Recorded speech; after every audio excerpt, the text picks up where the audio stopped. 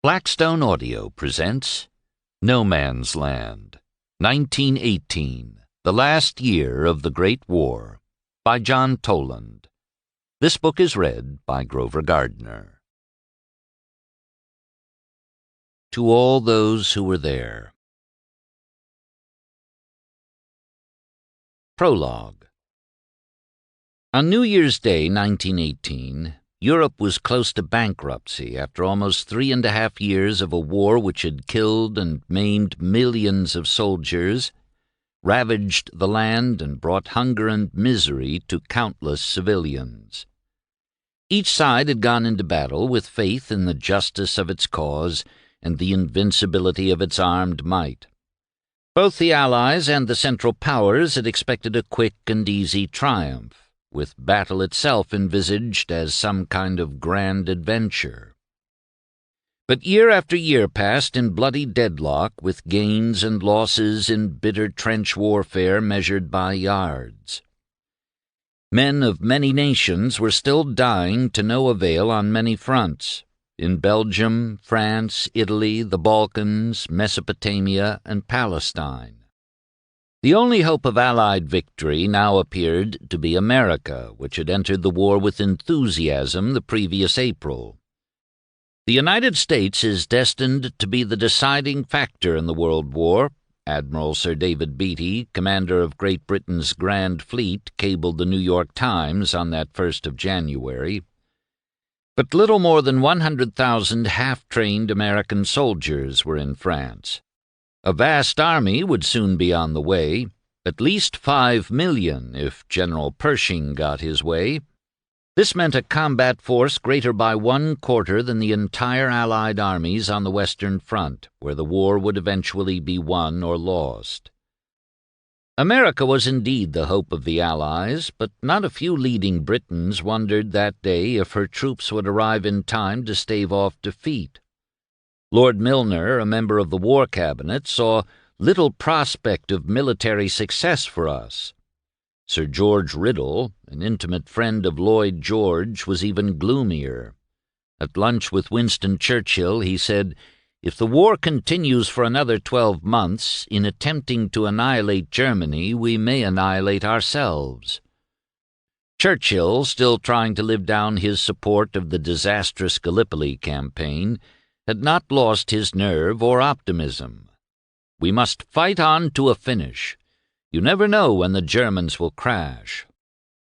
There was reason for pessimism. The year 1917 had been one of near disaster, not so much because of German might as of the Allies' own failings and bad luck. First had come the failure of the great French spring offensive conceived by General Robert Georges Nivelle, an affable, vain man with an explosive temper and little experience in high command. Convinced he could win the war with one massive blow, he was tricked by the Germans, who secretly withdrew their front-line troops, then pulverized the advancing French armor and men with artillery. The horrendous death toll ignited mutinies throughout the French army. It took executions, tempered by concessions from the new army commander, General Henri Pétain, to quell the troops, but much of the French élan that had held the Germans at bay earlier in the war was lost. Allied misfortune was compounded that June when the British launched their own attack in Flanders to end the war. It opened on the morning of the 7th. 19 huge mines containing almost 1 million pounds of explosives detonated simultaneously on the front near Ypres. At his study in London, Lloyd George heard the distant rumble and felt the shock. Then came a tremendous barrage from 2,330 guns and howitzers. From the British lines, 80,000 men rushed and soon reached their first objectives. But this early success was an illusion, and 3.5 months later the long campaign finally ended. Cost: 244,897 casualties. Gain: less than 6 miles. The British troops groused and made up more caustic poems and songs, but they did not mutiny.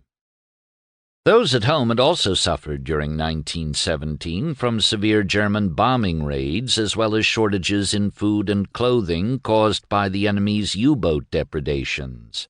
Food queues and profiteering had become a national institution at the expense of nerves, but there were no riots. The British temper was frayed but not unraveled, and people could still joke. But behind the humor lay deep dissatisfaction. The workers were discontented with their lot, the middle classes felt that they, as usual, were carrying the heaviest burden, and almost everyone was growing weary of the eternal squabbling in high places. France, on that New Year's Day, was still trying to recover from the Nivelles fiasco. Although the mutiny had been crushed, the French leaders feared another if their troops were pressed too hard. The watchword was defense, the goal the lowest possible casualties. This state of mind was not only limiting but dangerous, since it was accompanied by a wave of defeatism and pacifism throughout the nation. Intellectuals joined with the bourgeoisie in an attempt to propagandize for peace. Romain Rolland and Henri Barbusse were among those authors who shared the fear of leading financiers that Britain would establish an industrial hegemony after the war. Traitors were also secretly working for peace with Germany. An extraordinary adventurer named Bolo organized a vast network of treason. Among those on his payroll was Senator Charles Lumbert, and the arrest of these two in September had helped bring down the government of Premier Painlevé. He was replaced in mid-November by Georges Clemenceau, one-time socialist mayor of Montmartre, Dreyfusard, premier of the Republican cabinet of 1906–09, and a staunch anti-German who had advocated strong defense measures before the war. He was a free thinker and free soul, unorthodox in private as well as public life. As a country schoolteacher in Virginia, he had watched Grant's men march into Richmond in 1865. Once married to an American, he was as attracted to women as Lloyd George, whose affair with his secretary was a known secret. Both men were fighters, and without much aggressive leadership, the war would probably be lost. For months, Clemenceau had led the campaign against the pacifists, and although many detested him, including President Poincaré, he was supported by both right and left-wing patriots. Everyone knew that his nickname, the Tiger, was apt. He took over with confidence, and his ministerial declaration electrified the nation with its ruthless brevity. Treason, he said, would be dealt with summarily. No more pacifist campaigns, no more German machinations, neither treason nor half-treason. War, nothing but war. He met with the Council of Ministers but once a week and became, in effect, a one-man government. Discipline and spirit were restored despite rationing of gas, electricity, and coal. Cinemas and theaters were shut down 4 days a week to conserve fuel, and the only museum in Paris open was the Invalides, featuring a patriotic exhibition of war trophies. Cafes and restaurants closed early, and the dark streets of the City of Light were almost deserted by 10 p.m. Yet these annoyances, as well as the scarcity of vegetables, cheese, sugar, and meat, were accepted by the people. At last they had a leader they could trust. Their allies in Italy, while not enduring such suffering, were still in a state of depression from the defeat of their army 7 weeks earlier at Caporetto, a town near the Austro-Hungarian border. In one battle alone, 275,000 Italians had surrendered to the Austrians. They did manage to reform their lines, and the civilians were now being rallied by the poet D'Annunzio and an unknown editor in Milan named Mussolini. The catastrophes of the Allies in 1917 were shared by the Germans. While world attention centered on the terrible losses endured by the British in Flanders, it went generally unnoticed that Germany had been dealt equally high casualties. Despite the glorious victory at Caporetto, her main ally, Austria-Hungary, was disintegrating. The Habsburg Empire was decaying, and young Emperor Karl, who had succeeded Emperor Franz Joseph in 1916, was secretly attempting to negotiate a peace through several Bourbon princes.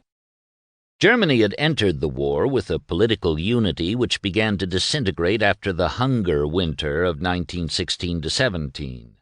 With hardship, popular unrest grew, and the workers demanded political rights. While the parties of the center and left combined in an attempt to bring these about peacefully, their demands were refused by the real rulers, the Kaiser and the military. The situation became critical after the March Revolution in Russia, which helped inspire 300,000 German workers to stage strikes in Berlin and Leipzig. More alarming was the spread of mutiny in parts of the fleet.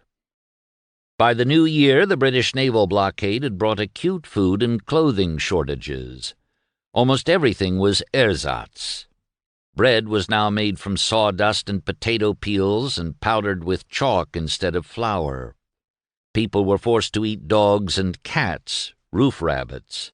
There was almost no milk and little meat, and except for the well-to-do, the nation was becoming accustomed to living in overcoats. Even so, the military leaders were confident of victory, for Russia was practically out of the war. A few weeks previously, the Bolsheviks had overthrown the socialist provisional government of Kerensky, then promptly appealed to the Germans for peace negotiations. Although the first round of talks at Brest-Litovsk had ended on New Year's Eve, after a German demand for annexation of the Baltic states and Poland, Quartermaster General Erich Ludendorff, the driving force of the German Supreme Command, was confident that the Bolsheviks would sign the peace treaty when negotiations resumed in a few days. He was so sure that the bulk of the 80 divisions on the Eastern Front could soon be transferred to the West that he was planning a massive attack on that front designed to bring quick final victory. For the first time in the war, Germany would have the advantage of numbers. It was an intoxicating concept to military leaders who had already come close to victory against heavy odds in manpower, artillery, and aircraft. They had at last attained the object of 3 years' strivings and longings, wrote Field Marshal Paul von Hindenburg, chief of the General Staff. No longer threatened in the rear, we could turn to the great decision in the West, and must now address ourselves to this passage of arms. Smelling a decisive victory if their plans could be implemented without interference, the Supreme Command decided that the moment had come to press for complete dominance. Ludendorff went into action immediately. During the Crown Council meeting on January 2, 1918, at Bellevue Castle, he insisted on even harsher peace terms once the Brest-Litovsk negotiations with Russia resumed. He made no attempt to mask his fury when the Kaiser objected to his demand for outright annexations of Polish territory. As the assemblage listened in shock, Ludendorff declared that the frontier as drawn by the Kaiser could not be considered final, not before Ludendorff himself studied the case. The distressed monarch looked to Hindenburg for help, but he agreed with his forceful subordinate. Ludendorff then insisted that the Brest-Litovsk Treaty be accelerated as much as possible with a view to a blow to be struck in the West. 2 days later he forced the issue by threatening to resign. There was an immediate flood of telegrams to Wilhelm II urging him not to dismiss the fatherland's military genius. More important, Hindenburg agreed to give Ludendorff his full support, and the climax came on January 7th, when the Field Marshal personally presented a petition to the Kaiser, replete with underlined phrases. It read like an ultimatum and contained a querulous list of complaints that made it sound as if Hindenburg were a school principal admonishing an unruly student. The events of January 2nd have made the most painful impression on General Ludendorff and myself, and have shown us that your Majesty disregards our opinion in a matter of vital importance for the existence of the German fatherland. In order to secure the political and economic situation in the world which we need, we must defeat the Western powers. To accomplish this, he declared, The Kaiser would have to decide between the views of the diplomats and those of the Supreme Command. Unable to stand up to this direct challenge to his authority, Wilhelm capitulated without a protest. With Ludendorff now probably the most influential man in Germany, the Supreme Command expedited preparations for the great spring offensive that would solve all their problems, and Germany was bound on a course of final victory or final defeat. Part 1. Operation Michael. Chapter 1. Thunder in the West. 1. On the brisk sunny morning of March 18th, 1918, the Western Front appeared to be as quiet as it had been since the beginning of the year. But Field Marshal Douglas Haig, commander of the British troops, was convinced this was only the calm before a massive German offensive. He and the recently dismissed Chief of the Imperial General Staff, Sir William Robertson, had been warning since January that it was imminent. They pleaded for additional men, but Prime Minister Lloyd George and his War Cabinet had no intention of pouring more troops into a front that had already squandered the cream of Britain's manhood. Instead, Lloyd George pressed for an extensive sideshow offensive in Palestine while merely holding on in the West. He was determined to keep the bulk of Britain's reserves at home, partly from fear of an Irish rebellion, but primarily to check Haig's wasteful offensives. He had never liked the Western Front with its frightful losses, and depriving Haig of troops would force him to stay on the defensive, and so save many lives. As a result, a bitter struggle had been waged between the Prime Minister and his generals, ending with the firing of Robertson. The wounds suffered in this contest were bandaged but not healed. The bitterness remained. Another such confrontation could bring disaster to the Empire. Lloyd George also dearly wished to get rid of Haig, but dared not go that far yet, since the Field Marshal's wife had been maid of honor to Queen Alexandra, and he himself was highly esteemed by King George. Haig's concern on March 18th was not for his own precarious position. That morning, British ground observers reported abnormal road traffic up forward. Many German staff cars were sighted, and officers were seen studying General Sir Hubert Gough's Fifth Army front. General Pétain, the French field commander, shared Haig's fears, but felt sure the blow would fall on his troops, not on the British. 8 days previously, the Germans had abruptly placed into service a completely new code, a sign to both Pétain and Haig that the big push was coming.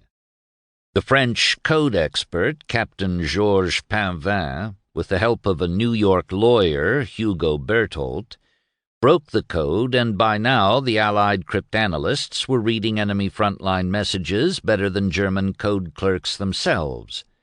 But these experts still could only guess when and where the attack would come. It seemed obvious to Haig that he would be the target.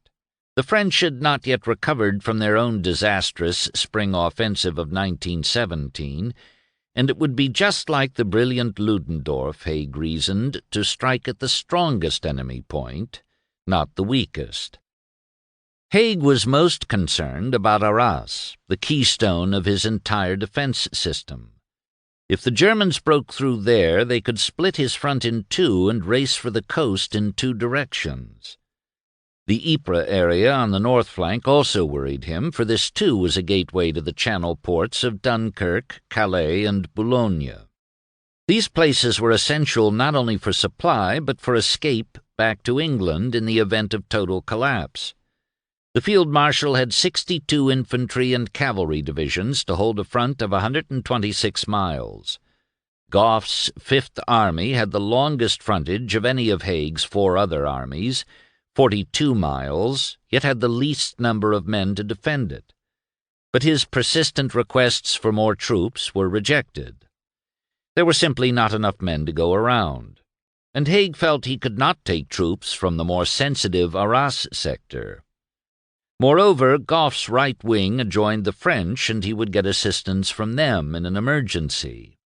Haig and Pétain, out of apprehension of their own superiors, had privately arranged that if one of them were attacked, the other would send immediate aid. The long spell of dry weather along the British front ended on March 19th. Light rain fell periodically throughout the day. The sky was dull, with overcast skies making morning air reconnaissance impossible. Haig had visitors from England for lunch, including the energetic Minister of Munitions, Winston Churchill.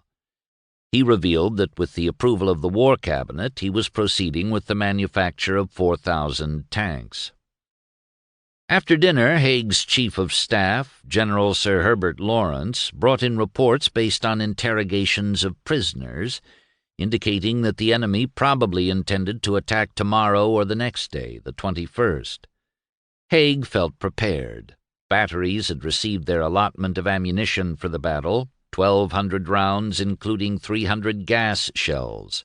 Large air forces had also been concentrated along the front, but they were being kept under cover until the battle began. Gough also felt prepared, but still was deeply concerned about his skimpy forces. He was writing his wife, "I expect a bombardment will begin tomorrow night, last 6 or 8 hours, and then will come the German infantry on Thursday, 21st. Everyone is calm and very confident. All is ready." At 47, Gough was by far the youngest of Haig's army commanders. A short man with a long, lean face, he was noted for his terrier tenacity and courage. He had a rare relationship with his men, who felt he was one commander who understood the hellish life of the trenches. Major W. E. Gray of the 2nd London Regiment found that evening strangely still and peaceful. Few of war's usual discordant noises disturbed the last quiet hours of the departing day. The whole countryside was instinct with the sweetness and vigor of approaching spring. Woodland scents filled the keen, crisp air. A gentle breeze played among the yet leafless branches of the trees, and away from the line only the very lights, waxing and waning noiselessly above the tree-tops, served to dispel the illusion, bred of the enshrouding darkness, that peace had returned to this beautiful land. Yet over all there was a presage of impending disaster. Earlier that afternoon, Herbert Asquith, an artillery officer, son of the former Prime Minister and present opposition leader, also found an odd quiet at his observation post. The only sign of bloodshed was a dead hare which an infantryman had shot with his rifle and was carrying in from the edge of no man's land. In the German lines and behind them there was no single human being in view. But he guessed there probably was an overwhelming force of artillery lying hidden in the placid landscape beyond. Asquith called up the gunners and advised them to have their gas gloves ready and to apply undimming mixture to the goggles of their respirators. At his headquarters in Montreuil, Haig wrote his wife, "The enemy is rather threatening for the moment. I therefore think it will be better for me to delay coming over to see you for a week." He was very disappointed at having to put off seeing his wife and their son, born 4 days earlier. "But under the circumstances it is right that I should do so. Everyone is in good spirits and only anxious that the enemy should attack. And if he did attack on Saturday and I was in England, it might lead to talk." He hoped that she would, as she had so often done in this war, show that example of patience and determination to do one's duty which has made me so proud of you. He had received, he concluded, a mass of letters of congratulations, many from poor people quite unknown to me. How happy it makes one feel that so many kindly thoughts and prayers are being lavished on us three at this time. Mist now shrouded the Fifth Army and its neighbor to the north, the Third Army, deadening sounds while adding an eerie sense of apprehension. At about 9 p.m., British raiders of the 61st Division brought 13 prisoners back from no man's land. Several of these talked freely to interrogators. A preliminary German bombardment would start at 4:40 a.m., and the infantry would come over the top about 9:30 a.m. Visibly nervous, they asked to be sent to the rear as soon as possible. This information was sent to artillery units, and as planned and rehearsed, numerous batteries were hastily moved to different firing positions. Asquith was one who got the news. He also got orders to destroy all secret documents. He and his captain made a fire of cherry wood in the corner of their dugout, piling on the mass of papers that had come up from headquarters. Every man not on duty lay down for a night's sleep, but all of us, recalled Gough, felt perfectly certain that we would be wakened before morning by the roar of battle. German troops were plodding in seemingly endless columns to the front with transport trains and trucks among them. No rest the whole night long, recalled pilot Rudolf Stark. And always this roaring and surging like the approaches of a thunderstorm. In the villages of Picardy, German soldiers ignored strict orders, and the air rang with their triumphant songs as they marched forward. Lieutenant Rudolf Binding, an aide-de-camp on the staff of a new division, was explaining in a letter why he hadn't written for almost 2 weeks. Binding became an important member of German post-war authors who idealized the virtues shown at the front and, to an extent, prepared the psychological atmosphere that helped bring Adolf Hitler to power. "Tomorrow there will be nothing to keep secret, for then hell breaks loose. Of course I know that I cannot entirely escape the day which is so relentlessly approaching. It is a tremendous thing for every one of us. Aeschylus says that a drama ought to excite hope and fear, but here is one already showing behind the curtain and awakening both of these sensations before it even rises.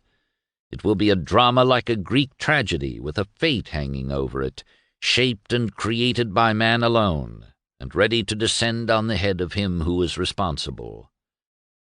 We are all going as light as possible. All unnecessary baggage has been ruthlessly prohibited.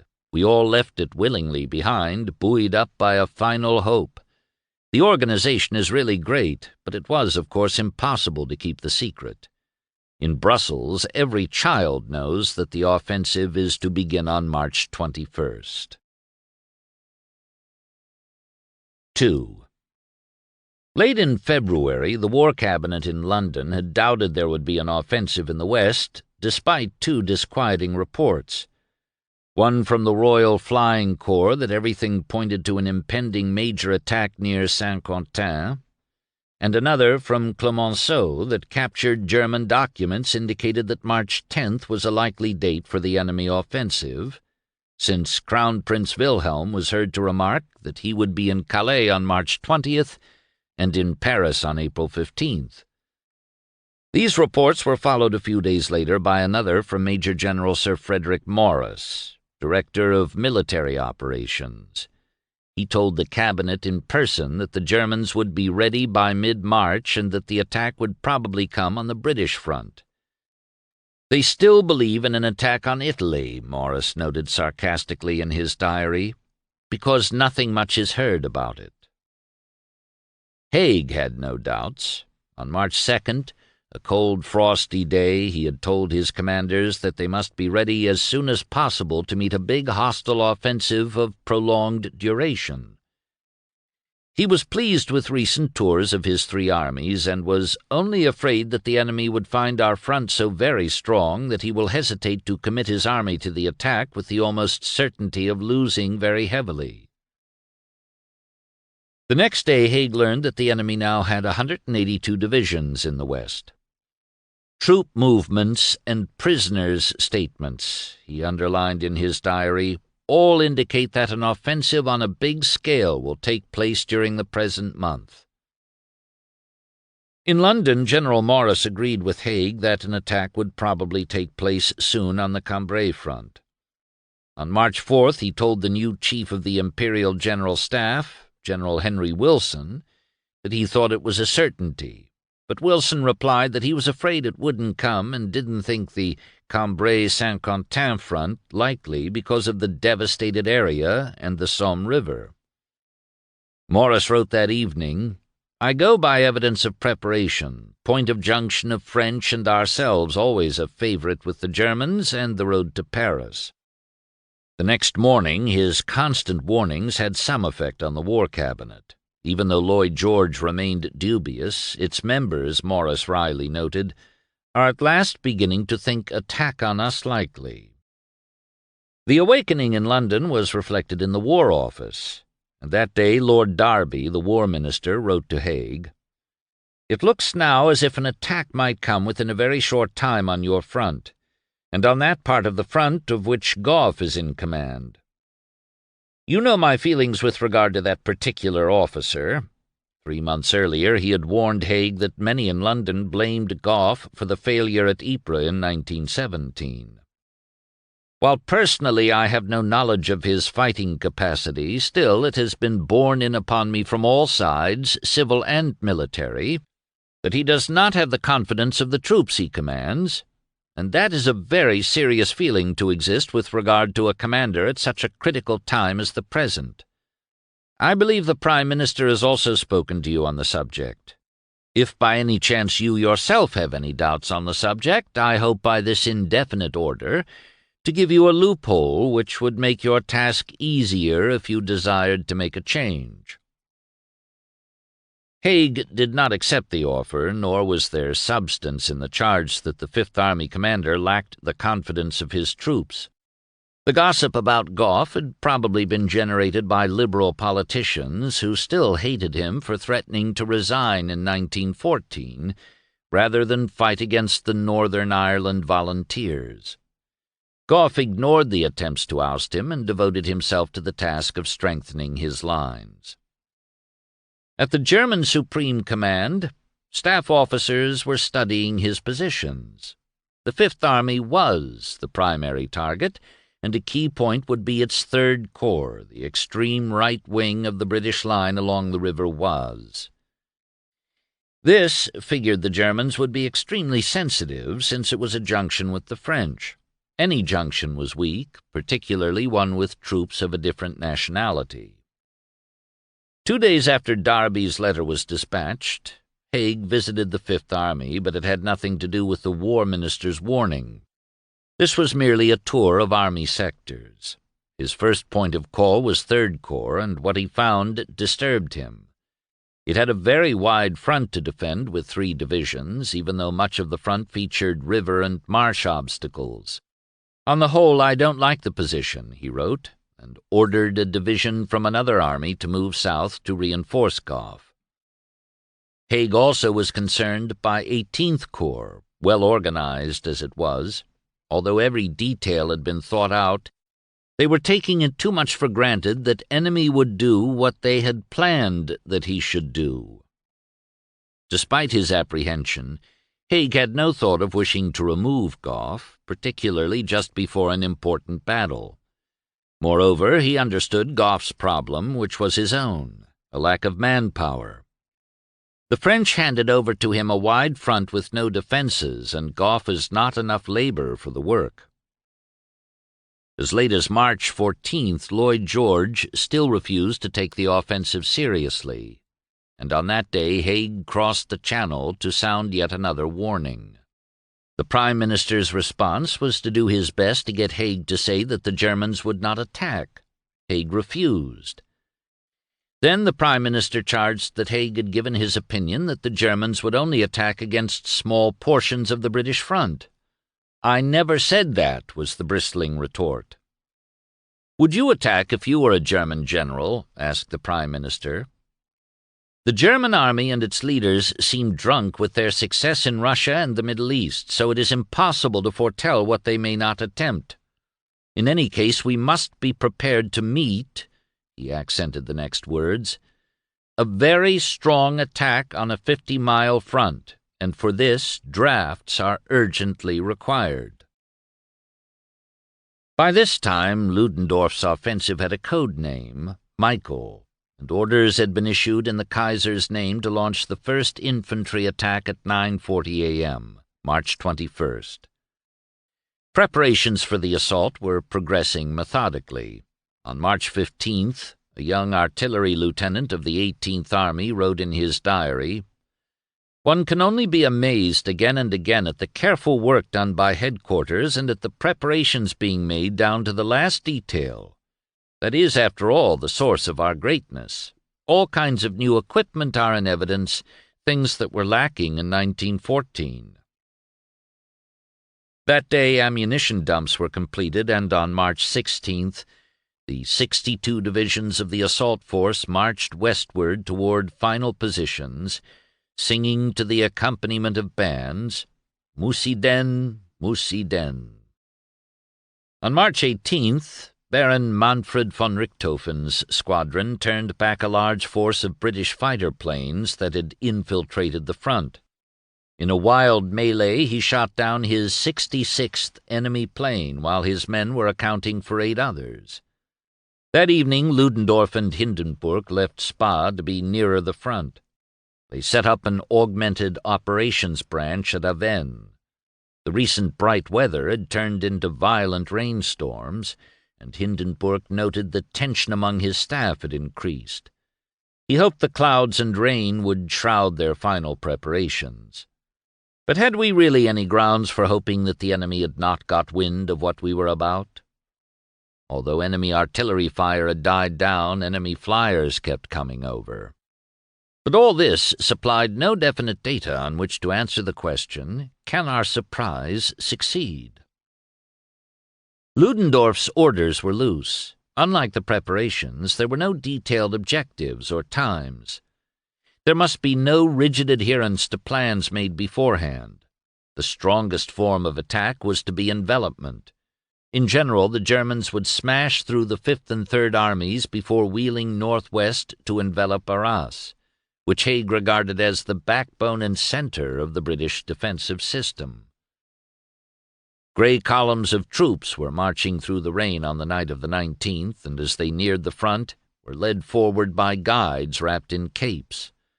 The last trench mortars and batteries were brought up under cover of night.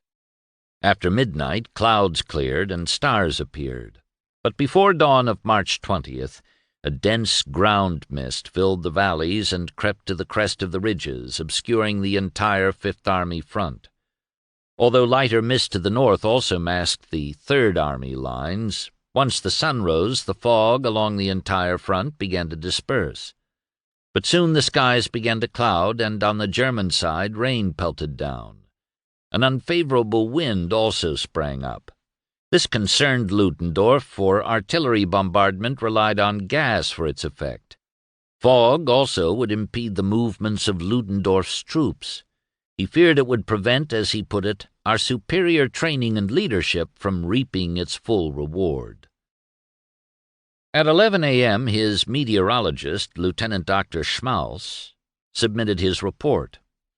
It was not strikingly favorable, but it did indicate that the attack was possible. At noon, Hindenburg and Ludendorff decided to take a chance. The army groups were told to proceed on schedule. Now it could no longer be stopped, wrote Ludendorff. Everything must run its course. GHQ, higher commanders, and troops had all done their duty. The rest was in the hands of fate. Ludendorff's superstitious confidence in his own fate was revealed at lunch. "Do you know what it says for tomorrow in the Brüdergemeinde, Book of the Moravian Brothers? It is the day of the chosen people. Now can we not look upon the offensive that begins tomorrow with confidence?" During the day, a captive German balloon escaped its moorings, drifted over the French lines, and was shot down. Papers in the basket revealed detailed plans of a massive attack on March 26th near Reims. General Pétain took the German ruse seriously, but Gough was still positive the blow was coming directly at him in a few hours, and that afternoon sent a curt message to his commanders: "Prepare for attack." An important member of his staff was touring the front lines on a motorbike. Described by Churchill as unique and undefinable, Paul Maz's duties puzzled visiting officers. He was a Frenchman who had attended an English public school and was determined to serve with the British. Son of a well-to-do merchant, he had been taught to paint by Pissarro, Dufy, and other noted artists who were fed well by Madame Maz. Goff, a friend, agreed to put Maz on his staff if he would get a commission in the French army. Maz, a tall, handsome man in his late 20s, returned a few weeks later in a resplendent uniform, designed by himself, and a huge sword. He also had a title that was resounding to English ears, Maréchal des Logis. In French it meant he was a sergeant major. Maz was instructed to roam Fifth Army on his own initiative, making sketches of trenches, emplacements, and strategic terrain features. He was also to visit corps, division, battalion, and company headquarters, gathering news and impressions. He was to be, in short, Goff's eyes and ears. He had already been saved at the last moment from being shot as a spy and had been decorated several times for bravery. That evening he reported to Goff at his forward headquarters in Nesle. After remarking that he expected the storm to break over the Fifth Army that night, the general was interrupted by the telephone. It was Haig's chief of staff. When Goff insisted that he should move his 2 reserve divisions, General Lawrence, 10 years older but junior in rank and at his post only 2 months, began giving Goff a little lecture on the conduct of military operations in accordance with the teachings of the great masters. What particularly irritated Goff was that his junior purred on the telephone like a damned pussycat. Finally, Goff could take no more condescension and exclaimed, "I shall fight the blighters in my battle zone as long as we can hold them there. Good night, good night." He turned to Maz and told him to report early in the morning. Maz changed his dirty clothes and had dinner in Nesle. Later, as he walked through the streets, the place seemed plunged in perfect peace. Not a sound came from the lines. Lieutenant Binding was writing home that the German preparations were quite inconceivable in detail and can only be described as the last word. The troops are packed in position so tight that those in front have been there for the last 10 days. For weeks past, ammunition has been hauled and hauled, night after night, to be piled in mountains round the guns. All that is to be poured out on the enemy in 4 hours from now. Each attacking division had been provided with first-class remounts from the Quartermaster General's reserve. God knows how Ludendorff has got them together. I am still 200 short for the division, but they are to be given me when we advance or during the battle.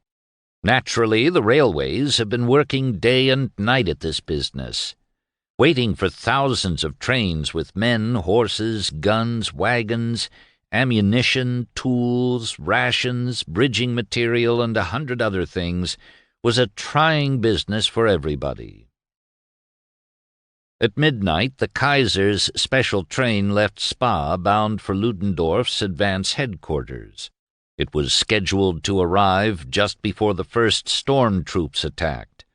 At the front, a white mist was slowly rising from the wet earth and spreading slowly across the trenches, the shattered woods, and the wrecked villages. Behind this curtain lay 62 German divisions. 19 were preparing to smash into Third Army's 6 divisions, plus only 2 in reserve. 43 were to hit Goff's 13, also with 2 in reserve. The British would be outnumbered by more than 3 to 1. Padres went along the whole Fifth Army front, giving absolution and communion to Catholics.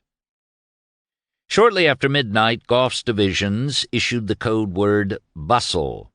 It meant man battle stations, and thousands of Britons in billets and bivouac silently crept forward into position. Chapter 2. The Great Attack, March 21st to 24th. 1. Near the north flank of Goff's Fifth Army, Lieutenant Patrick Campbell had barely fallen asleep when he heard someone calling his name. It was the signaller sergeant who had raised the gas curtain of the shelter and was shining a flashlight at the young artillery officer. "Captain's orders, sir," he said. "He wants you to go up to the top of the hill." Campbell was to take a good look and send back information. It was 4 a.m., March 21st, and Campbell thought, blast the captain and his nervousness. He was leisurely taking off his pajamas when the sergeant returned. "Sir, he wants you to go quickly." Campbell asked was there any noise about. "No, sir," he answered quietly. "Only mist." Campbell put on his soft hat. No need to wear a steel helmet in a war like this. But as he set out with two signallers, he heard for the first time the sound of gunfire. It was normal for early morning, but heavier than usual, so he went back for a helmet and also pulled his gas mask around to alert position in front. He had brought a feeling of inferiority with him to France, but was discovering he could do about as well as the other subalterns, even if he did occasionally stutter. As he walked up the hill in the extremely thick fog, holding a telephone line as a guide, he expected the noise to die down, but it seemed to intensify. It made him uneasy. Shellfire was always frightening. In August 1917, in front of Ypres, he had been caught in a heavy bombardment.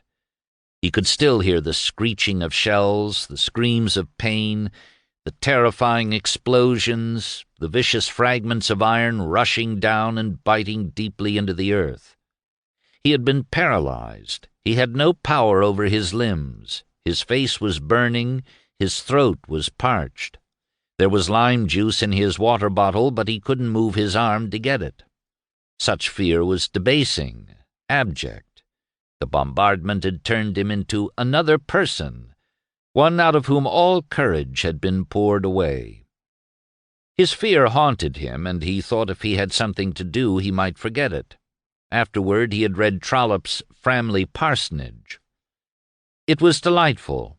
Nothing happens in the book. And one day, I thought, we may return to a life in which nothing ever happens. On that morning of March 21st, the old fear returned once he came to a break in the telephone wire. Unable to find the line ahead in the fog, he felt alone and lost. The fury of the guns increased. Gas shells. They made a different sound as they burst. He smelled the sickly mustard gas mixed with the clammy odor of fog and scrambled into his gas mask. Something was happening up front, and he didn't know what it was. It was 4:40 a.m., and the most massive bombardment in history had begun. Along a front of more than 50 miles, some 6,000 guns, more than 2,500 of which were heavy or super-heavy, simultaneously began pounding the Third and Fifth Armies. The bombardment was a carefully orchestrated program devised by Germany's leading artillery expert, Lieutenant Colonel Georg Bruckmüller, nicknamed Durchbruchmüller, Breakthrough Müller. The hellish din was such that when 2,500 British guns answered, the additional noise was hardly noticeable. To a German artilleryman like Lieutenant Herbert Zutzbach, it sounded as if the world were coming to an end. His guns were saturating the enemy artillery with gas shells, and every so often the gas and smoke were so bad he had to take a break. The gunners, their shirts already drenched with sweat, kept ramming shells automatically into the breaches. They were in such good spirits and put up such a rapid rate of fire that orders were no longer necessary. At a forward observation post, Walter Benson had his telescope blown over by concussion from a British shell. He was unharmed, but the sentry nearby had crumpled into a little heap, rifle still held by a lifeless hand. Benson set up the telescope, but the view was shrouded in fog. Then something unexpected happened. The wind shifted and gas drifted back. Benson snapped on his mask. Bruckmüller's plan was to first concentrate on enemy artillery positions. Just north of the junction between the Third and Fifth Armies, the first shells wakened the adjutant of a British heavy artillery unit. Captain Arthur Barrand felt everything vibrating, the ground, his dugout, his bed. He lit a candle and grabbed a telephone only to find no messages were coming through. The door opened and the colonel, in spectacles, pajamas, and gumboots, burst in. "Any report from the O.P.?" As Barrand replied, a great crash half lifted him out of bed and blew out the candle. He was shaken. The war had seemed far away. Since Christmas, not a shell had fallen within 1,000 yards of their headquarters. Life on the Bapaume front had been delightful, a succession of invigorating canters across the overgrown downs to the batteries, joy rides to Amiens through the snowy wastes of the Somme, early morning partridge shoots over the fields around our headquarters. Now a big shell had fallen in the roadway 10 yards from his dugout. After the colonel hurried off, other shells exploded nearby, thick and fast. It was impossible to keep his candle lit. The door of the dugout blew off its hinges. The fascinating smell of high explosives and ravaged earth drugged and bewildered me. Barrand never could remember how long he stayed in bed, probably 5 minutes. He was trembling with excitement. Or was it fear? He was powerless to move. There was nothing to do, and one might just as well be killed decently in bed instead of half-naked while struggling into one's shirt. Yet in minutes, to his own surprise, he became accustomed to the inferno, and he longed for action. He hastily dressed. If he were captured, it would be better to be prepared, so he put on his new tunic, the one with the chevrons on it. Fifth Army batteries were being similarly pounded.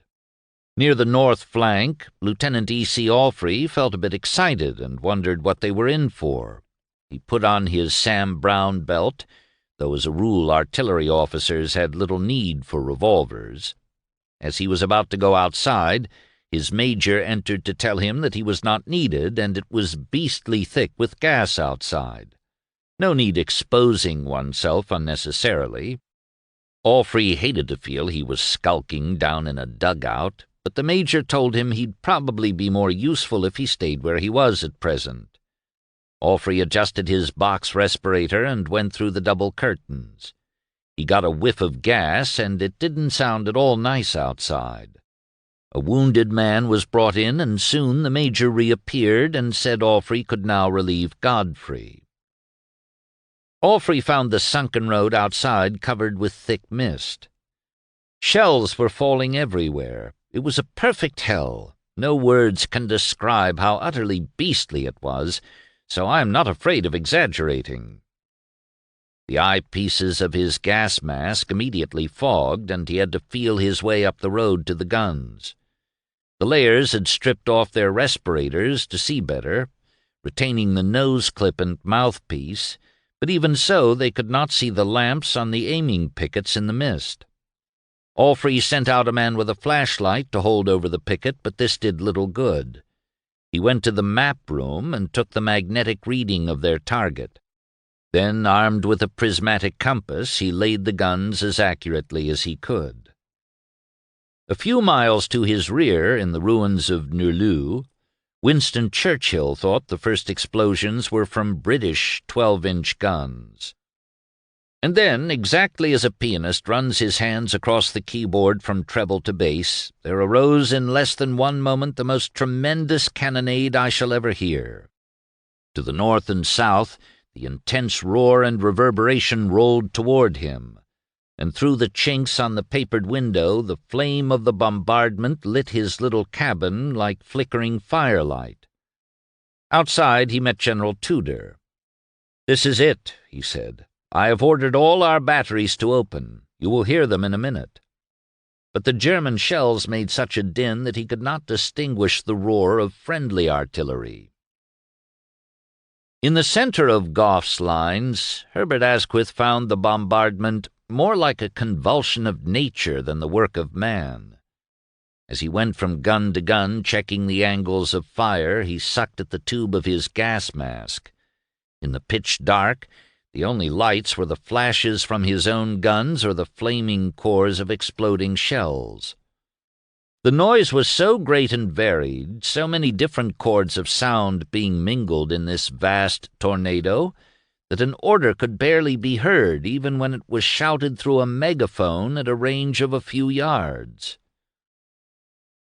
At the southern flank of the Fifth Army, Private Frank Gray of the Royal Berkshire Regiment had endured many fierce bombardments before, but nothing like this one.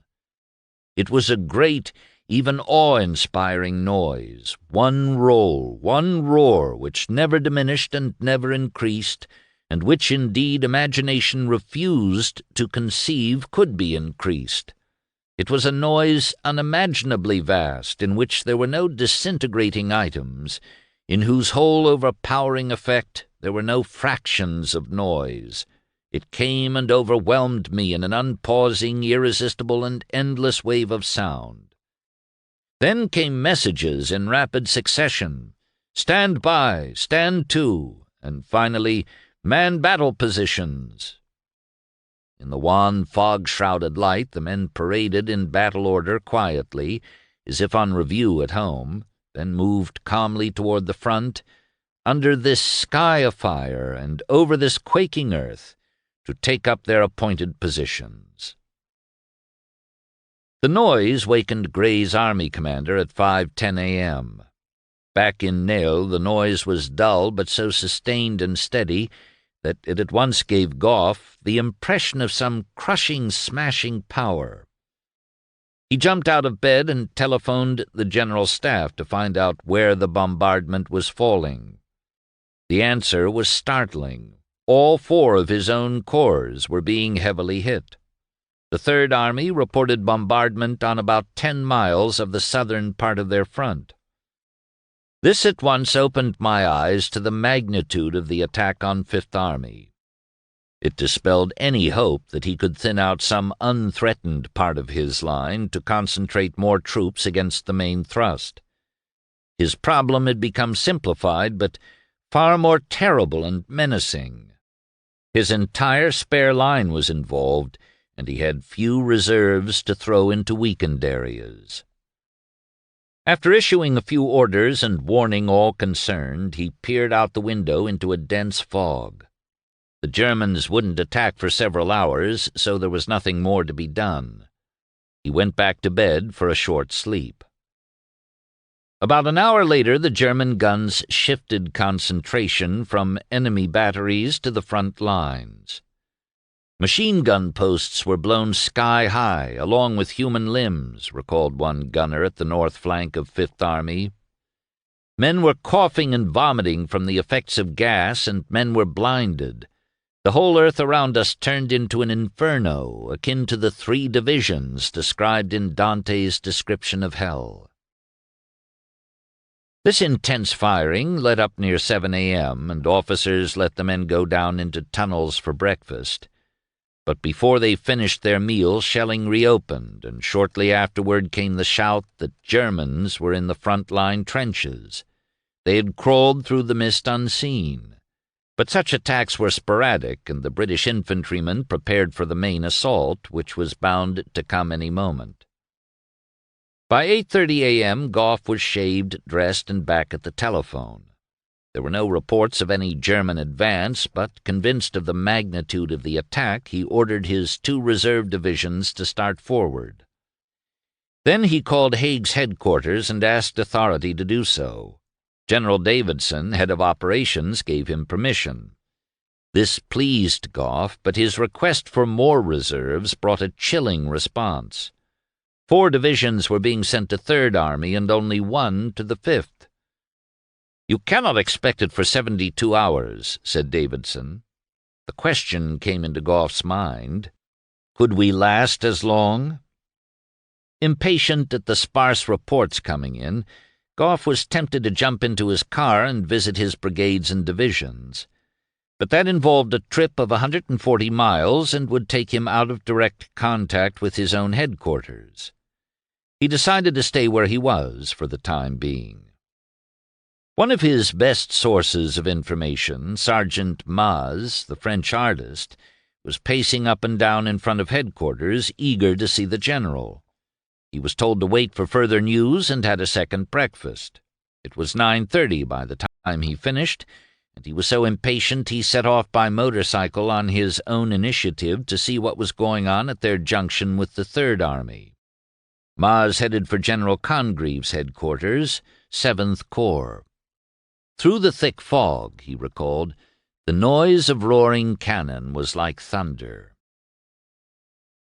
The Kaiser's train had just arrived at the little station near Avennes, and as he was driven toward Hindenburg's headquarters, he could hear the distant, indefinite roll of thunder. He was impatient. The main infantry assault would start in a few minutes, and he wanted to be present. At 9:35 a.m., some 3,500 mortars opened rapid fire on the British front lines. 3 German armies, the 17th, 2nd, and 18th, were lined up from north to south. More than 1 million men awaited the word to attack. They would be preceded by specially trained storm troops and be supported by 39 divisions. 2 of the armies, Marwitz's 2nd and Hutier's 18th, were preparing to assault Goff. Belloff's 17th would hit the Third Army. Lieutenant Ernst Junge, a young company commander of a Hanover regiment, stood in front of his dugout, watch in hand. Like Binding, Junge belonged to those post-war German authors who kept alive the mystique of war. The most influential and eloquent of the group, Junge, never pro-Hitler, contributed materially to the Führer's success. He was to lead a unit of storm troops and had just learned his battalion commander was dead. Heavy shells were falling in a narrow circle around his company. Earlier, during the first minutes of their own bombardment, the men had run along the trench shouting deliriously at each other. They were exulting over German power and burning with impatience for the attack. Now they were so shaken by enemy shells that it took coarse jokes to cheer and distract them. Junge led his men over the top so they could take up their position in no man's land and be ready to charge at the enemy front at exactly 9:40. There were shouts of vengeance for their fallen battalion commander as they moved forward. Their spirit was returning, and upon finding attack battalions on both sides eagerly waiting for the signal to move, they too became intoxicated with the fever to fight. As far as Junge could see, there were masses of men. With such might they would surely break through. The decisive battle was about to begin. The stake was the possession of the world. He felt the significance of that hour, yet was amazed at the general air of intense excitement. Officers were standing upright, nervously bantering with each other. Occasionally a short mortar round scattered earth over them, but no one even ducked. The roar of the battle had become so terrific that we were scarcely in our right senses. They were all mad, beyond reckoning, and had gone over the edge of the world into superhuman perspectives. Death meant nothing. Their lives were dedicated to the fatherland. Junge's orderly handed him a full canteen, and he took a long drink of liquor. It tasted like water. He tried to light the traditional cigar, but the match was blown out 3 times. At last came 9:40. The fire lifted and the waves of gray men swept forward, impelled by rage, alcohol, and the thirst for blood. Junge was ahead of the others, gripping a revolver in his right hand, a bamboo riding crop in his left. He was boiling with a fury that later amazed him. The overpowering desire to kill winged my feet. Rage squeezed bitter tears from my eyes. He leaped over the front line, which was scarcely recognizable. Then, surprisingly, came a chatter of machine-gun fire from the second line. Junge and the men with him leaped into a shell hole. In mid-flight there came a frightful crack. Shrapnel screeched, but by a miracle no one was hit. Junge scrambled out of the hole and trotted down a sunken road, its smashed dugouts yawning on the banks. He was alone, and then he saw 10 feet away his first enemy, a crouched man apparently wounded. Junge ground his teeth and jammed the muzzle of his revolver to the soldier's temple. Crying out in terror, the Tommy pulled out a photograph, thrusting it toward Junge. He conquered his rage. How could you shoot a man in front of his loved ones? A few miles to the south, another German lieutenant, Heinrich Lahm, led his platoon into the first fog-bound enemy trench with a triumphant hurrah. The area was gassed, so they donned masks. He stepped on something soft, a dead Englishman. He went into the next trench, also thick with fog, and shouted. A few Tommies appeared with hands in air. Lahm sent them to the rear and continued to roll up the trench. He took off his stifling mask. He coughed and sneezed, but there was no gas. He leaped into the next trench, followed by 30 men. He didn't recognize them, but they wanted a leader. He shouted, "Prisoners out!" And after a moment, an enemy officer and some 20 men filed out. A wounded German led them to the rear. He came upon another English officer who shouted encouragement to his men but was finally forced to surrender. He spoke a little German, so Lahm told him to take his 5 men to the rear. They shook hands. Noticing he carried a nice leather jacket, Lahm said, "You don't need it anymore. The war is over for you." The Englishman graciously handed it over as a present. When the sun broke through and the mist cleared, Lahm led a group toward Agincourt. Suddenly he saw his own company and joined them. As they advanced up the road, his good friend Speckart was hit by a grenade. His arm was blown off, and Lahm watched the life gush out of him. First Lahm wept, then shouted, "Speckart, I'll avenge you!" With fixed bayonet he led his platoon into a trench, but his rage began to dissipate once he saw the piles of dead Tommies. He came upon one who, like Speckart, had lost an arm. It lay like a package across his knees. Beyond was another man, alive but with both legs gone. He looked up with such a sad expression that Lahm wanted to cry. The miserable sight took away all his fighting spirit for the day. "Water, drink," the Tommy whispered. Lahm gave him his own canteen filled with tea and rum. The wounded man gulped down every drop, then the bottle fell from his fingers, and he died. "There goes the soul of a hero," thought Lahm, and he said aloud, "It's good your family doesn't know how you had to die."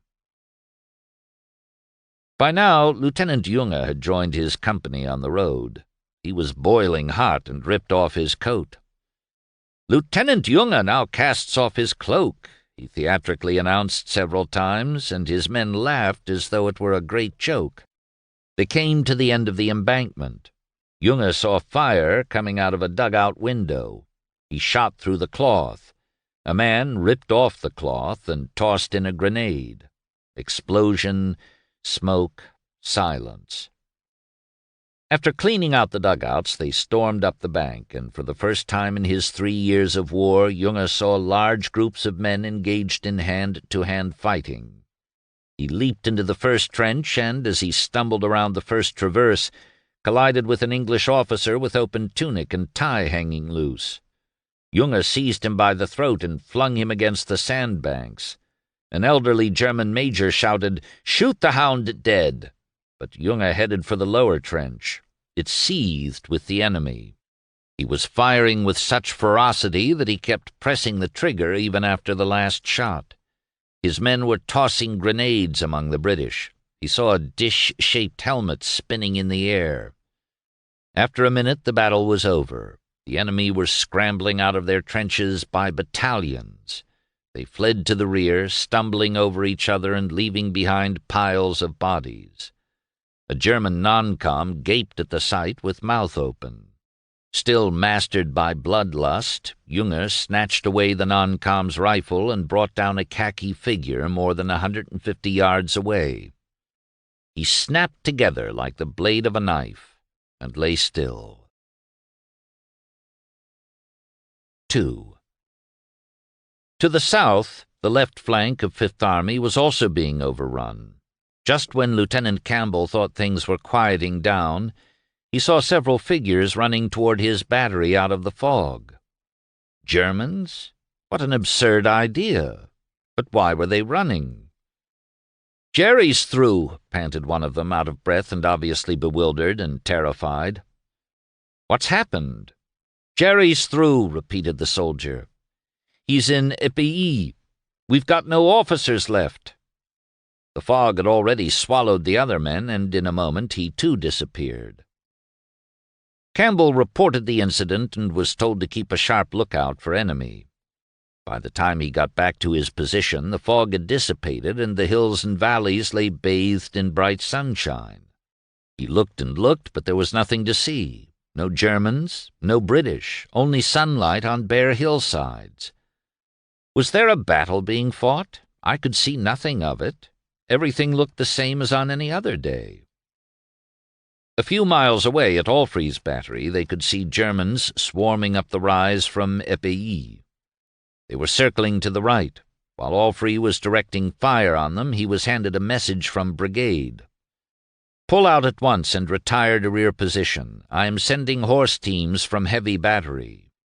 Alfrey gave the order to cease fire, pull out, and limber up. Moments after each gun was attached to its limber, the detachable forepart of the carriage, consisting of 2 wheels, 2 8-horse heavy gun teams came thundering up. As the roar of battle grew closer, their first big gun was hastily hitched behind one of the teams. Alfrey ordered it to move off, but was told the drivers refused to leave without an officer, and had brought a horse for him. "Oh, damn, I suppose they can't," said Alfrey. "Find Mr. Godfrey." He soon appeared. "Here you are, Godfrey, my boy. Here's a chance for you to clear out of this hell. Get on that horse and take these guns back to the rear position. Number 1 is ready to move off now, and Number 2 can follow you in a minute." "Do you mean it?" "Of course I mean it. They have to go out at once. Are you ready to leave?" "Rather." Godfrey leaped into the saddle and was off in a canter. Behind him, the heavy gun lumbered and bumped over the rough field. The second big gun never got away. Its wheels caught in a bank, and one of the horses slipped into a shell hole. The drivers lashed the other horses in a supreme effort to get free, just as the horse in the hole plunged to get out. The traces snapped in 2 places, and before a new harness could be sent back, the entire battery had to leave to avoid capture. To the right, in the center of the Fifth Army lines, a deadly battle was going on for Manchester Hill, which looked like the hump of a camel facing Saint-Quentin. It stood in the way of the German advance, and Lieutenant Colonel Wilfred Elstob, commander of the 16th Manchester, knew it. He was not a professional soldier, but a schoolmaster who had joined as a private. He was called Big Ben by his men, who knew that his exhortations were not mere rhetoric. "There is only one degree of resistance," he told them, "and that is to the last round and to the last man." The 2 forward companies had been quickly surrounded and headquarters overrun. Rallying cooks, bakers, and clerks, Elstob led the counterattack with revolver, grenades, and finally bayonet. He almost single-handedly repelled the second attack and seemed indestructible.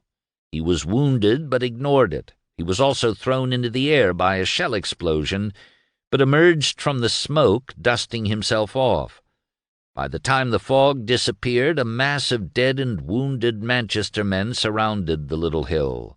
But it was still in British hands, and as Elstob cheerfully kept reporting, it would stay that way.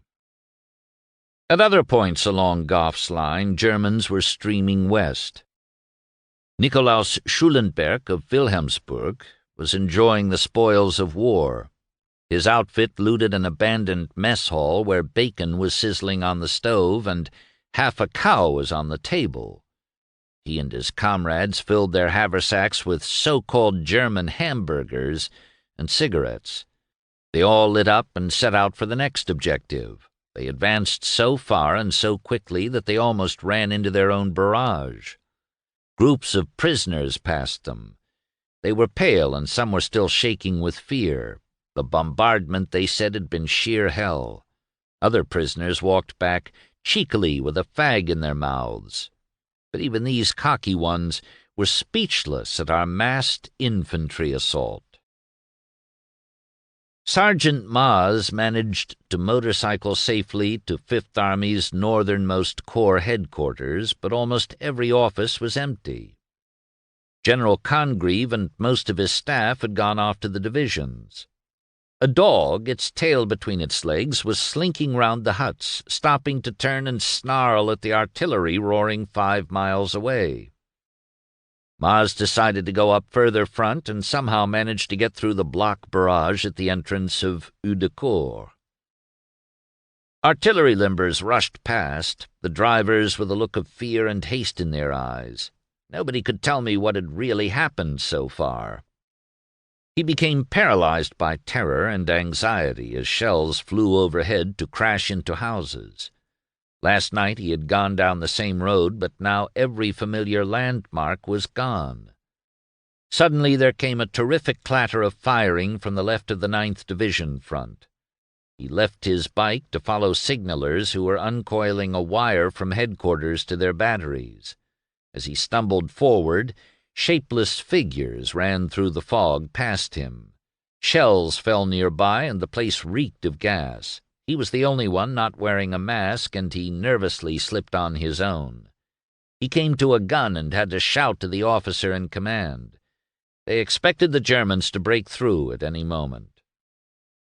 Maz moved forward, and from the sound of rifle fire deduced that the enemy had penetrated into the forward battle zone.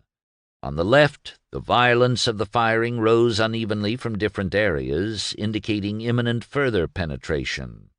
A jagged piece of shrapnel thumped into his shell hole and startled him to his feet. He scrambled out and started down the road before the Germans broke through. Shells were falling on all sides. Through the smoke and fog, Maz saw an officer hurrying to the rear and trotted along beside him to find out that Gauche Wood had just fallen to the Boche. Everywhere Maz went he got meager information, so he decided to head back to Congreve's headquarters. As he was searching for his motorcycle, the fog suddenly split and let through the blue sky. Haig reported to London that there was heavy bombardment between the Scarpe and the Oise rivers. General Morris rang back to ask if infantry had attacked and was told it had. He promptly informed General Wilson that the big battle had started. The Chief of Staff was dubious. It would come further north. When the War Cabinet met at 11:30 a.m., Wilson told about the bombardment, adding that it might be nothing more than a big raid. The information received so far, he concluded, gave no cause for anxiety. "He hasn't got our manpower position into his head," Morris noted in his diary, "and in spite of his Versailles war game wants the Boche to put in a heavy attack on us. So would I if we had the men, but we haven't." The noted war commentator for the London Morning Post, Colonel Reppington, was far more concerned than Wilson. A bitter foe of Lloyd George's policies, he commented in his diary, "Only the valor of the British soldier can atone for the follies of the War Cabinet." The secretary to the Cabinet, Maurice Hankey, was equally concerned and wrote in his diary, "It is one of the most decisive moments of the world's history, but I think our fellows will hold them up." He also mentioned he had lunch with Lloyd George, but there is no record of what matters they discussed. The Germans also had superiority in the air. For the first time they outnumbered the Allies, 730 aircraft to 579. During the morning, almost all the German attacks were low-level because of the fog and the need to support the infantry. But soon after midday the fog thinned and the British began floating observation balloons. Effectively protected by fighter planes, the balloonists sent back valuable information on the confused movements along the front, while directing effective artillery fire on German reserve units. British observation planes were also ranging over the German lines. They returned with information that masses of Germans were moving forward, and all roads feeding into the front lines were packed with troops. These reports convinced Gough that he could not fight it out successfully in the battle zone, but must carry out a delaying action. Otherwise, his army would be completely annihilated. But how could he maintain an intact if battered line against such overwhelming odds until Haig and Pétain sent up sufficient reserves to hold the ground? Haig could send him only one division in 3 days and another a day later. The French hoped to have one division ready in 2 days and 2 more in 3 days. Just as Gough was setting out for lunch, General Humbert, commander of the French Third Army in reserve just to the south, arrived. It was a most opportune moment for good news, and Gough said he was certainly glad to see him with his army. "But," said Humbert regretfully, "I have only the flag on my car." This was something of an exaggeration. He also had his aide and a skeleton staff. The troops taken from him several weeks earlier, he explained, had not yet been returned. After lunch, Gough ordered the 3rd Cavalry Division to move down at once to support 3rd Corps of General Butler, then telephoned his 4 corps commanders that he was going to visit them all. He started the tour about 3 p.m., first driving to Butler, who held the right flank. This was his first battle as commander. "I found him perhaps a little anxious," wrote Gough, "but this, of course, was very natural in view of the situation." The loss of ground and guns weighed heavily on Butler, but Gough told him not to worry. The corps had fought against terrible odds, and now the only thing that mattered was to take the right steps to meet the menacing storm. Gough eased Butler's mind considerably with the news that the 3rd Cavalry Division was already on its way to reinforce him. Butler's job was to draw back his entire corps behind the Crozat Canal. Gough's next stop was at 18th Corps, and here he got a much different reception. He found General Maxey and his staff cheerful, active, and confident. Their 9 battalions in the forward zone had fought stoutly, sacrificing themselves to delay the enemy. These troops had been practically annihilated, but the battle zone still held. Gough told Maxey to hold out as long as he could on the morrow and then withdraw his right flank to keep touch with Butler's corps at the Crozat Canal. He was also to keep contact with his neighbor on the left. On the way to this corps, 19th, Gough's aide remarked that Maxey's corps seemed confident they could hold against all odds. "My dear boy," said Gough, "quite apart from their casualties in the battle zone, they have lost the better part of 9 battalions forward. How long do you think he can go on taking casualties like that?" Gough found that 19th Corps had lost less ground than 3rd Corps while facing the heaviest odds. The lines were thin, with only 2 divisions, and any reserves were far behind it. But Gough had faith in the 60-year-old commander, General Herbert Watts, a spare, quiet, modest man. He was also possessed of sound judgment and courage. His final call was to Congreve's 7th Corps. Gough arrived long after Sergeant Maas had left, only to find that the right flank had been pushed back considerably. But Congreve, acting with decision and energy, had built up a new front with a reserve brigade. "Well done, Walter," said Gough. "Hang on as long as you can. Every hour we hold the Germans up improves our prospects." He was trusting Pétain to honor his commitment to return troops to the Fifth Army at once in case of such an attack, not aware that Pétain, while keeping the letter of the agreement, was moving with deliberation. He had his own lines to think of and still believed the documents found in the balloon calling for an attack on Champagne were genuine. Even though Pétain had reserves amounting to 50 divisions, he was not releasing a single man or gun until pressed. The Germans had predicted he would do so. "It need not be anticipated," one officer informed Ludendorff more than 2 months earlier, "that the French will run themselves off their legs and hurry at once to help their Entente comrades.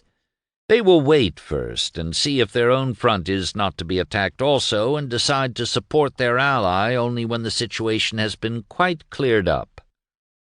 Such shrewd thinking had led to the fake orders in the balloon. At the center of the Fifth Army lines, the reports of Big Ben Elstob from Manchester Hill ended that afternoon with one to the acting brigade commander, H.S. Points, announcing that very few men were left, he had been wounded again, and the end was nearly come. "Goodbye," he said to Points, and hung up. The enemy had brought up field guns to a range of about 60 yards. This murderous barrage, combined with steady machine gun fire, abruptly ended at 4:30 p.m. It was all over. But the schoolmaster from Manchester, standing on the fire step, rifle in hand, shouted "Never" when asked to surrender. He was shot through the head. Lieutenant Junger was still alive. After leading the capture of the sunken road, he had pushed forward. In a hollow, he saw with delight his friend Lieutenant Breyer, strolling nonchalantly through heavy machine gun fire, walking stick in hand and a long green huntsman's pipe in his mouth. Draped over his shoulder was his rifle, as if he were out shooting hares. By late afternoon, Junger was near Vaucourt. It was time to rest, and he decided to relax in a dugout. A young Tommy lay in front of it. After surrendering, he had made a break for it, and Junger had to shoot him through the head. It was a strange feeling, he thought, to look into the eyes of a man you've killed. Inside the dugout he found white bread, jam, and a stone jar full of ginger beer. He read some English newspapers that abounded in the most tasteless invective against the Huns. At Hindenburg's headquarters there was satisfaction over the unprecedented success of the day, but the stubborn resistance of the British Third Army was disconcerting. There were higher casualties than expected, and Hindenburg was merely satisfied with the first day. But the Kaiser was exultant. He could only see the enormous gains in the south. He returned to his train, determined to give Hindenburg the Iron Cross with golden rays, last awarded to Field Marshal Blücher in 1814.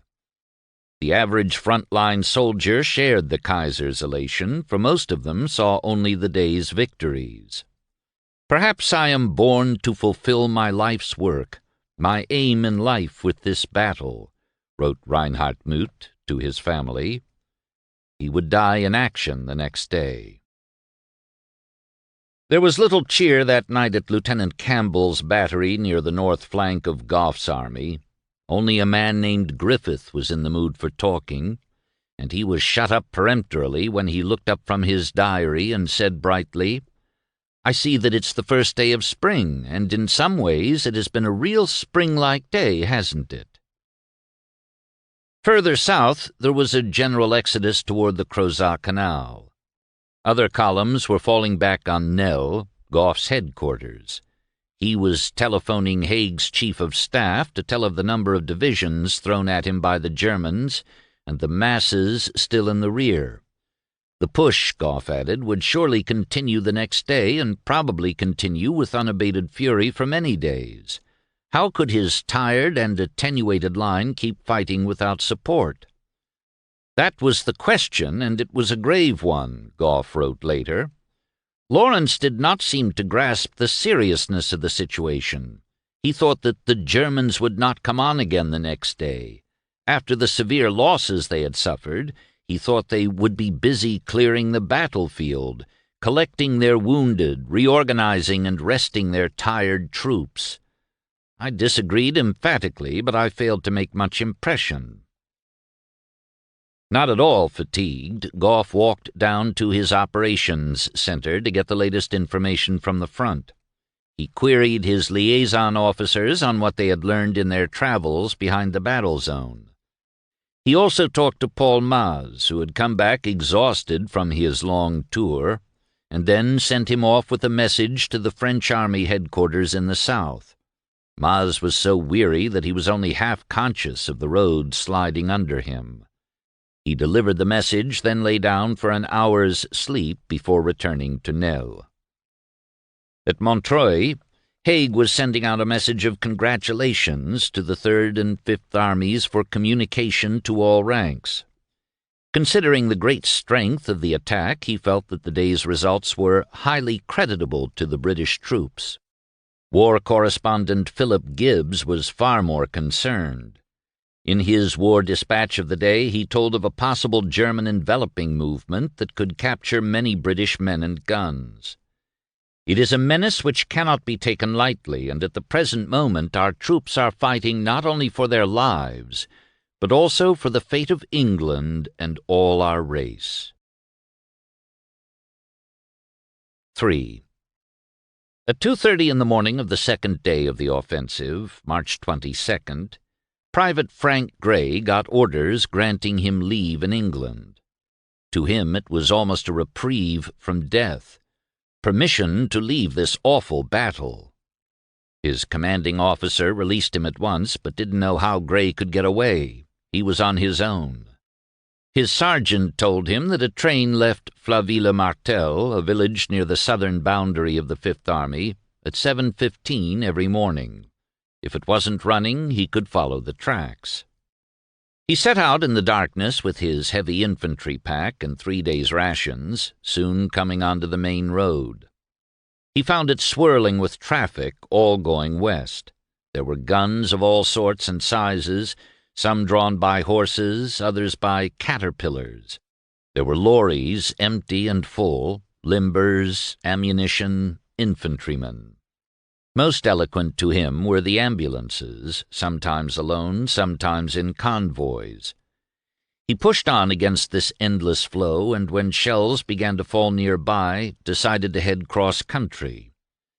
It was easy to find his way from the flashes of guns and bursting of shells, but as he continued he became nervously conscious that nobody else seemed to be going his way, and he began tumbling into the shell holes that pocked the area. Finally, he reached the little railway station and followed a group of old civilians into a boxcar. They looked at him so curiously he feared they would take him for a deserter. Luckily, an interpreter examined his papers, vouched for him, and explained it was the last train that would leave Flaville-Martel.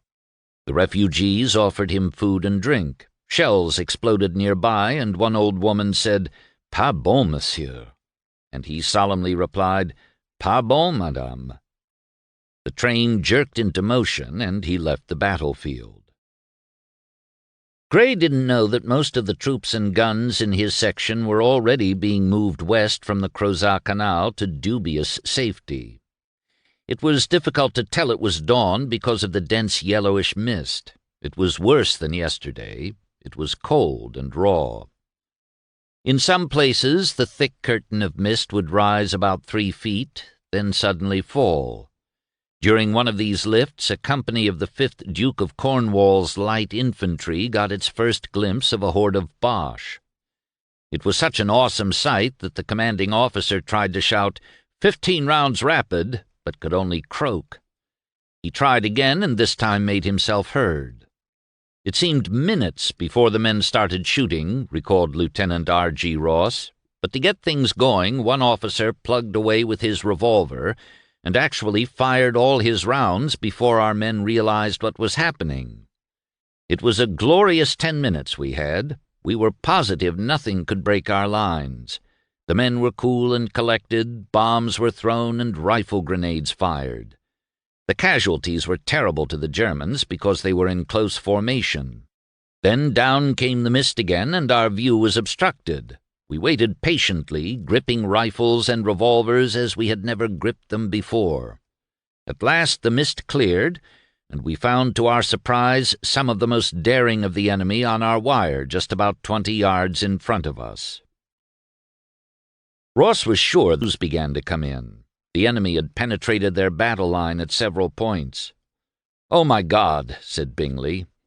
Then word came that a division on their right had lost the whole battle line. Another, "Oh, my God."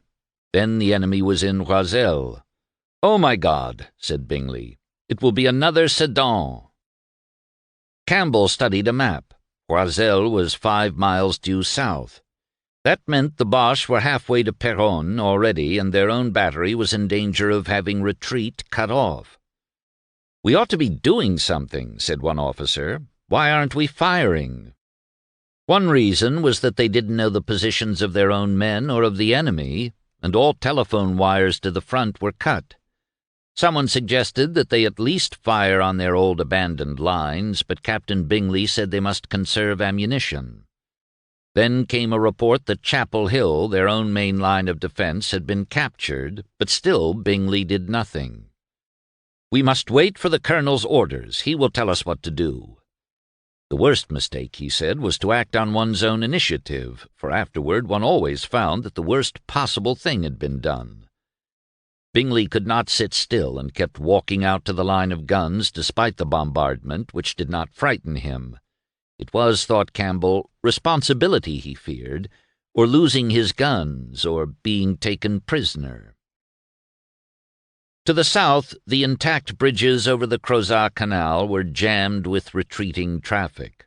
Lieutenant Colonel J.G. Birch had brought his battalion of the King's Royal Rifle Corps up from reserve to stem the tide.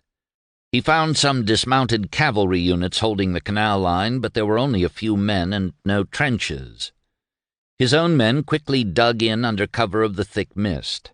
As it suddenly lifted, Birch was shocked to see enemy field guns just across the canal. German infantry began sniping at the defenders. All at once rifle fire came from their own side of the canal. Germans had crossed to seize a high ridge. 2 hand grenades crashed against Birch's helmet. Duds! A third exploded only 10 feet to his left. Something was wrong with his left ear, and steel splinters had cut through his riding breeches and were sticking in his thigh. He leaped into a shell hole. Looking up, he saw a circle of rifles pointing down at him. Indignantly, he called out in German, "We don't treat prisoners like that." Surprised, the Germans lowered their weapons. One said, "Stop, he speaks German." They searched Birch, taking his money, wristwatch, and binoculars, but missing his valuable silver cigarette case, which he had slipped down his breeches. When they began eyeing his London-made riding boots, Birch edged along the road and asked a German doctor to send him down the line, as he was slightly wounded. "Nobody can go down the line," was the answer, "unless he helps carry a wounded German trooper." Birch agreed and set out for Saint-Quentin at one end of a heavy, clumsy stretcher with no straps to take the weight off the shoulders. Crown Prince Wilhelm was being shown the ruins of Saint-Quentin. It was an unforgettable sight. Recently a flourishing town, it was now a dead heap of stones from English artillery.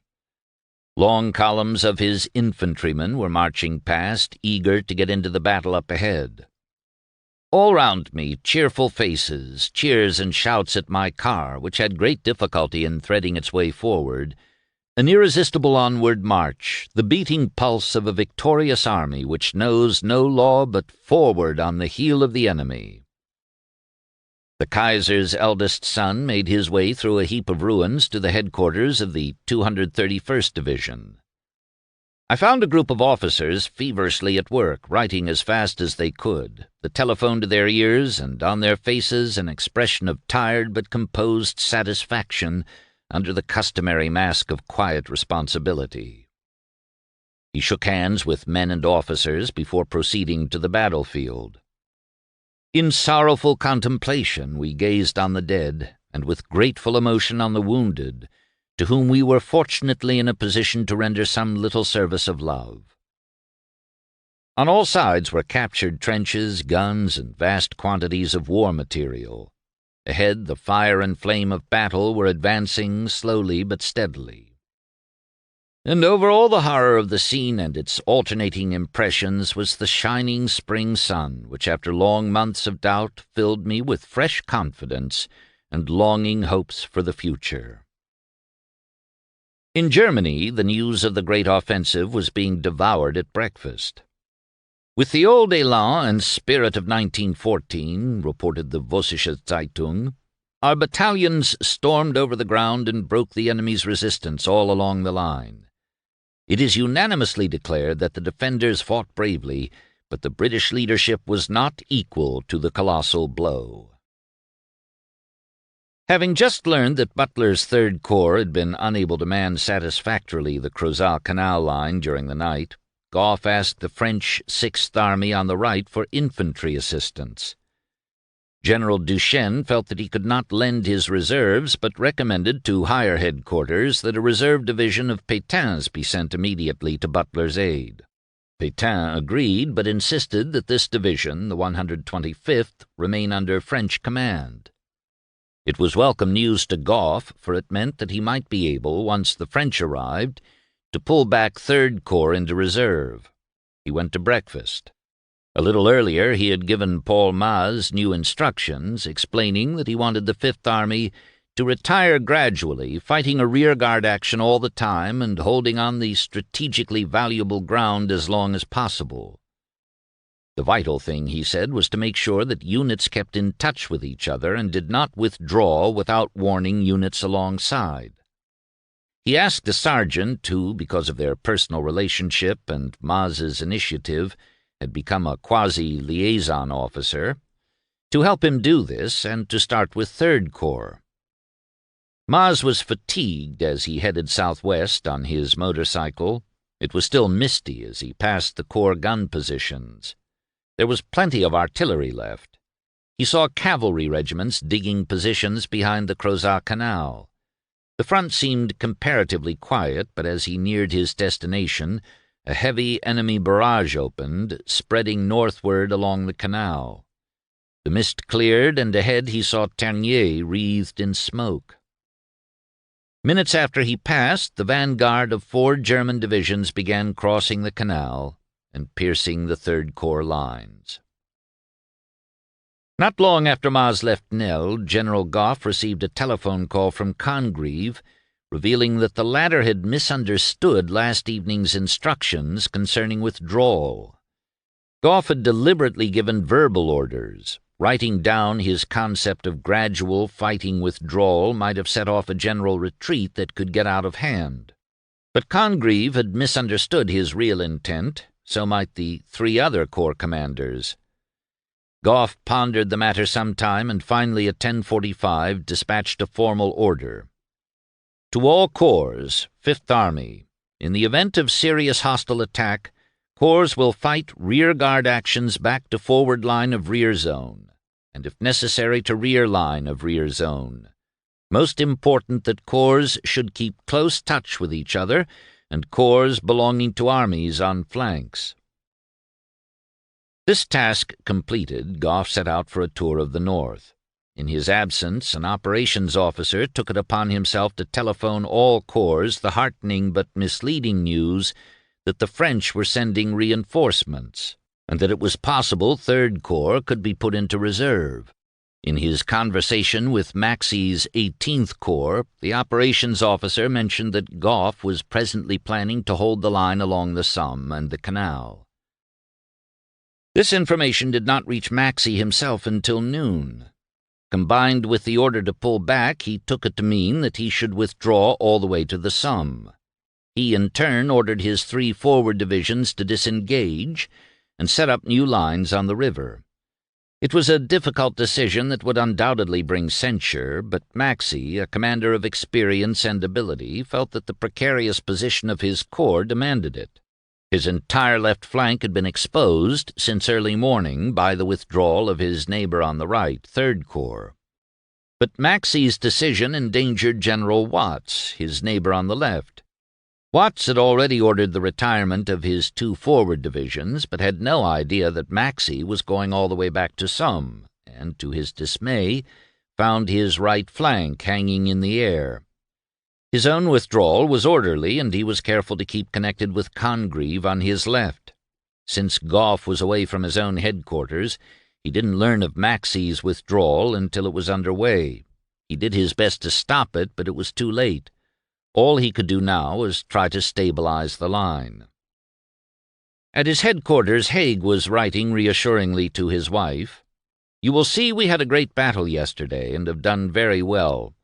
Reports this morning state that our men are in great heart and had very good targets yesterday. It was a case of kill, kill all day long, so the enemy must have lost severely. Lady Haig noted on the letter, "Douglas writes optimistically because, remember, I'm in bed. He really looked terribly anxious when he was at home." At his headquarters, Pétain did not know of the latest development and was sending a reassuring report to Paris. There was no need to be very anxious, for he had made his arrangements. All that is necessary is for the British to hold on the Somme, and that river seems easy to hold. It will be a battle which we will take up in the best of condition. The right flank of the Third Army was also in peril at the salient near its junction with the Fifth. More trouble was discovered further north once the mist completely disappeared in early afternoon of March 22nd. The Germans had penetrated to Vaucourt village. A special air reconnaissance brought back such an alarming report that 3 companies of tanks with infantry in support were ordered to counterattack.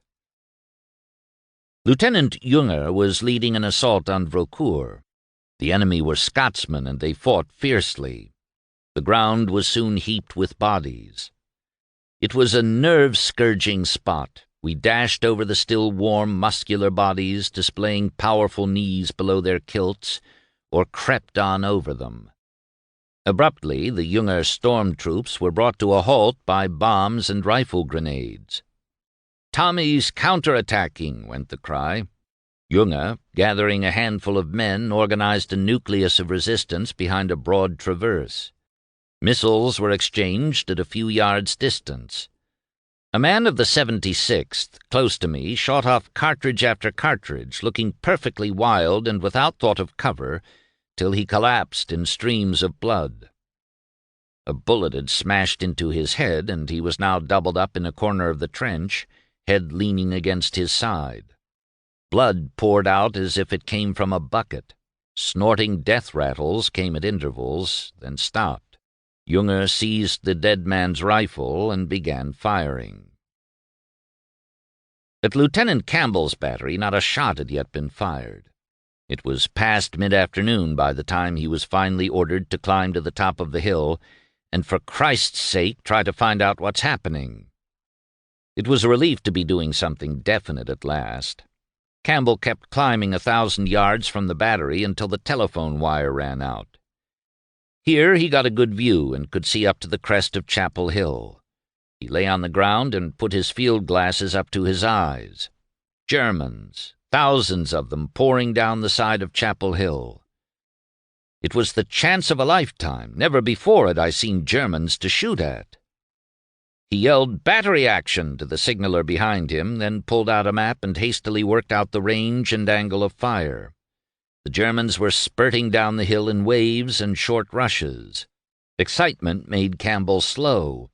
He was interrupted by his signaller relaying a message from Bingley.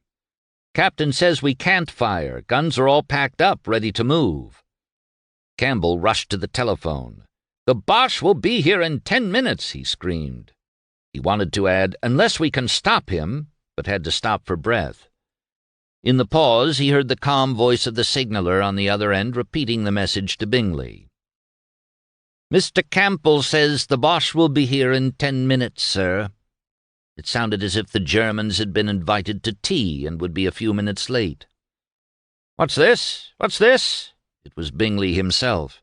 "What do you mean, 10 minutes? You must be mistaken. We've had no orders. The colonel would have told me." Campbell tried to control himself. He realized it had been stupid to say 10 minutes, since the Boche were 3,000 yards away.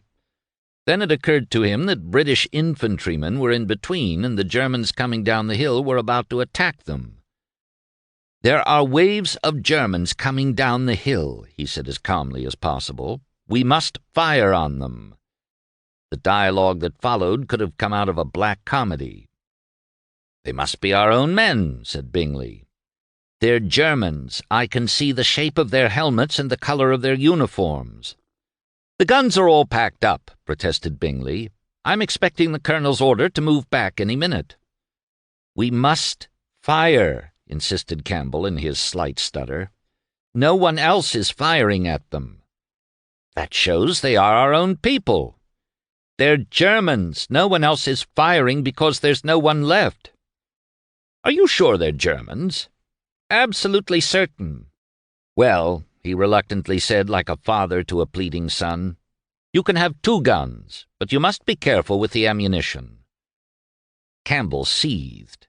For weeks they had been firing hundreds of rounds every night without knowing where they fell. Now in broad daylight they had the whole German army to shoot at, and he was supposed to hoard ammunition. He gave orders to the signaller and waited to see where the ranging shells detonated. The first 2 fell so far to the right that Campbell almost missed them. He corrected the line. The next pair burst harmlessly high in the sky. He corrected the fuse.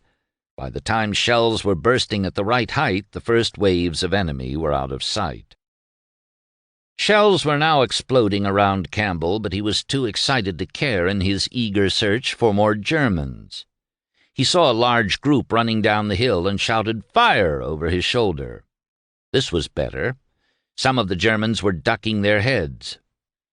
"5 rounds rapid," he shouted, but no shells passed overhead.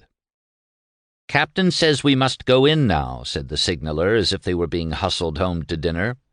"Orders come and we're to go back. He's told the guns to stop firing." Campbell seized the phone and asked for Bingley. Gone. He asked for any officer. All gone. "What are we to do, sir?" asked the signaller. "We've got to go back," said Campbell, and walked down the hill without saying another word. He was bitterly disappointed with himself.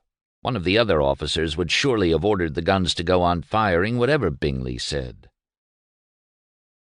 Some 15 air miles to the south, the situation was even more desperate at the battery of former Prime Minister Asquith's son. Both flanks were now threatened, but they continued to fire. They had been doing so for almost 36 hours, with scarcely any rest. The recoil mechanism of 2 guns now had to be run by hand.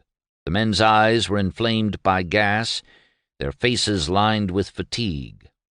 But upon receiving an order to fall back to the town of Am, they were amazed. It was a 10-mile march by road, and such an order was beyond their experience. It dawned on us at last that the reinforcements we had imagined were creatures of our own fancy. The march back was somber. Great shells from long-range German guns roared overhead to fall on villages far behind the battlefield. Wounded hobbled along the road since there were no ambulances, nor could they be loaded on the limbers since the guns had to be ready to go into action again at any moment.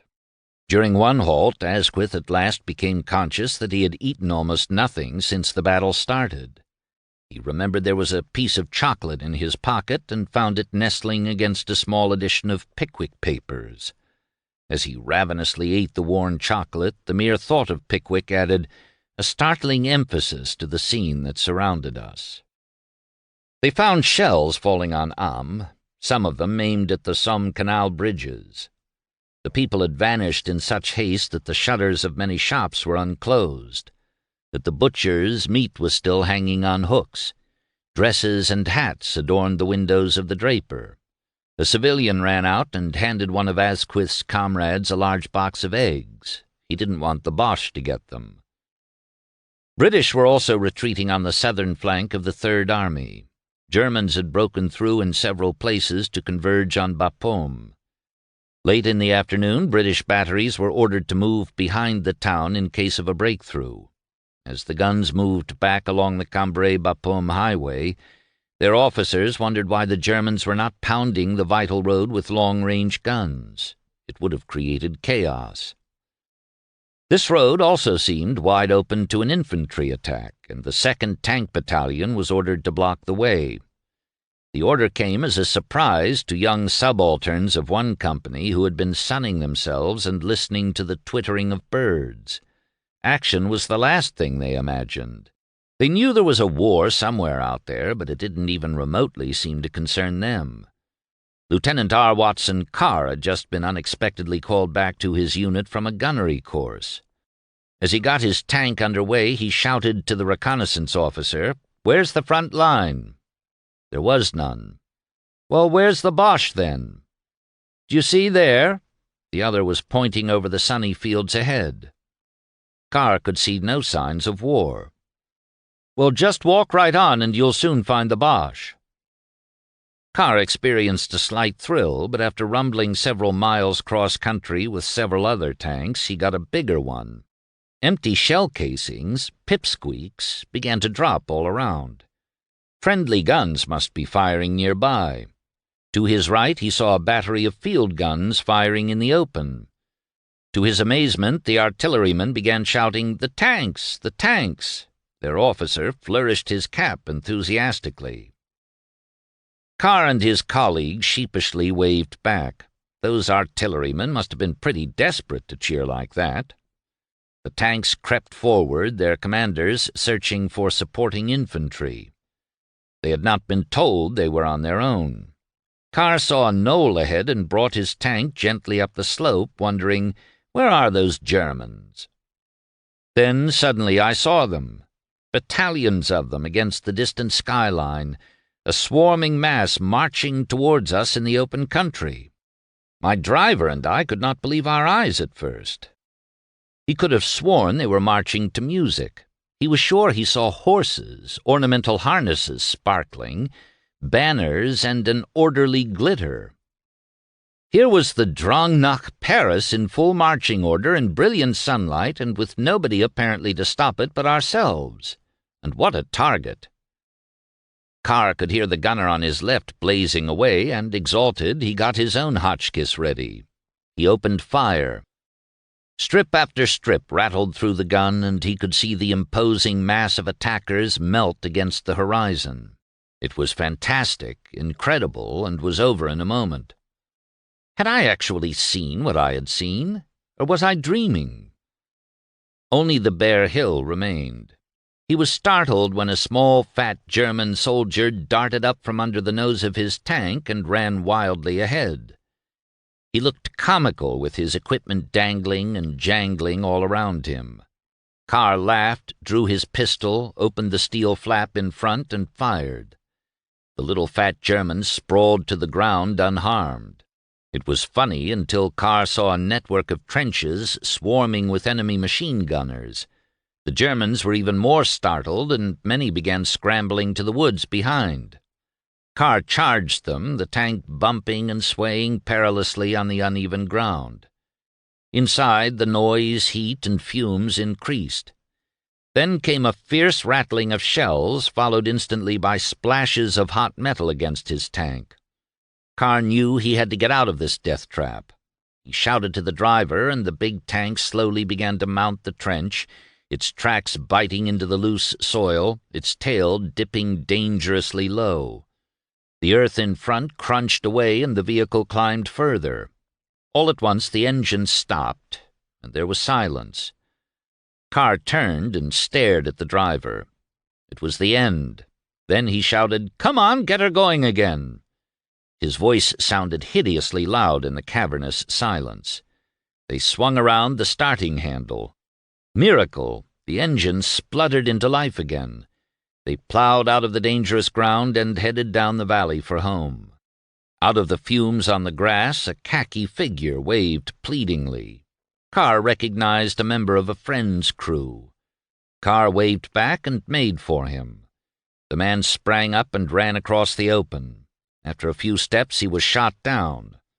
He struggled to his feet, and Carr saw that his face was yellow. Gas. He shouted to open the door. Two of the crew pulled in the wounded man. He slumped heavily, and Carr wondered if he would get back alive. Their bus was now roaring full speed down the valley. Another tank suddenly emerged ahead and made for them. A German?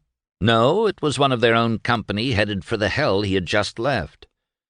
Good luck, thought Carr, and waved to its officer.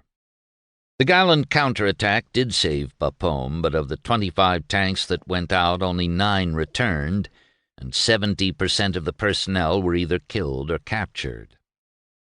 A few miles to the south, Donald Boyd's battery was firing a slow barrage at the oncoming enemy. He was sent on his bicycle to help place the wagon line nearby in case of retreat. A flight of shells abruptly fell in the midst of the column, throwing their metal along the ground. Boyd signaled the teams to retire over the hill. They reversed and trotted off in perfect order, but the next salvo caught them. 3 teams vanished in the smoke, finally struggled into sight, pitching and falling. Boyd knew that he had to shoot the wounded horses at once. As shells continued to fall, he crawled from one to another, dispatching them. His hand grew so unsteady he had to rest the Webley on his left forearm to level the barrel over the brain pan. One horse stared and started to rise. Blood gushed onto Boyd's coat. The last horse kicked and relaxed with a groan, and as I watched him, feeling as though my inner creature had been emptied out, I saw the kind, confiding light in his eyes die as if a dirty cloud had flowed into them. He walked back to the battery in a deep orange sunset that seemed sinister. He told his major about the shelling. "This is going to be a fight to the finish," said the officer. "To the end." Some miles further south, Lieutenant Pat Campbell's battery was on its way back to Nurlu. Almost everything was left behind, including 2,000 rounds of the ammunition which Captain Bingley had ordered him to conserve. Campbell remembered he had left his rug and, without a word to anyone, galloped back to the old position. 2 men were there. Germans? No, English officers. One sat in Bingley's green canvas chair. "Time you got out," shouted Campbell. "The Boche will be here in a few minutes." He saw they were padres. "Most of our men who are left have been taken prisoner," said the man in the chair. "Our place is with them." He handed Campbell his name and address. "Write to my wife." Campbell shook hands with them both, grabbed his rug, a writing case containing his 1917 diary, a letter from a girl, and the book he was reading. He galloped off, hoping to get back before anyone realized he had gone. On the way, he almost rode into 3 Scottish machine gunners. One was wounded, and the others were wheeling him along on a bicycle. They were stuck on a rise, and before Campbell, who was Scotch-Irish himself, grasped fully what he was doing, he said, "We can put him on my horse." Campbell led the horse with the 2 others following. He was so involved in bemoaning the delay that he didn't notice the other 2 Scotsmen had somehow gotten in front and were riding away on the bicycle. I shouted, but they did not hear me or may not have wanted to, and the sound of my own voice made me realize how alone I was. Alone with a wounded soldier in the middle of a battle. The battlefield was silent, deserted. The shadows were beginning to lengthen. It was beautiful. The abandoned guns on the side of the road looked out of place, incongruous with the peaceful scene. Nothing marred the quiet dignity of the Downs except those deserted guns and a wounded man on a horse. Well, he had got himself into a proper mess. His charge was in pain, and to support him on the horse, Campbell put the rug around his shoulder and told him to carry the writing case. The sun was a great red ball at the edge of the horizon by the time Campbell came to a field ambulance. The doctor in charge at first refused to take the wounded man. "I can't leave him for the Boche," argued Campbell, "and I can't go on leading him all over France. I've got to find my battery." He won the argument and thankfully galloped off in search of his battery. The enemy was shelling a crossroad in Nurlu. The retreating column would wait for a shell to burst, and then a half-dozen wagons would dash madly across to safety. 1 too many went as Campbell approached. Dead men and horses sprawled across the road. One man was struggling to get up. Another pulled him out of the way of the other thundering wagons. It was a padre who asked, "Are you a doctor?" Campbell shook his head. "Then go away. In God's name, go quickly." Campbell turned as he was riding away. There was the screech of an incoming shell. The padre didn't move. Fortunately, the shell burst harmlessly into a house. At last, Campbell found his battery. As he sat down to eat, there came an order to retreat still further. He stuffed biscuits into his pocket and mounted his horse. All his strength was gone. Excitement and the sense of responsibility had kept him going that day, but as darkness fell, he knew he was finished.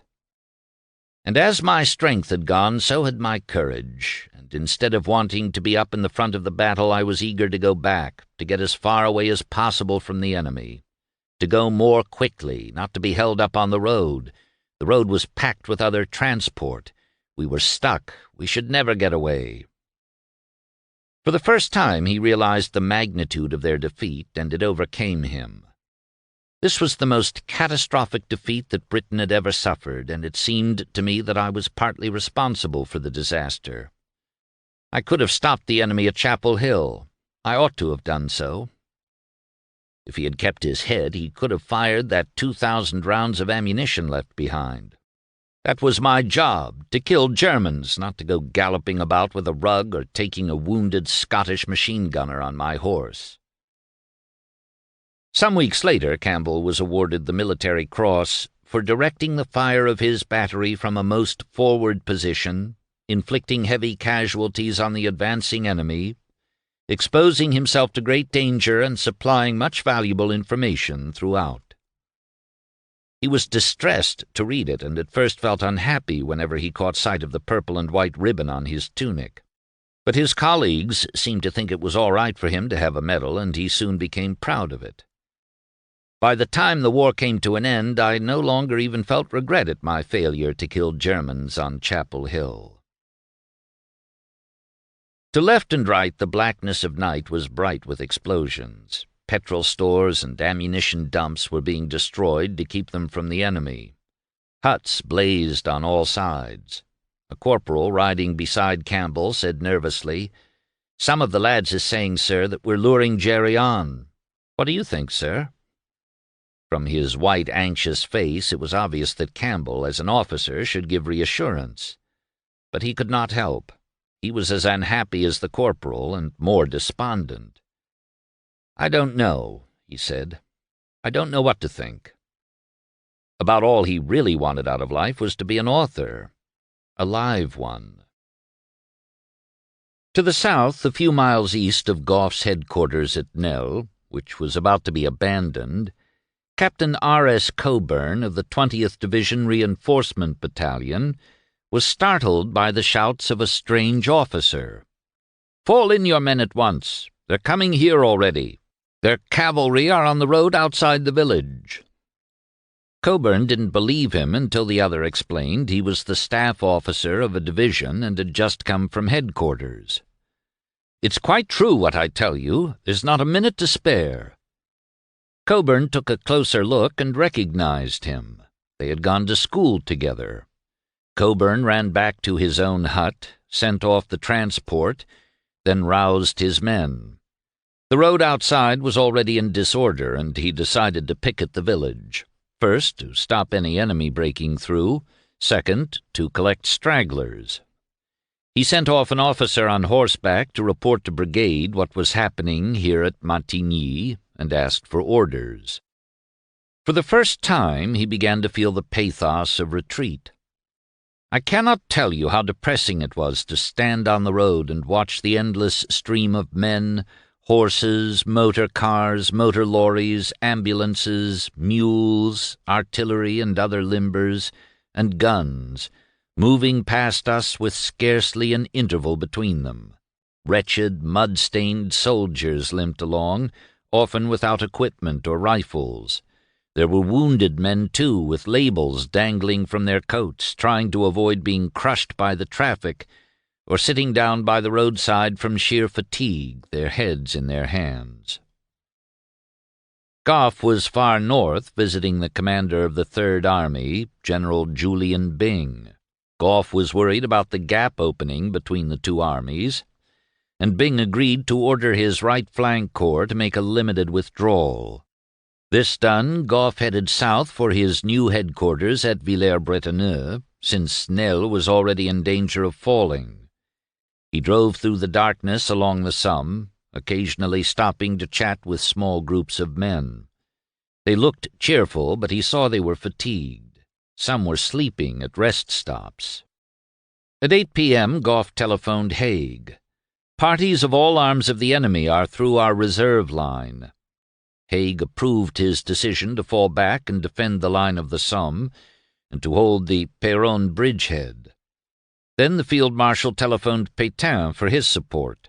The Frenchman agreed to do his utmost. His earlier confidence shaken, he now doubted if the British would really be able to hold on to the Somme. He ordered General Humbert, commander of the French Third Army, to assume command the following noon of all French and British troops at the south end of the battlefield. Humbert's mission was to ensure the holding of the line of the Crozat Canal and of the Somme. In London, Chief of Staff Henry Wilson finally concluded this was indeed the great offensive. "I don't understand," he wrote in his diary, "why we are giving ground so quickly, nor how the Boches get through our battle zone apparently so easily." Already Lloyd George was having second thoughts about his new chief of the Imperial General Staff. Admittedly, Wilson had the nimblest intelligence among the soldiers of high degree. He was witty, sharp-tongued, and could expound a military problem with lucidity. But he was whimsical almost to the point of buffoonery, responding to a grave problem facetiously and with droll frivolity. He would even jest over matters of life and death. This habit, thought Lloyd George, detracted from the weight and authority which his position and capacity ought to have given to his counsel. Still, he was a brilliant staff officer, and there was no one better fitted for the post available. And where could one find any more delightful companion to ease the boredom of long conferences? His appearance was as arresting as his characteristics. He was extremely tall. His willowy figure seemed to climb up indefinitely, to be topped by a face of fascinating ruggedness. Of this he was inordinately proud, and boasted that he had once received a postcard addressed to the ugliest man in London. At conferences he would indulge in clowning. To illustrate trench warfare he once reversed his cap so only the red band showed like that of a German soldier, then bent his towering frame face level with a table, using his cane to take pot-shots at the conferees. Such antics were irresistible to some people and tickled the Prime Minister himself. His secretary and mistress, Frances Stevenson, found Wilson possessed of great charm. "A typical Irishman," she wrote, "he was the best company in the world. We enjoyed his gay and amusing, often deliberately challenging conversation, his easy manner, and even his contempt for the frocks, as he called the politicians. He was in every way the complete opposite of Robertson, whom he succeeded." Wilson's Irish ebullience had made him a favourite of the French. Despite his poor command of their language, he understood the emotional, rhetorical manner of the Latins, and in debate knew how to gain their vote with a joke. He did things no other British leader would dare attempt.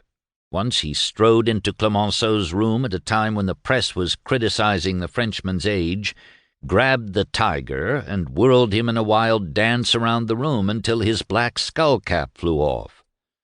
"Just," he told the delighted Clemenceau, "to show them how young we really are." But Haig distrusted him almost as much as he did his own great enemy, Lloyd George.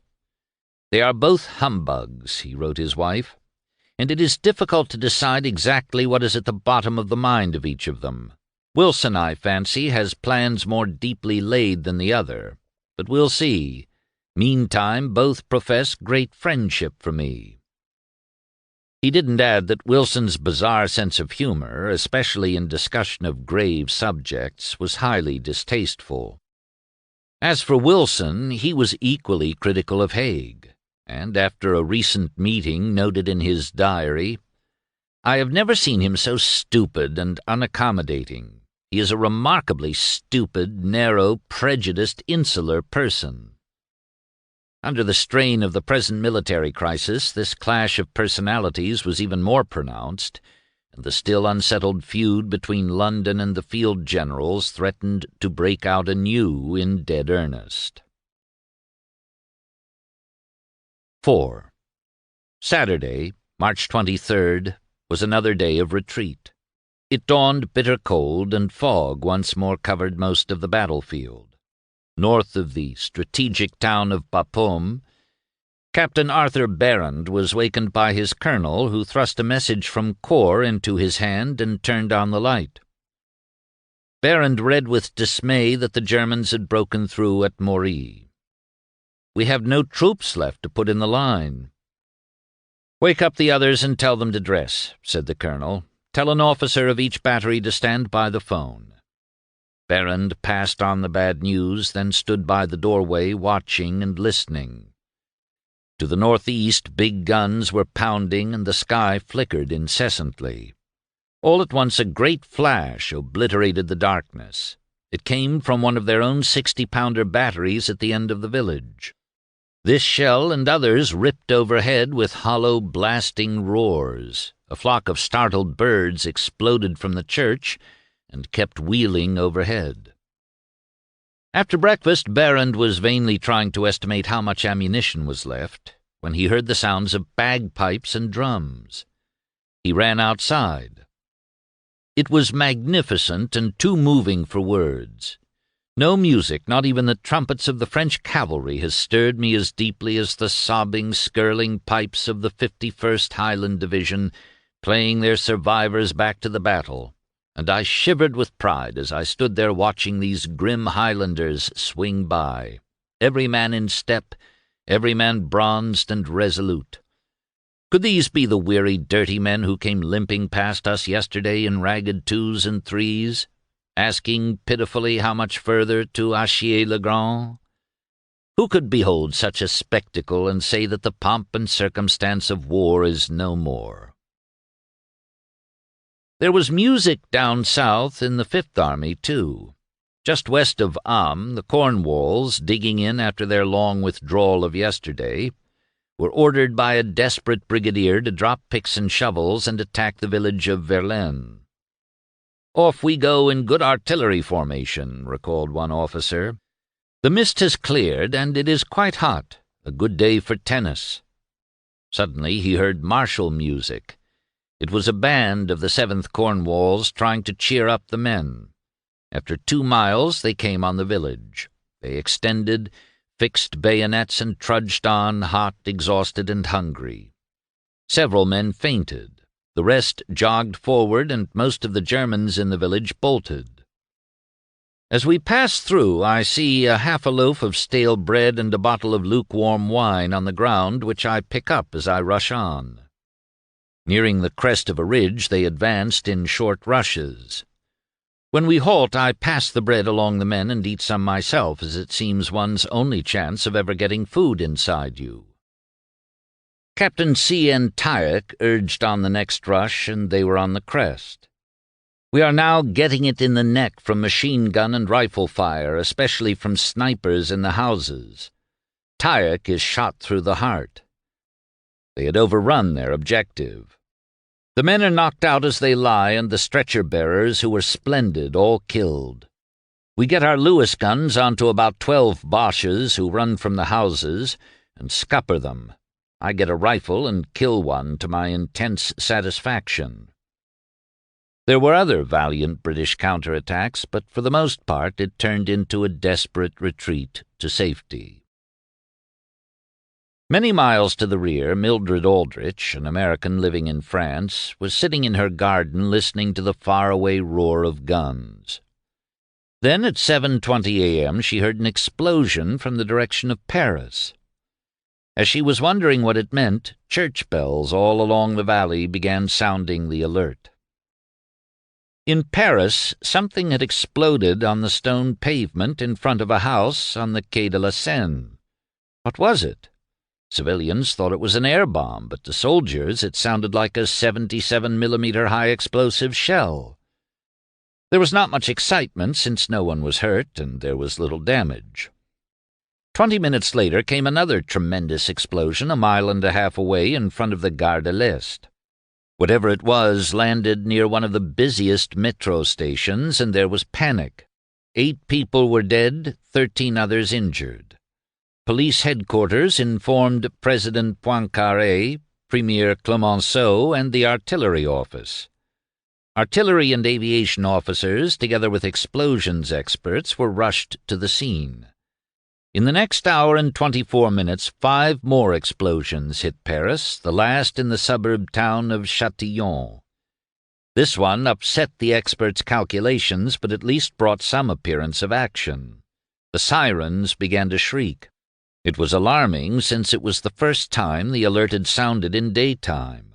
Buses and taxis stopped to spill out passengers who joined the rush for shelter. The metro stations were jammed. Some trains were cancelled. The busy Saturday crowd was in flight, but there was no panic.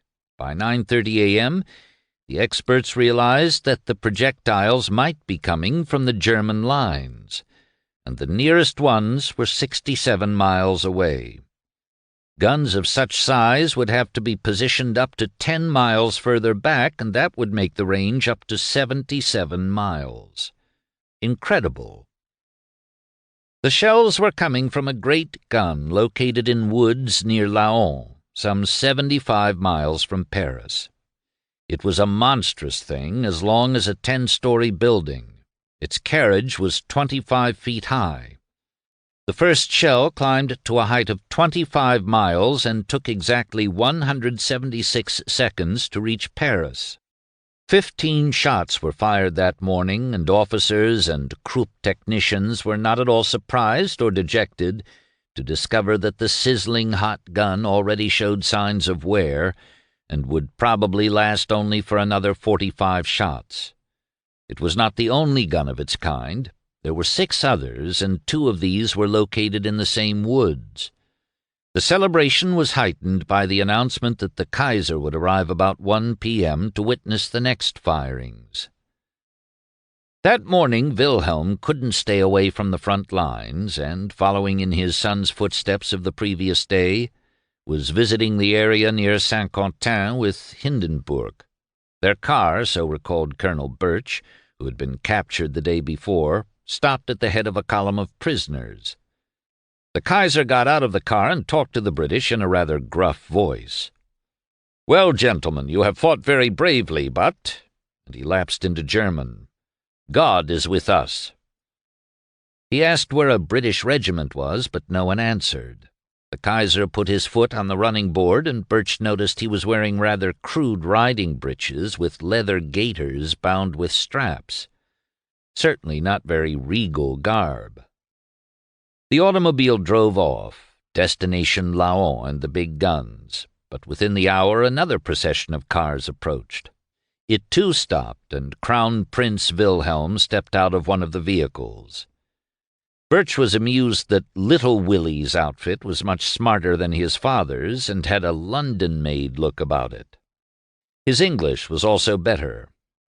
"Hurrah!" he said. "The war will soon be over. We are today already bombarding Paris, and in 15 days we shall be in London. Hurrah, the war is nearly over." The prisoners did not reply, and when he drew out a large gold case to offer cigarettes, no one accepted. German newspapers were celebrating the victory in the West. "Away with all petty whining over an agreement and reconciliation with the fetish of peace," said the Deutsche Zeitung. "Away with the miserable whimpering of those people who even now would prevent the righteous German hatred of England and sound German vengeance. The cry of victory and retaliation rages throughout Germany with renewed passion." Germania was equally belligerent and confident. "There can be no lasting peace and long period of quiet in the world until the presumptuous notion that the Anglo-Saxons are the chosen people is victorious or defeated. We are determined to force with the sword the peace which our adversaries did not see fit to confide to our honest word." At 9:30 a.m. Ludendorff had issued new orders. 17th Army would attack with full force up toward Arras, the keystone of Haig's defense system. The 2nd Army would advance near the junction of the British 3rd and 5th Armies, and the 18th would advance a few miles north of Nesle with strong forces coming by way of Ham. The streets of Nesle were jammed with vehicles heading toward Gough's new headquarters in Villers-Bretonneux. The inhabitants rushed about anxiously, not knowing whether they were to go or stay. Some called to each other from doorsteps to windows. Others were trying in vain to persuade lorry drivers to cart them and some furniture to the rear. Sergeant Maz was still gathering material for Gough. He first pumped General Uniacke, the Fifth Army artillery commander, who admitted he had lost many guns but was getting replacements from General Headquarters. As Maz left town, long lines of 18th Corps lorries were driving into the town. General Maxey was taking over Gough's former headquarters. Cycling past one of the hospitals, Maz saw nurses in their long coats, holding little bags, waiting by the side of the road for lorries. They reminded him of passengers standing by the lifeboats of a sinking ship after a collision in the fog. The Kaiser was so eager to see the big guns that he arrived at the site ahead of time. He examined the installation with great interest and was suitably impressed when No. 1 Paris gun resumed firing at 12:57. He left after a few rounds to inspect the two other guns. The first round fell at exactly 1 p.m. in the Tuileries Gardens, injuring no one. 15 minutes later, the second barely missed the statue in the center of the Place de la République. 2 people were killed, 9 wounded. By 2:45 p.m., the 25th and final projectile of the day landed in or near Paris. 16 civilians in all were killed, and while the damage could not compare to the terrifying aerial bombing on the night of January 30th, today's raid struck a new terror into Parisians. Bombardment by artillery was a terrifying experience that even shook hardened soldiers. Taking advantage of the improved weather, the Royal Flying Corps was out in strength, harassing the advancing gray waves and their supply columns. Sopwith camels shot down hundreds of horses pulling German artillery. But the British retreat continued, and from north to south they were fighting rearguard action as they destroyed equipment and burned papers. The Germans had broken through on both sides of the junction between the Third and Fifth Armies and were threatening Bapaume and Péronne. British infantry holding a line on the road between those two towns saw Germans appear over the horizon. After a few shots, they got orders to retire quickly. And now followed the saddest and most terrible part of the retreat, wrote Private R.D. Fisher of the London Regiment. It was terrible not because of danger, for the enemy was following us with a half-mile's distance, but because of the utterly exhausted condition of the men after half a week without sleep, moving, digging, and having very little to eat or drink. As we went along, other men appeared from all sides to join us, so that in half an hour we had grown from a small party into an immense line numbering thousands of retreating men, tramping dejectedly along across the open country. We could see neither the front nor rear of the column, nor did we have any idea where it was going. Units became jumbled, and the men were so fatigued and dispirited that order was impossible. They dragged along, each at his own pace, throwing away equipment. In places 5 or 6 moved abreast, while others were drifting back alone, but all went in the same unknown direction.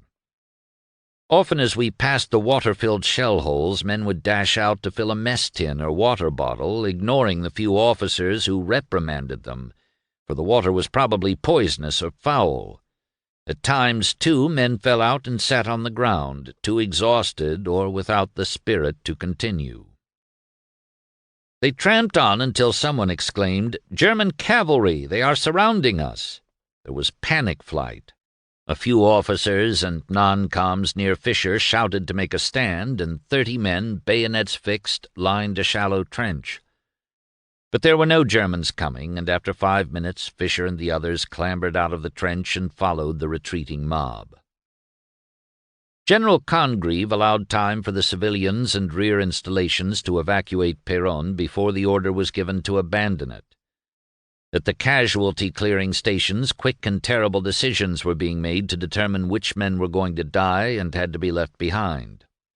The streets were jammed with retreating troops, and the roads out of towns were congested, since the adjoining fields were too torn up for traffic. Some infantry were able to make their way across the fields, reported 7th Corps, but the masses on the roads were such that had the enemy's aircraft been active, enormous damage could have been done. Pilot Rudolf Stark did manage to get through to Peronne and flew over the town at 100 meters. He saw the enemy artillery in retreat. Many khaki figures lay scattered on the ground. Then his engine began sputtering, and he had to turn back. British reinforcements heading east toward the crumbling front were appalled by the headlong retreat to the Somme. Dumps of kits and valises lay on the side of the road. Disorganized transport and guns were moving to the rear, all intermingled with pathetic groups of refugees, recalled Lieutenant Richard Gale, a machine gunner of the 42nd Division. Canteens had been abandoned and their stores of spirit rifled. This was a retreat with all the horrors of panic. There was, as far as we knew, nothing behind us in the Channel ports save this wretched rabble that seemed to have lost all cohesion and will to fight. The sad plight of the civilians distressed H.E.L. Mellersh, a company commander. Old women in black dresses were there, bent old men trundling wheelbarrows, girls in their Sunday best, to wear it the best way to save it. Farm carts loaded with the miscellany of hens, pigs, furniture, children, mattresses, bolsters, moody cows being whacked and led by little boys. There were ambulances coming down the road, too, and British Army lorries with the bright painted divisional signs on them. At the back of one of these sat a row of Army nurses. They waved, and we cheered. I think it was a shock to all of us to realize that nurses were so near to the fighting and were also having to retreat. But for a moment we felt heroic. Were we not going forward to protect them? Early that afternoon, a calm and cheerful Haig visited Gough at Villers-Bretonneux. Gough hoped that his superior had come with a new strategy and expected orders, but Haig had apparently come only to listen. Finally, Gough said that his troops would fight as long as they could, but that the casualties were far exceeding the reinforcements. "Well, Hubert," said Haig, "one can't fight without men." He didn't mention it, but was surprised to find that Gough's troops were already behind the Somme.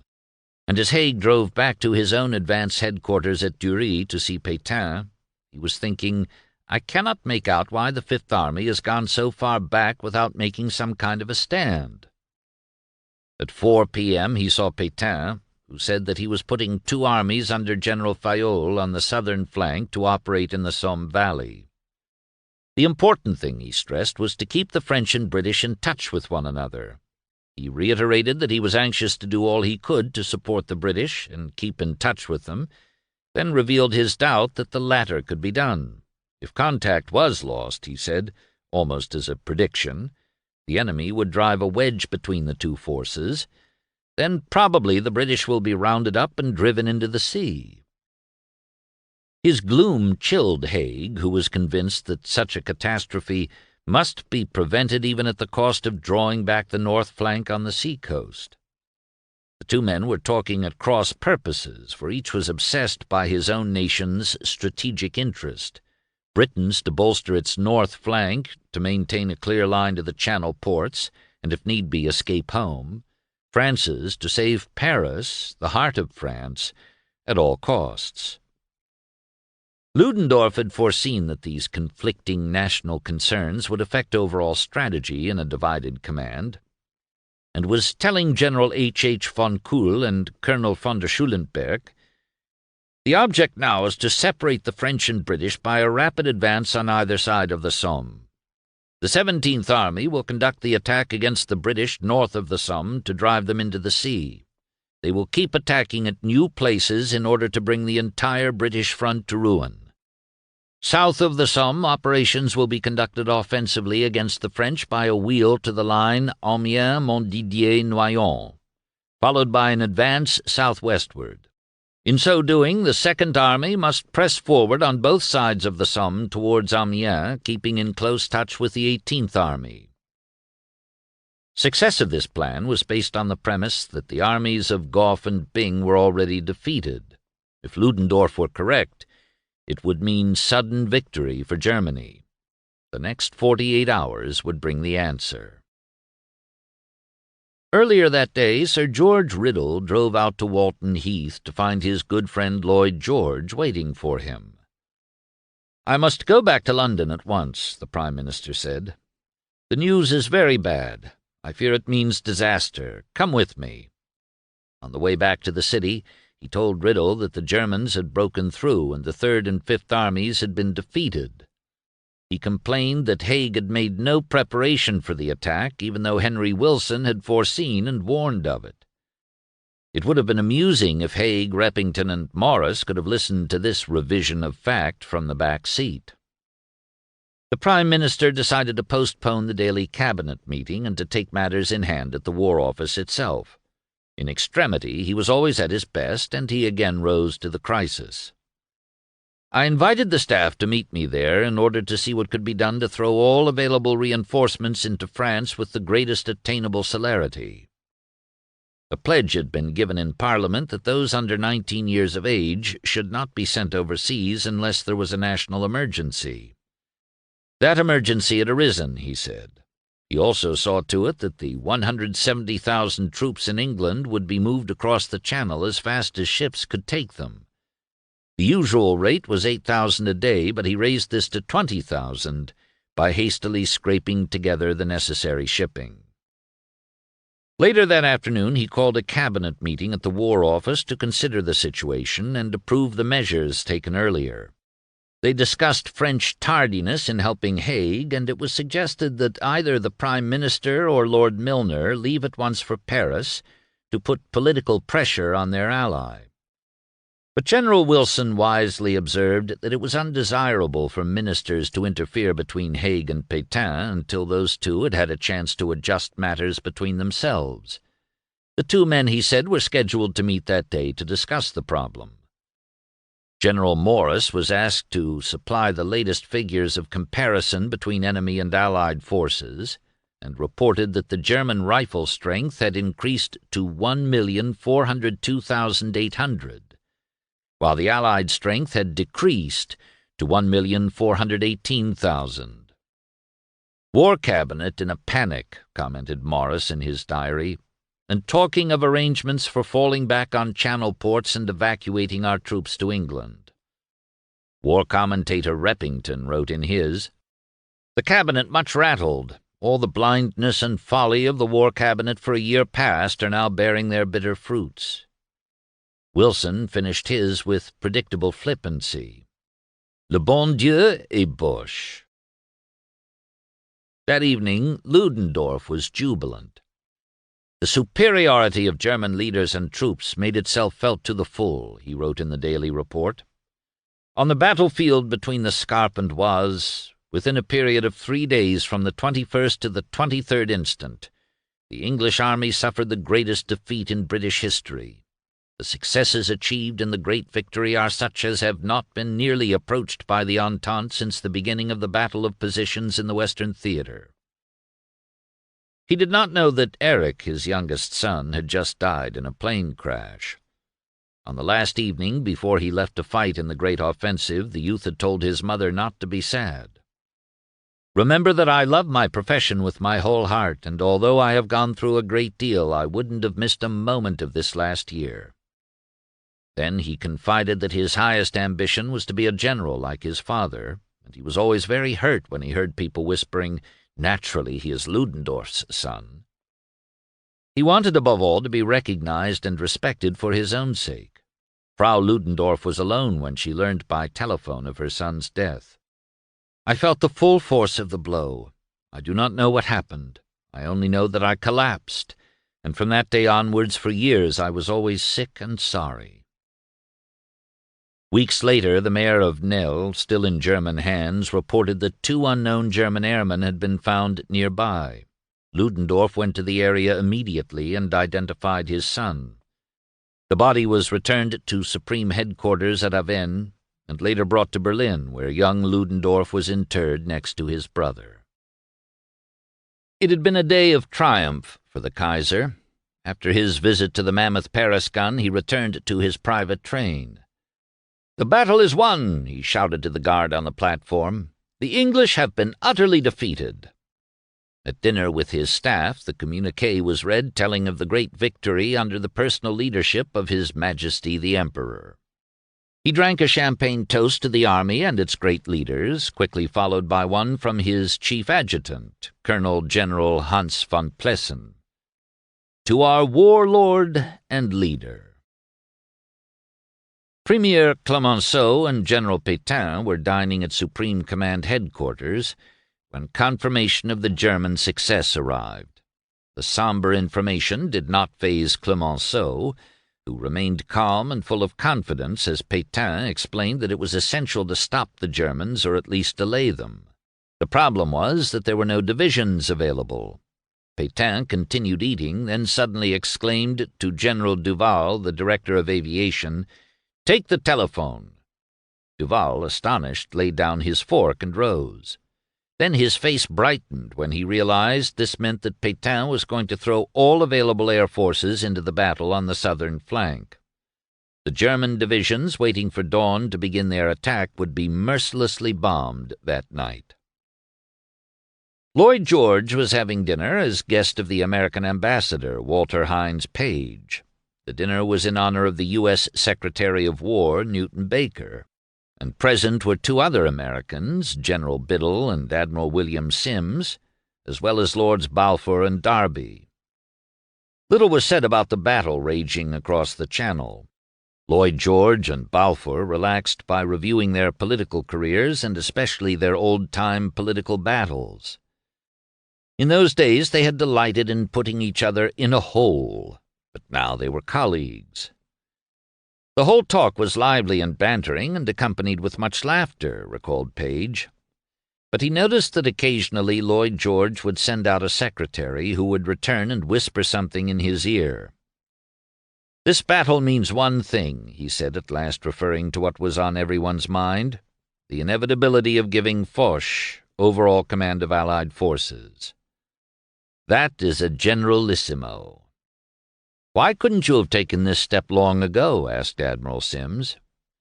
"If the Cabinet 2 weeks ago had suggested placing the British Army under a foreign general," he promptly replied, "it would have fallen. Every cabinet in Europe would also have fallen had it suggested such a thing." After he left Page's, Lloyd George summoned Lord Milner, a member of his war cabinet. One of them would have to go to France at once to see why the arrangements for mutual help had failed. There seemed to be endless maneuvering between Pétain and Haig without any results. "It was therefore decided," wrote Lloyd George, "that nothing would put an end to this calamitous maneuvering but the direct intervention of the meddling politicians." The two agreed that there was only one effective thing to do: put General Foch in charge of both armies. They also agreed that the Prime Minister had to stay in London and that it would be foolhardy to send Lord Derby, the War Minister. He was too much a weakling for such a critical mission. He was regarded as the flabby jelly by Maurice Hankey, the Secretary of the War Cabinet, and by Haig as a very weak-minded fellow, I am afraid, and like the feather pillow bears the mark of the last person who sat on him. Lloyd George instructed Milner to leave early the next morning, authorizing him to do his utmost to restore Allied relations by conferring upon Foch the necessary authority to organize a reserve and to control its disposition. Haig's letter to his wife that day was realistic. "Situation is serious," he wrote, "but keep cheerful, as you always have done. The enemy has brought his whole strength against us." 5. Sunday, March 24th, was a day of crisis. At 2 a.m., a French corporal, Georges Godey, wakened with a start as the column of trucks carrying his regiment up to the front lines came to an abrupt stop. There was a clatter as a long line of artillerymen on horseback moved past in the opposite direction. It was obvious from the pace that the horses were tired and were pulling empty limbers and wagons. Someone said the English were retreating and they had no guns.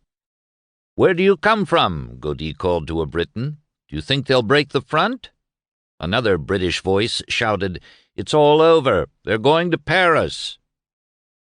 At Gough's headquarters, Colonel Edward Beddington was called from his bed and told that Brigadier Seeley, commander of the Canadian Cavalry Brigade, insisted on seeing him. "Bring him in," said Beddington reluctantly, and slipped on his dressing gown. "Hello, Beddington," said Seeley. "I think you and your army commander would like to know what they are saying in London about this battle."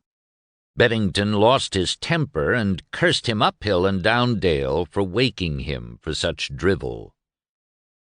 At dawn it was bitter cold, and once more a thick mist overhung the Somme valley. Cold rime settled on the men's uniforms and numbed hands. In Paris it was clear but chilly, and those bound for Mass walked briskly. At 6:50 a.m. there came a dull boom. A shell smashed into a house on the Rue de Meaux, killing 1 and wounding 14. This time there was no wait, and sirens began screeching as buses and metro trains were brought to a halt. This shell had come from the No. 1 Paris gun. 90 minutes later, No. 3 launched a shell that exploded almost in front of Notre-Dame de la Croix, where a crowd was hurrying to Palm Sunday services. 2 were killed, 80 wounded. The terror continued at short intervals. There was also terror in Amiens, even though the advancing Germans were far from that city. The inhabitants were convinced that this was the ultimate goal of the Boche. Once it fell, the way to the coast was open. Observation balloons had already blossomed behind the city. Yesterday these great bags were in front, where now could be heard the ominous drum fire of big guns. Wounded infantrymen were shuffling back. "What's it like out there, chum?" asked a man from a British Reserve Division, the 35th, which was about to head east. The man took a proffered cigarette and stowed it in the breast pocket of his blood-stained tunic. "You're a bit late for the fun over t'other side of the hill," he said with a decided Tyneside accent. His audience was attentive. "Jerry is coming over yon hills in thousands, and it's bloody murder is that, but you jocks will get some good hunting with the bayonet, I'll be bound. So long." He shuffled off wearily, painfully. Someone remarked that it was Palm Sunday, and someone else wondered who could have imagined they would be spending it in this hellish inferno. Then the call to fall in came, and they started marching to the northeast, their destination the chaotic area between 2 beleaguered British armies. Out there the mist began to rise about 7:30, and the sun broke through brilliantly. Lieutenant Pat Campbell felt washed out, frightened. Orders had just come to send an officer out front with an artillery piece and 100 rounds. He was to engage the enemy over open sights and hold up his advance. It was Campbell's turn, and this was a suicide job. It was asking to be killed. "Shall I go?" he said, wanting to pretend that he had volunteered. His superior did not answer, for he was trying to figure out which man would be the least loss to the battery. "No, I'll send Griffith." Campbell's relief must have been obvious. It was unfair. Griffith was given all the rotten jobs, but Campbell could not have offered again and could not help admiring Griffith as he rode away with his gun. He seemed utterly unconcerned and only worried about the breakfast he had missed. "They'll give him his breakfast in heaven," remarked Lieutenant Hughes, who had risen from the rank of sergeant as they all watched the little suicide group clatter down the hill. Engaging the enemy over open sights meant that they could see you as easily as you could see them. Once Griffith appeared over the skyline, he and his party would be slaughtered. British infantrymen were already falling back from the front, and the battery got word to continue the withdrawal. Hughes came back, shouting that he had orders to retrieve Griffith. "But he knows he's got to come back on his own," argued Campbell. Hughes would surely be captured or killed for nothing. "Got to obey orders," said Hughes crossly, adding that it was some crazy idea of brigades. By luck, they all returned safely. Griffith had taken his gun behind a hill and opened fire without having any idea whether he was hurting the enemy. After a dozen rounds, the breech jammed, and while a sergeant tried to repair it, Griffith sat on the ground and began to eat his breakfast. "Can you beat it?" Hughes told the others. "Sitting on his arse, eating his grub, and old Jerry on both sides of him." There was even greater confusion to the south. Near Nail, Captain Coburn saw Germans advancing over a hill straight ahead.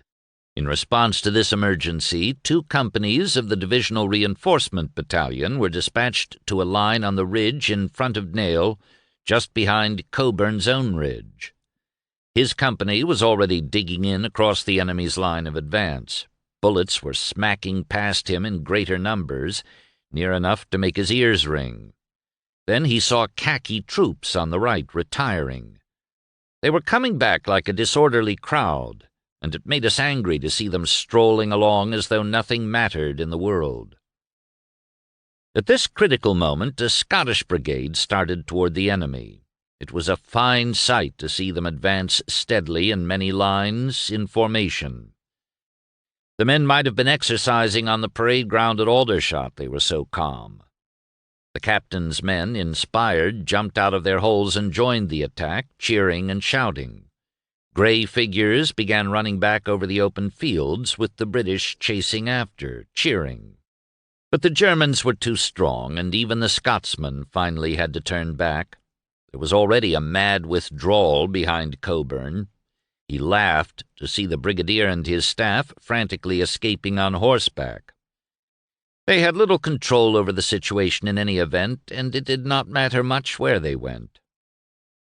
Coburn gathered his men and as many stragglers as possible, and they all dug in. Hundreds of Germans were emerging over the skyline in several extended columns. Here and there a man dropped, but they came on resolutely. Suddenly the troops on Coburn's left began pulling back hastily and in disorder. Some ran full speed. It was disgusting to watch, and as this withdrawal meant that we were left in the air, so to speak, you may imagine our alarm and anger. He consulted with the temporary battalion commander, and they agreed to stay in their trenches. In a nearby village, Lieutenant H.E.L. Mellish's orderly burst in, shouting, "Sir, sir, the Germans are coming over." Mellish, a schoolboy not so long ago, rushed out of his command post to the left position, a waist-high trench. A swish of machine-gun bullets whipped overhead. Men from the front came running toward him. They were British, and he was horrified. Mellish jumped out to meet their officer, who shouted, "Boche over the river!" Had he seen them? Asked Mellish. No, but everyone on his left was retiring. But dash it all, protested Mellish, and managed to persuade the other man to stop retiring just as a runner arrived with orders from his superior, Captain Jacks, to withdraw. Mellish started to do so, but this seemed so ridiculous that he hastened to Jacks and told him the men were retiring only because everyone else was doing so. Could he take his own troops back? Jacks agreed, and the men glumly followed Mellish back to the waist-high trench. Was I being noble? Was I being foolhardy? I don't think it was really either. My sense of fitness, of logicality, was outraged. Just then, as he scanned the scene out front with field glasses, a shell landed almost on top of him. With no warning, I heard the explosion, like 1,000 doors slamming. For the moment, I think I was senseless. Then my brain began to work. I was dead. No, I wasn't. I began to yell. It seemed to me, rightly or wrongly, that no noise came out of my mouth at all. Then I came at least partly to my senses. My field glasses had been blown out of my hands and my tin hat off my head. As I looked at my hands, which were black, they began to ooze blood. My face and one knee felt in the same condition. His orderly was beside him, urging him to get moving. Limping, dazed and cowed, a very different person from a couple of minutes ago, I followed him. As the morning wore on, it became alarmingly evident that the German advance was increasing, particularly in the south. French divisions had arrived with artillery, but the fluid conditions of battle made cooperation with the British difficult.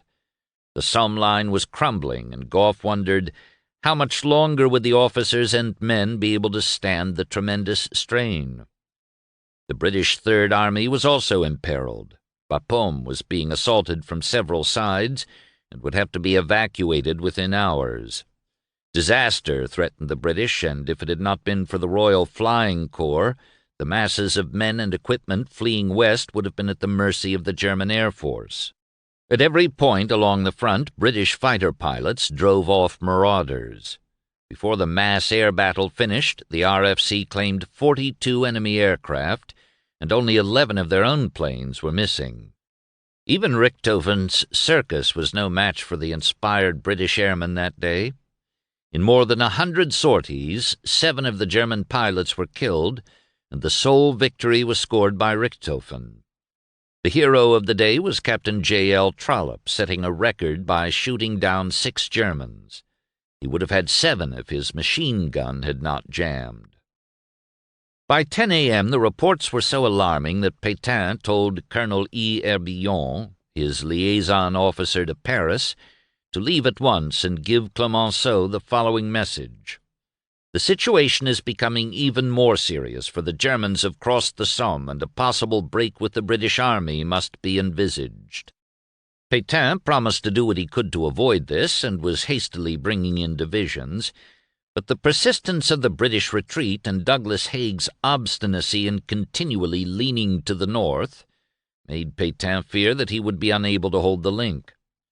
He assured Clemenceau that he would cover Paris at all costs, and urgently requested the Premier to press the British to come toward the French, without which they will be separated, and in that case Douglas Haig will find himself in a situation where he will be unable to hold out. It was imperative, Pétain concluded, that he and Clemenceau meet that evening to settle the matter. Just as Herbillon was setting off for Paris, Pétain summoned him back. The situation had worsened in the past half hour, and he might have to make grave decisions. Rarely had anyone found Pétain in such a state, and later in the morning Minister of Munitions Loucheur also noticed it. I have often seen him during the war in the most difficult hours, always in control of himself, with a calmness which was impressive and at the same time reassuring.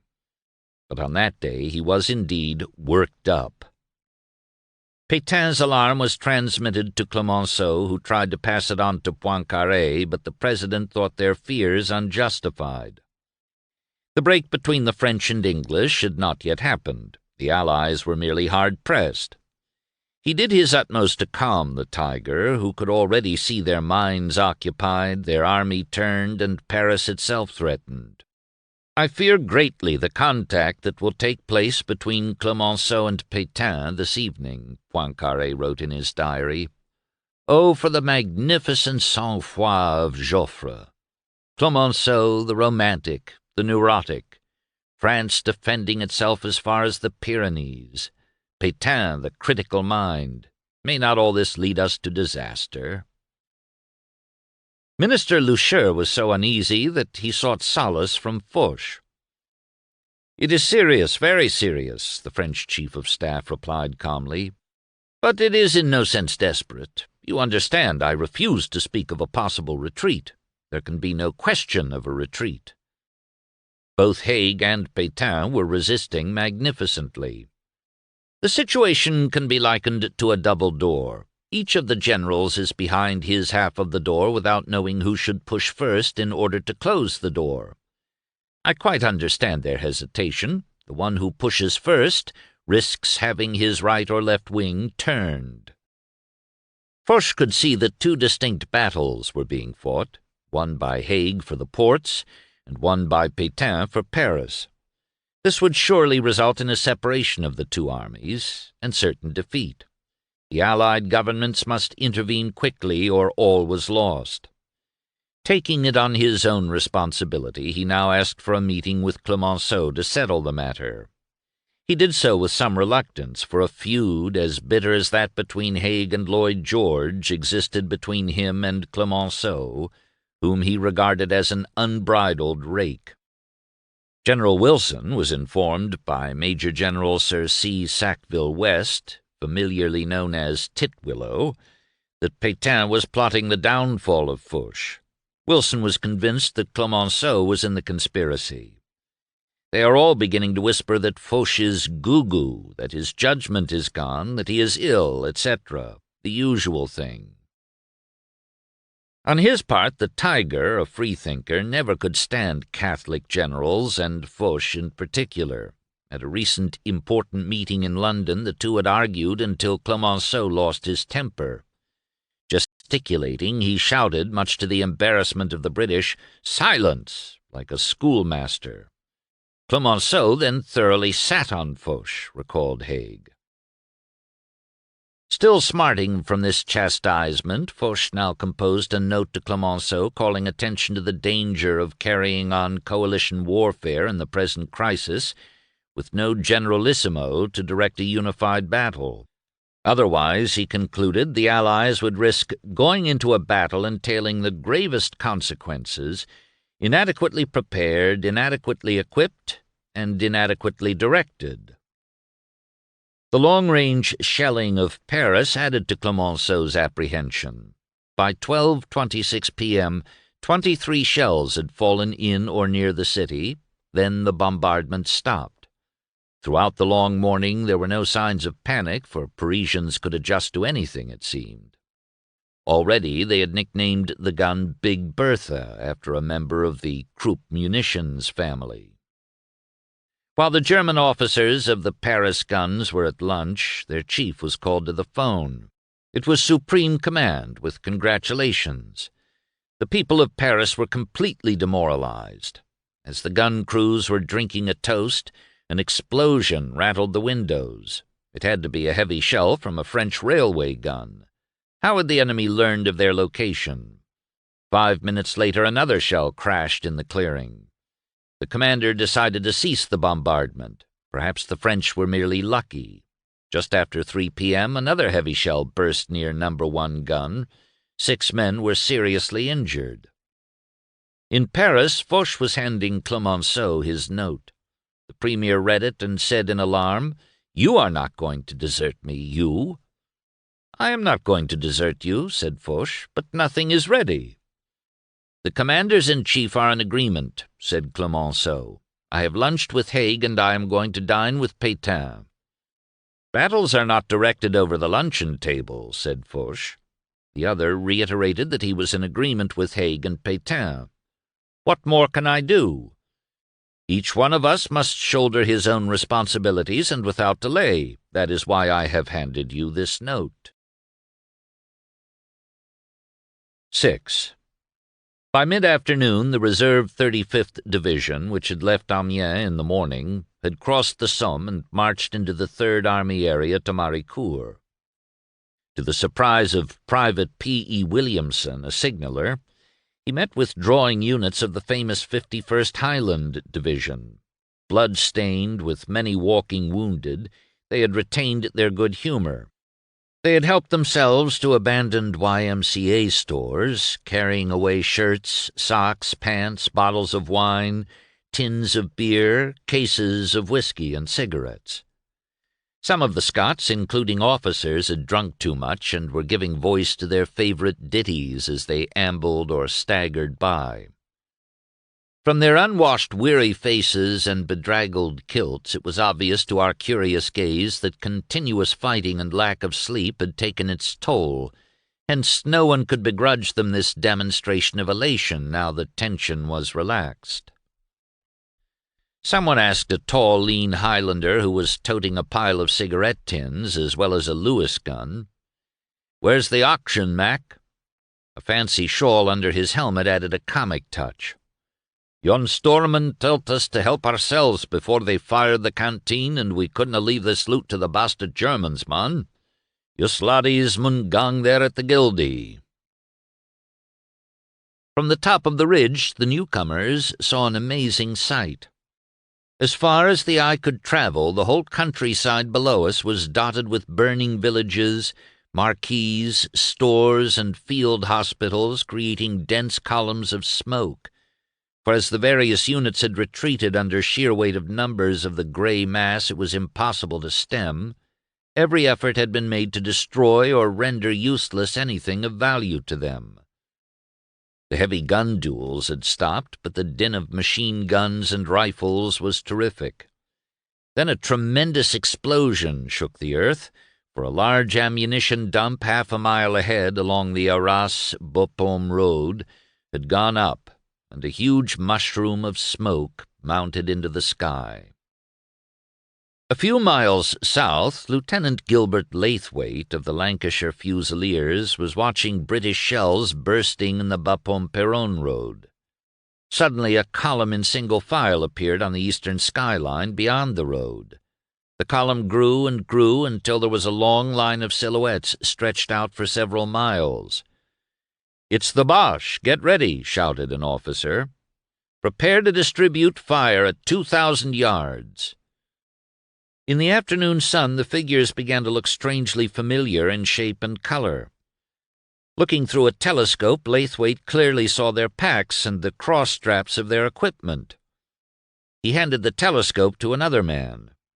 "I believe they are Boche dressed in our stuff," he said, then realized they were British. The line kept moving until a shell burst in their midst, then it abruptly turned left.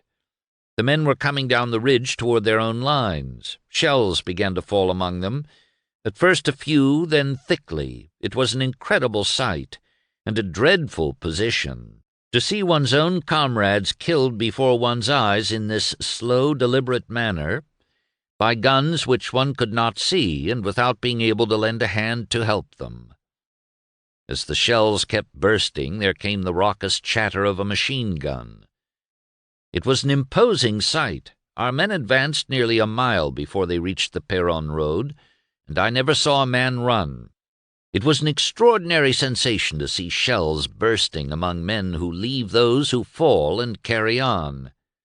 The impression given by the trudging lines with their heads forward was that they must be dog-weary and utterly exhausted, but they never ran, and they stuck that heavy shelling and enfilade machine-gun fire. Before leaving their position, the order had gone out that any man who ran or fell out would be shot. Not a single man had disobeyed. It was another busy day for Paul Maz. General Gough had sent him south to see how the right flank of Maxey's 18th Corps was faring. He cycled through Vieuxelve and cut through a wood where the wagons of a French division had halted. To his dismay, he saw infantrymen of the French 9th Division falling back. Then he realized they were conforming with the retirement of one of their divisions on the right. The whole right wing was retreating, and that would seriously affect the British divisions fighting north of them. He began searching for French headquarters, and when he finally did locate a staff, they were entirely preoccupied with the problem of getting their troops safely through the wooded country. Maz knew he could not stem the tide of withdrawal, but hoped to delay it by explaining the dangerous consequences to the British on their left. "But they must also withdraw," said a French colonel. Maz had to get this information to General Maxey at his new headquarters in Rouen. He found him talking to General Robiliot, commander of the French 2nd Cavalry Corps, who had promised Gough to launch a counterattack next morning south of Nesle. Robiliot's troops were about to take position behind Maxey's corps. No two men could have presented a bigger contrast than these two generals. General Maxey, very quiet, sitting grimly at his table, and the rather exuberant French general dressed in the palest blue with 2 rows of medals tinkling on his broad chest. Once Robiliot's troops arrived, it meant that Maxey would come under his command. This arrangement was already causing complications, for the French had not realized the exhausted state of the British troops after 4 days' hard fighting, and their plans, therefore, were often out of tune with the reality of the situation. Maz was instructed to see that the arriving French troops reached their proper position. After Maz left, Gough himself arrived at Rouen, and, following a briefing by Maxey, telephoned Robiliot. They coordinated plans for a joint British-French attack on the Germans northeast of Nesle and hoped that this would drive the enemy back over the Somme to restore the river line in this sector. The attack was set for 8 a.m., and a barrage table was agreed upon. The situation at Nesle was deteriorating. At dusk, Cockburn saw British troops running out of the village of Ménil-Saint-Nicaise, as if hotly pursued. German lights went up from the village. That meant the village was taken and the Boche were attacking in force. There was no use in staying, so Cockburn pulled back his men to a position close to the railway, northeast of Nesle. He started back to brigade to tell what had happened. "Well, are you not glad to have finished the fighting?" he asked a prisoner he was escorting to the rear. "Oh, the war is so bad wherever you are that it is all the same whether you are fighting or not," replied the German, and he would say no more. Ahead, Cockburn could make out the gaunt, scarred houses and tall chimneys of Nesle. Soon they were walking down the dark, cobbled, deserted streets. He handed over his prisoner and reported to the brigade commander. "The Germans are now at Ménil-Saint-Nicaise," he said as they both examined a map by flashlight. He pointed to where his men had fallen back. It was easy to see that the general knew little of the situation, while another brigadier who was with him appeared to be as ignorant. They had no idea what was really going on out front. It was dark by the time the Kaiser returned to his train.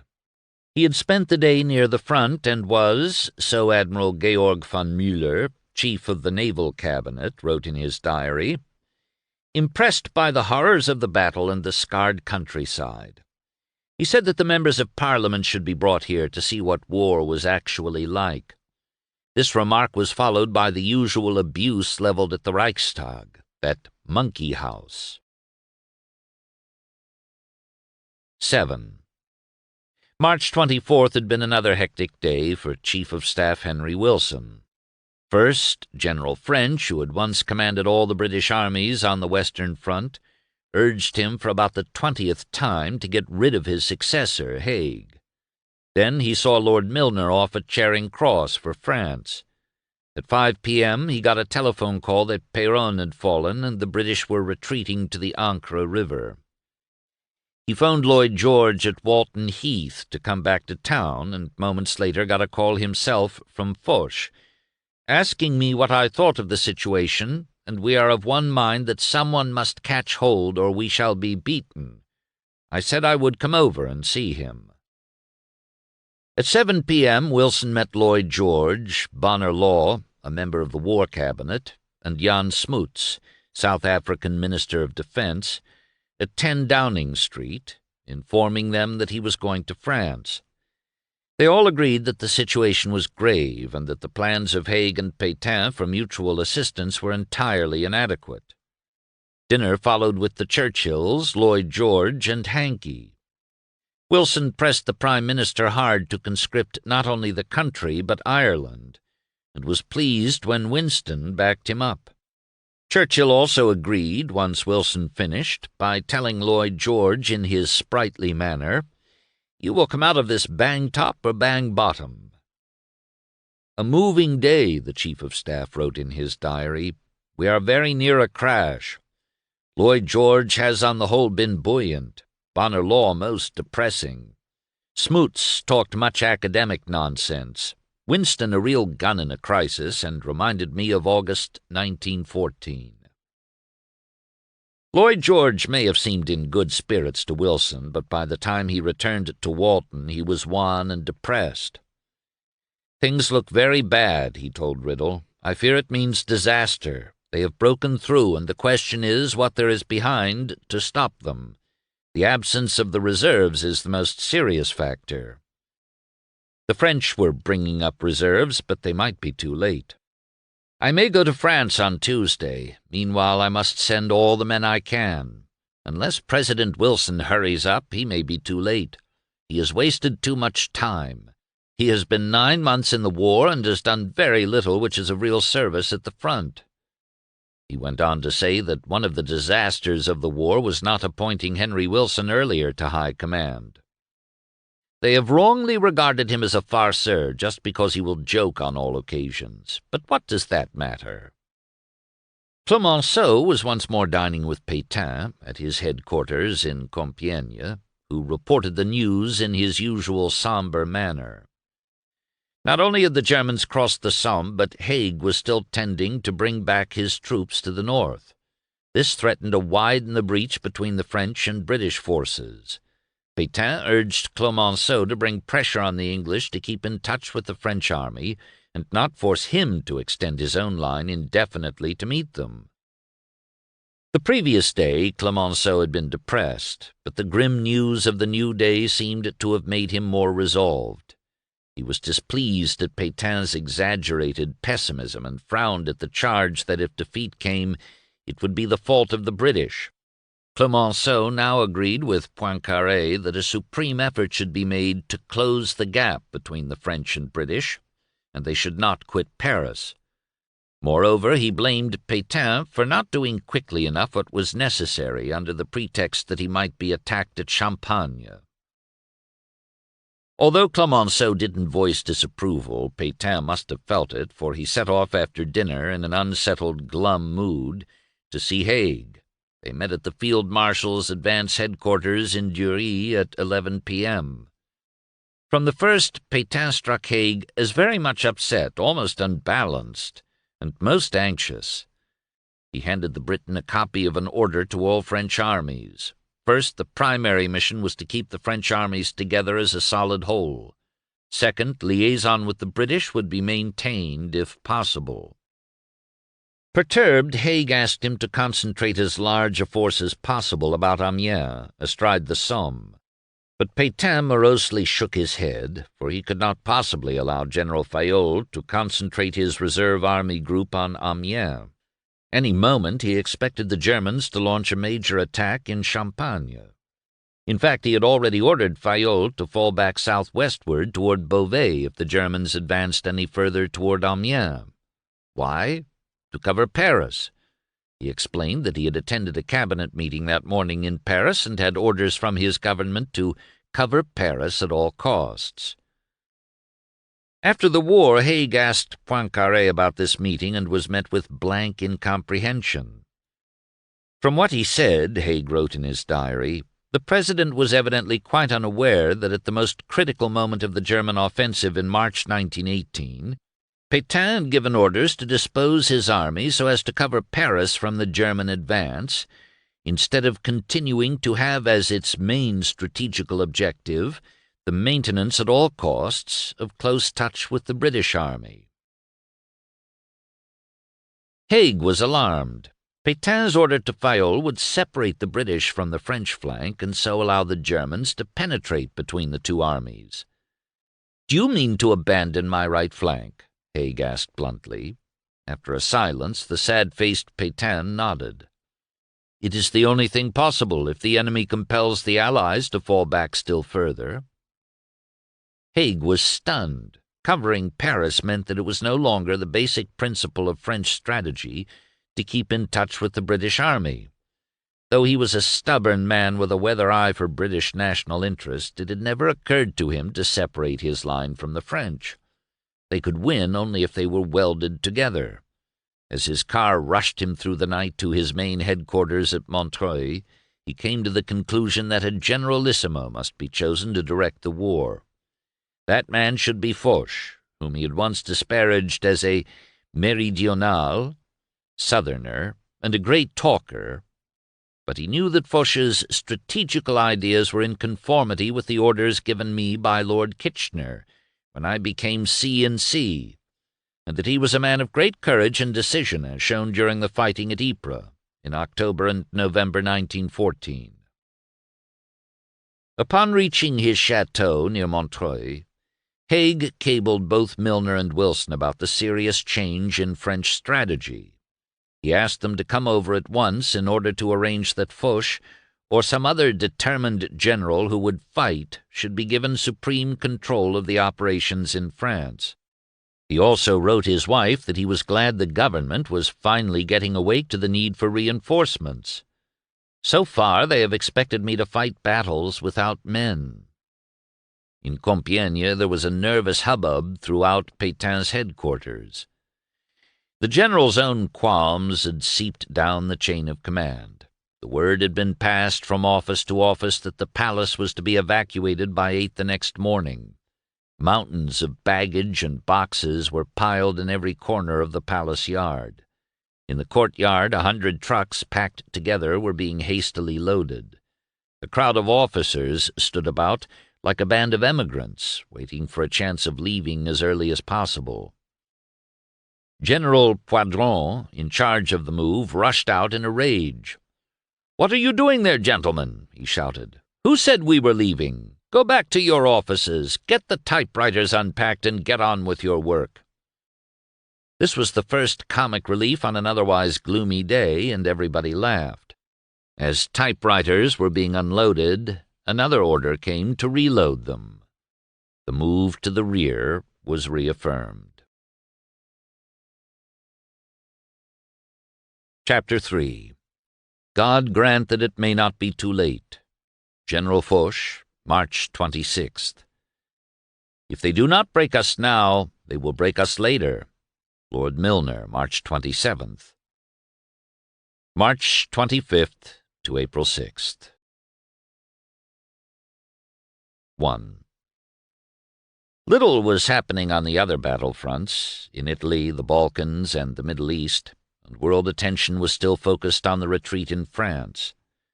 It continued through the early morning hours of Monday, March 25th. Lieutenant Campbell had been ordered to go and find out where the enemy was and to send back information. He set off at 4:30 a.m. in utter darkness, up a hill and toward Maricourt, a village on the road to Albert. Campbell was feeling depressed. The exhaustion and continuous anxiety of the 4 days of battle had undermined his confidence and strength. "I was afraid. I felt alone. None of the others in the hut had woken when I went out. I should have felt less discouraged if one of them had been awake and had wished me luck before I started. And as for the battle, it seemed as though we should go on retreating forever. I could see no end to it." Hardly a gun was firing as he passed through a wood and came to a road. He could sense he had come to the edge of a cliff, and to the south, the Somme was somewhere below. He was to wait here until daylight, and it was not too long in coming. The valley was hidden in fog, but the sun began dissolving the mist. 200 feet below, in an almost sheer drop, lay the river. The spectacular sight took his breath away. He looked into the valley. The war seemed to have stopped. The guns were silent. We were alone. There was neither friend nor foe in sight, only the gray ruin of a church by the river, lit by the morning sun, like an old ruined abbey in the middle of deserted land. Then, to his dismay, he saw Major John, the commander of one of the other batteries, coming up the hill. He was the most disliked and dreaded officer in the entire brigade. Without fear himself, he expected others to be equally unafraid. He despised you if you showed fear, and I'd been feeling afraid ever since I woke up. Campbell knew that the major, who was always doing crazy things, would expect him to go on some crazy enterprise. On the night the battery blew up its guns, John had gone forward to find the enemy, leaving orders for his own battery to stand. Of course it hadn't. What was the point of being taken prisoner? It had retreated, never expecting to see its commander again. But John had somehow escaped capture and had gone berserk when he found that everyone had decamped. This fearsome man was coming up the hill, and Campbell hoped he wouldn't recognize him and would pass by. But John knew everyone and said in his unpleasant voice, "What's happening here?" He ended the sentence as usual with a short, disagreeable laugh. Campbell said there was no sign of the enemy and began looking through his field glasses, hoping to give the impression he was doing a useful job. "No, there's nothing for us to do here," the major said. "We'll go on to Maricourt and find out what's happening there."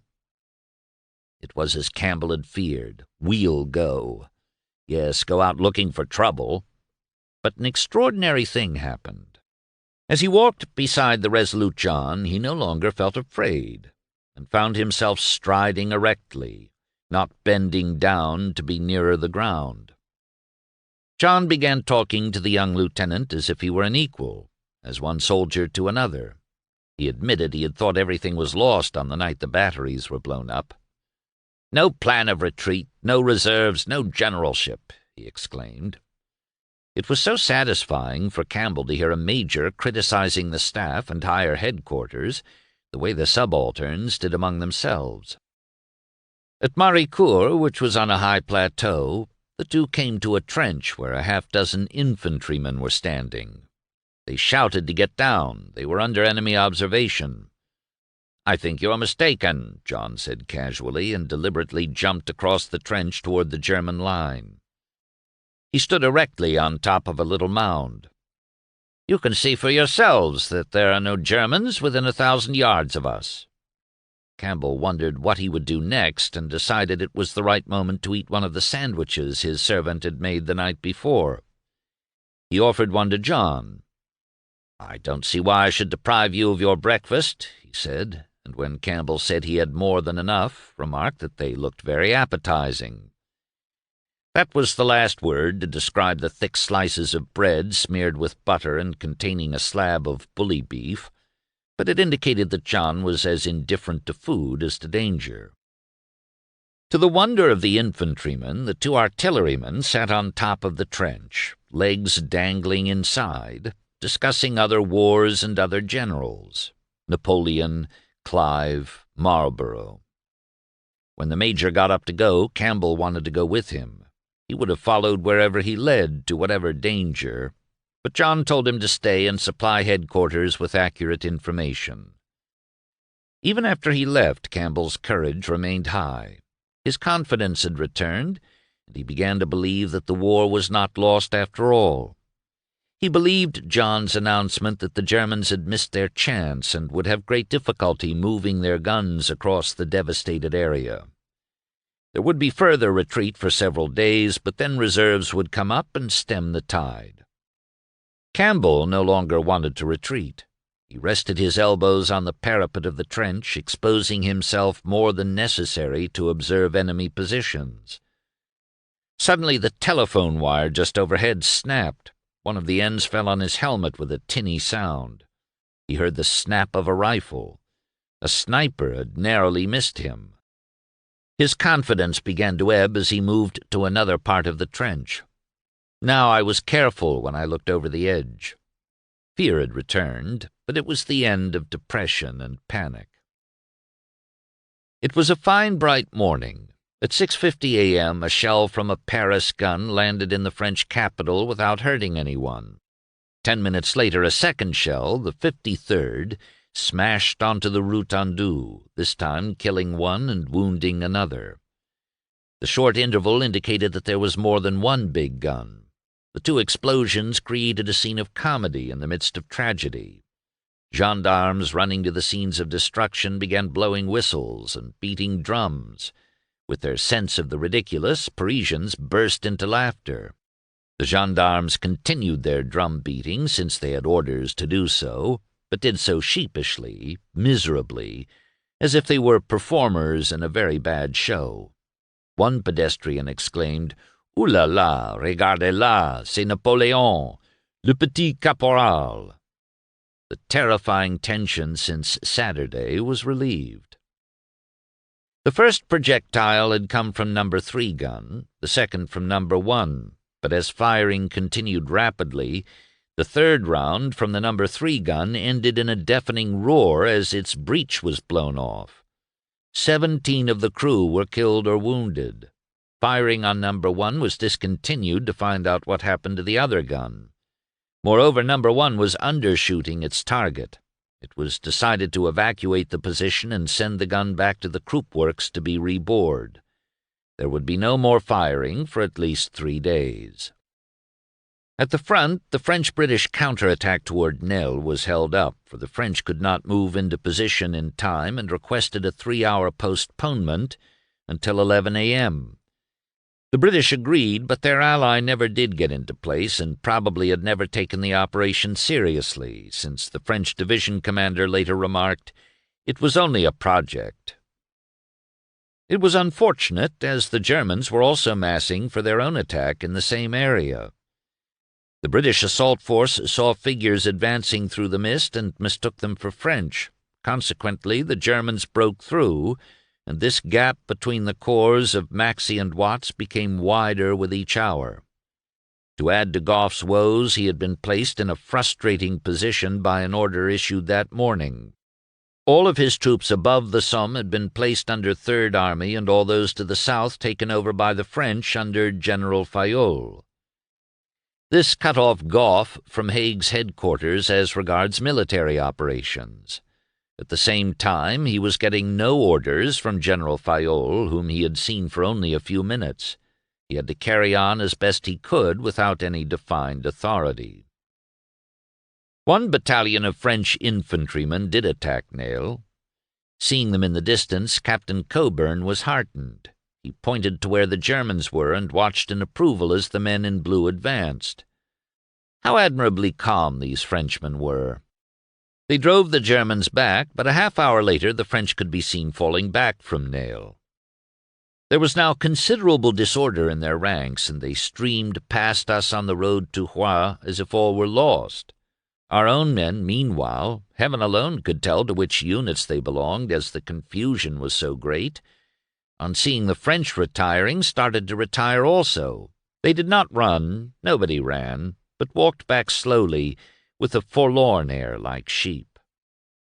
The French commander, smartly dressed in bright blue uniform with greatcoat thrown open, approached as if he were walking in the Bois de Boulogne.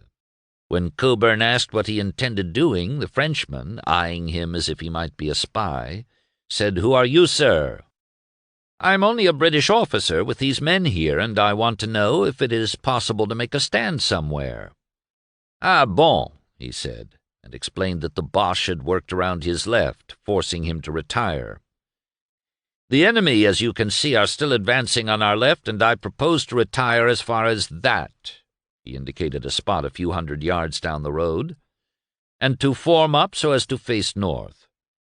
"Very well, I will join you with what men I can and support you." But some of the French troops had no intention of obeying their commander, and were already streaking to the rear. "Oh, that miserable morning," recalled Coburn. He and other British officers kept blowing their whistles to get the men to halt and dig. Several times they persuaded one group to stop, but as soon as they started to dig, another group would retire, and it would set everyone on the retreat. The officers did what they could, but with machine-gun bullets spraying the area and without horses, it was impossible to control so many troops. Even so, a mixed French-British unit at last did dig in along a row of short trees by the roadside, and a defense line was finally established. General Henry Wilson had just arrived at Haig's headquarters in Montreuil. "Briefly," Haig said, "everything depends on whether the French can and will support us at once, with 20 divisions of good quality, north of the Somme. Clemenceau," he added, "must take a far-reaching decision immediately, so that the whole of the French divisions may be disposed as to be able to take turns in supporting the British front, as we are now confronting the weight of the German army single-handed." Wilson was not at all impressed. "D.H. is cowed," he wrote in his diary. "He said that unless the whole French army came up, we are beaten, and it would be better to make peace on any terms we could. I pointed out that in his present flush of success the Boche would only consent to make peace if we laid down our arms, which was out of the question, and he agreed. After much talk, I told him that in my opinion we must get greater unity of action, and I suggested that Foch should coordinate the action of both C and Cs. In the end, Douglas Haig agreed. I could not help reminding him that it was he, with Clemenceau's assistance, who killed my plan of a general reserve. Nor could I resist reminding him of what I had both told him and written to him on the 6th of March, that without a general reserve he would be living on the charity of Pétain, an impossible situation, for here is the attack I foresaw and predicted in January in full blast, and really no arrangements to meet it. Unfortunately, a number of the published diaries of the leading men of this era, including those of General Wilson and Colonel House, do not include some of the most revealing passages. The unexpurgated diaries of Henry Wilson reveal not only a brilliant, biting wit, but add dimension to some of the crucial arguments of the day. In the above quotation from the Wilson diaries, for example, the first 3 sentences were deleted from the version edited by Major General Sir C.E. Caldwell. He seemed to have forgotten that it was Haig who had protested so often that a great offensive was coming in the spring and that he had belittled it. Moreover, Haig's mind that day was clearer than his. Wilson no longer regarded Foch with unrestricted admiration, and later that afternoon proposed to General Weygand, Foch's chief of staff, that Clemenceau take over as commander-in-chief of the Allied armies, whereas it was Haig who had initiated the idea of choosing Foch as generalissimo. Just before 3 p.m., the French premier met with Lord Milner at the Ministry of War in Paris. Clemenceau declared that it was necessary at all costs to maintain the connection with the French and British armies, and that both Haig and Pétain must at once throw in their reserves to stop the breach. After Pétain's depressing words to Haig the previous night, this was a significant development. The Tiger went on to say that it would be necessary to bring pressure to bear upon Pétain to do more in that direction. After this meeting, the 2 men, accompanied by Foch and Blucher, left for a conference in Compiègne with Pétain and Poincaré. At the Gare du Nord, Clemenceau was accosted by the director of railway communications, who said, "If you do not save Amiens, everything is lost. It is the center of all our communications." "Well, we are going to try," was the reply. The meeting was held at a chateau on the outskirts of Compiègne, since the city itself was under constant bombardment. Poincaré presided as Pétain described the greatly disorganized condition of Gough's Fifth Army and claimed that it had ceased to exist as an army. He himself had already sent 15 divisions to help stem the tide, and 6 of these were already heavily engaged. That was all he could spare at the moment, since he was faced with the task of defending the road to Paris. He was also being threatened from the valley of the Oise and perhaps from the direction of Champagne. Foch challenged this glum appraisal and said that the greatest danger point was the Amiens area, where the Germans had broken through the Franco-British front and caused a large gap between the 2 armies. This front had to be re-established and liaison restored between the 2 forces, even if some risks were entailed elsewhere. Clemenceau and Poincaré appeared to agree, and the former asked, "How can the British cooperate in this plan?" Lord Milner could not answer. Unfortunately, Haig and Wilson were too busy to be there, so Milner suggested that they all meet the next day. The others assented, and after the conference broke up, Milner privately told Clemenceau that he had misgivings whether Pétain on his side was prepared to take sufficient risks in order to bring up all possible French reserves, on which, as it seemed to me, everything depended. The premier shared his qualms. Now they needed Haig's consent. This was promptly given, and he proposed they all meet at Toland, which lay some 20 miles north of Amiens, and about the same distance behind German-occupied Bapaume. The time was set for 11 the next morning. Haig and Wilson had been conferring simultaneously at Abbeville with General Weygand. Haig handed the Frenchman a note setting forth his requests and intention. He asked that the French place at least 20 divisions behind Amiens for the purpose of acting against the flank of the German attack on the British army. Weygand took this to mean that Haig had decided to transfer the British resistance west of Amiens. "The British army," said Haig, "will have to fight falling back slowly and covering the Channel ports." 2. There was already a feeling of near panic on the road leading to the site of tomorrow's conference. Captain Barent's heavy artillery unit parked in line along the highway near Forceville, and he was sent to a nearby chateau to report to brigade headquarters. The commander, General Marshall, and the brigade major were sitting in a large, beautifully furnished salon. After Barent told them the news and started out, an orderly entered. come back!" shouted the general, and asked Barend how long it would take to get to his own colonel. "About 4 minutes," he answered. "Then get off as quickly as you can and tell him to continue to retreat at once. The Germans captured Albert half an hour ago. Make for Toland. Either the brigade major or I will be at the town hall to give you fresh orders. Hurry up. Forceville is only 6 miles from Albert." Barend ran to his motorcycle. He tore so furiously down the road to Forceville that people rushed to get out of the way and turned to stare. His colonel was standing complacently in the middle of town, proudly surveying the neatly lined brigade. Drivers were wiping down their trucks. Gunners were polishing their guns. Half of the brigade was already in billets, the rest enjoying themselves in estaminet. The street became a bedlam of shouts and whistles, and within 12 minutes the heavy artillery was on the retreat again, and with real dismay in our hearts. They didn't know that Albert was still in British hands. Even so, the enemy was less than 5 miles away. German movie cameramen were not far behind in the shattered town of Bapaume. It was bare and desolate, not at all the pleasant garrison town where their chief, Franz Zelter, had drained many a mug of beer 2 years earlier. He later became leader of the Stahlhelm, Steel Helmet, a paramilitary nationalist group of veterans. Not all its members shared Hitler's goals, but Zelter became a member of the Führer's first cabinet. It was a wilderness, but what a wealth of subjects to photograph. The masses of English prisoners, the lines of tents and corrugated iron huts, and the strangely laid-out cemeteries, and then the crossing of the battered positions with their fallen German attackers and English defenders. It all made up a tremendous, overwhelming spectacle.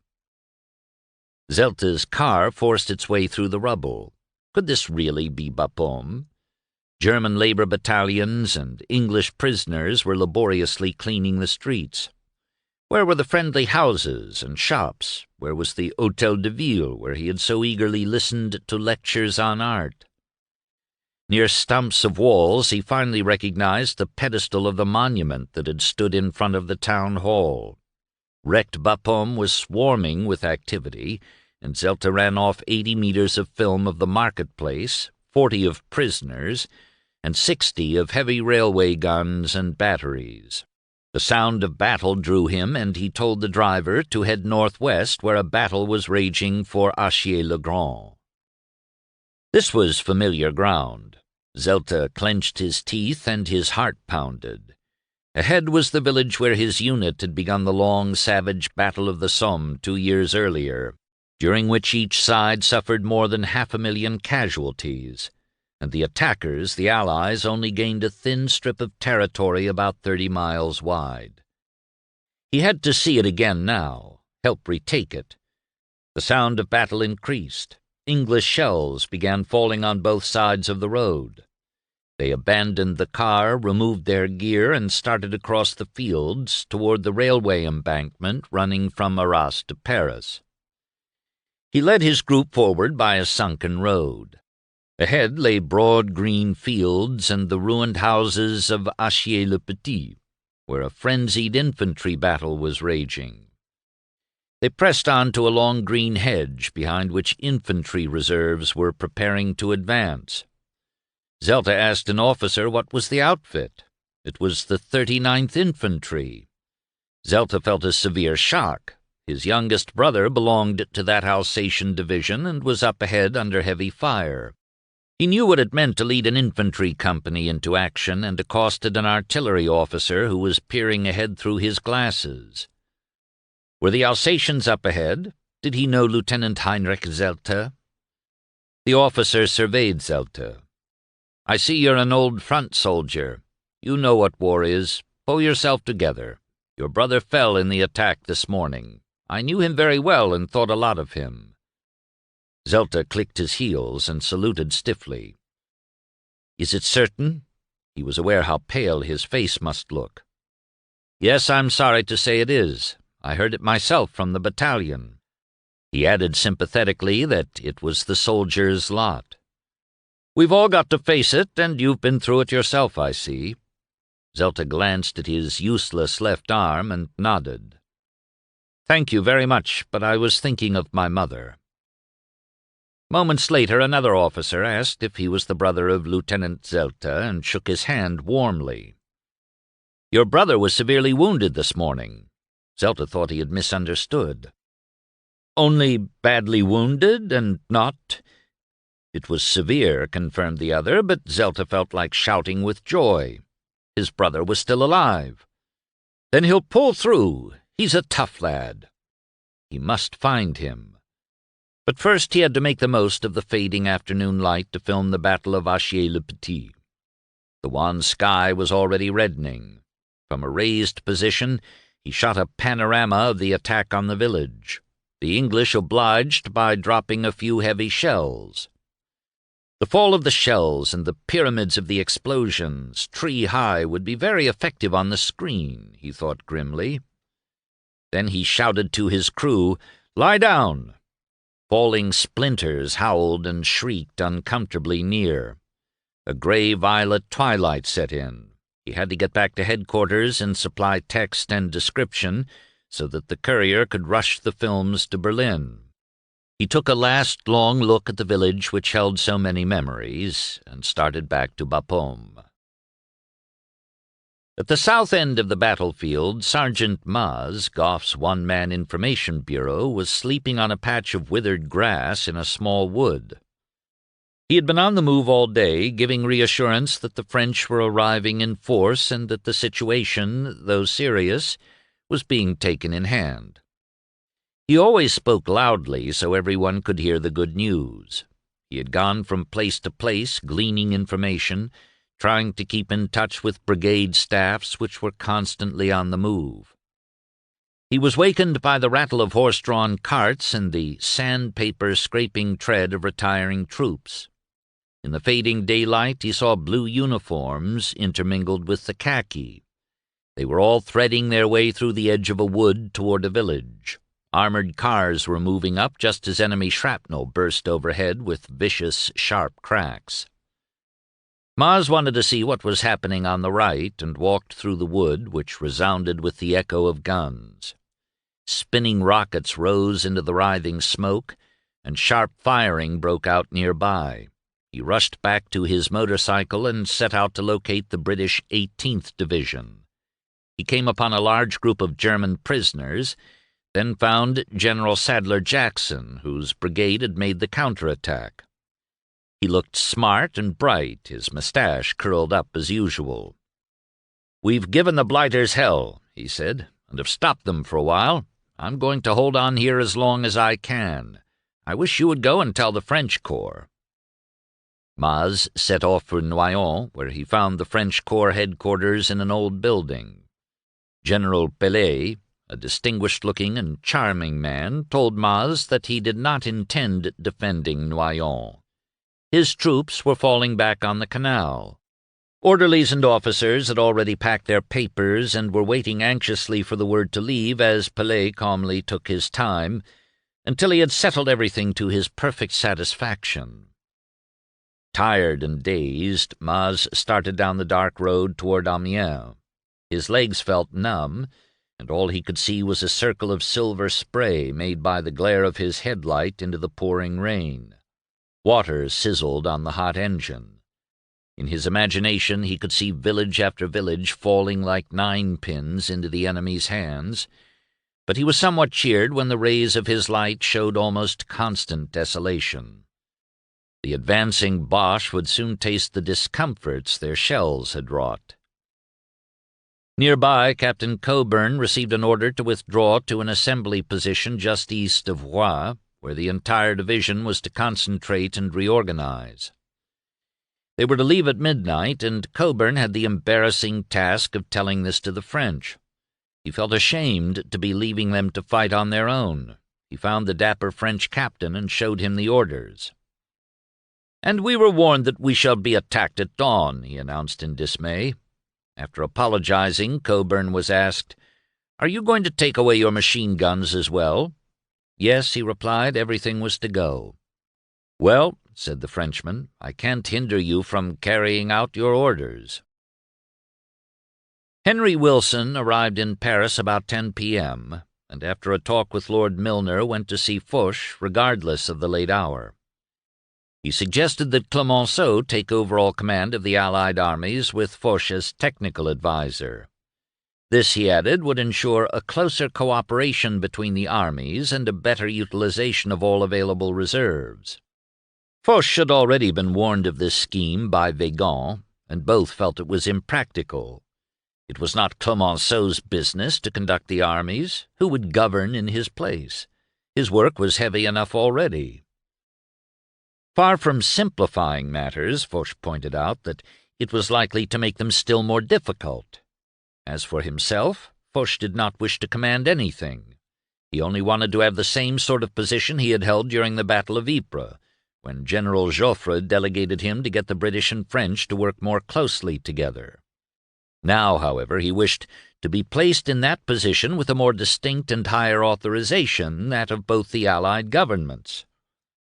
Wilson was pliable enough to change his mind on the spot and agreed to suggest at tomorrow's meeting in Toland that both sides commission Foch to coordinate the military action of the two commanders-in-chief, Pétain and Haig.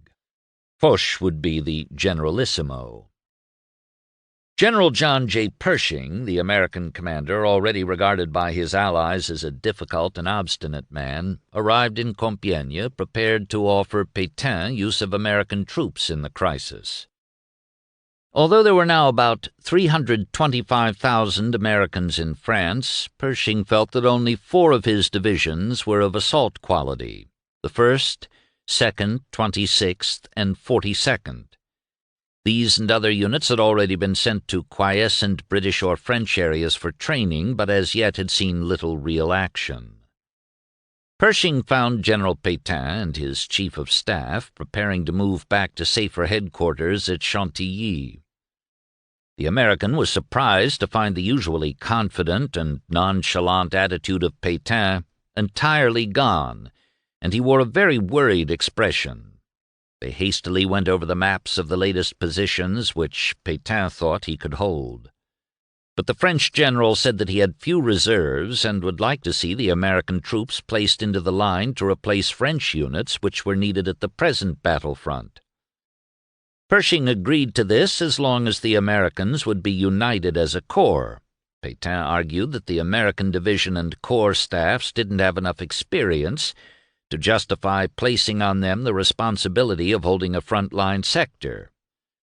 Pershing, a bit stiffly, replied that he was willing and anxious to do what was best to meet the present emergency, but wished it understood that it shall be the policy to work towards the organization of an American corps on the front under the command of their own corps commander.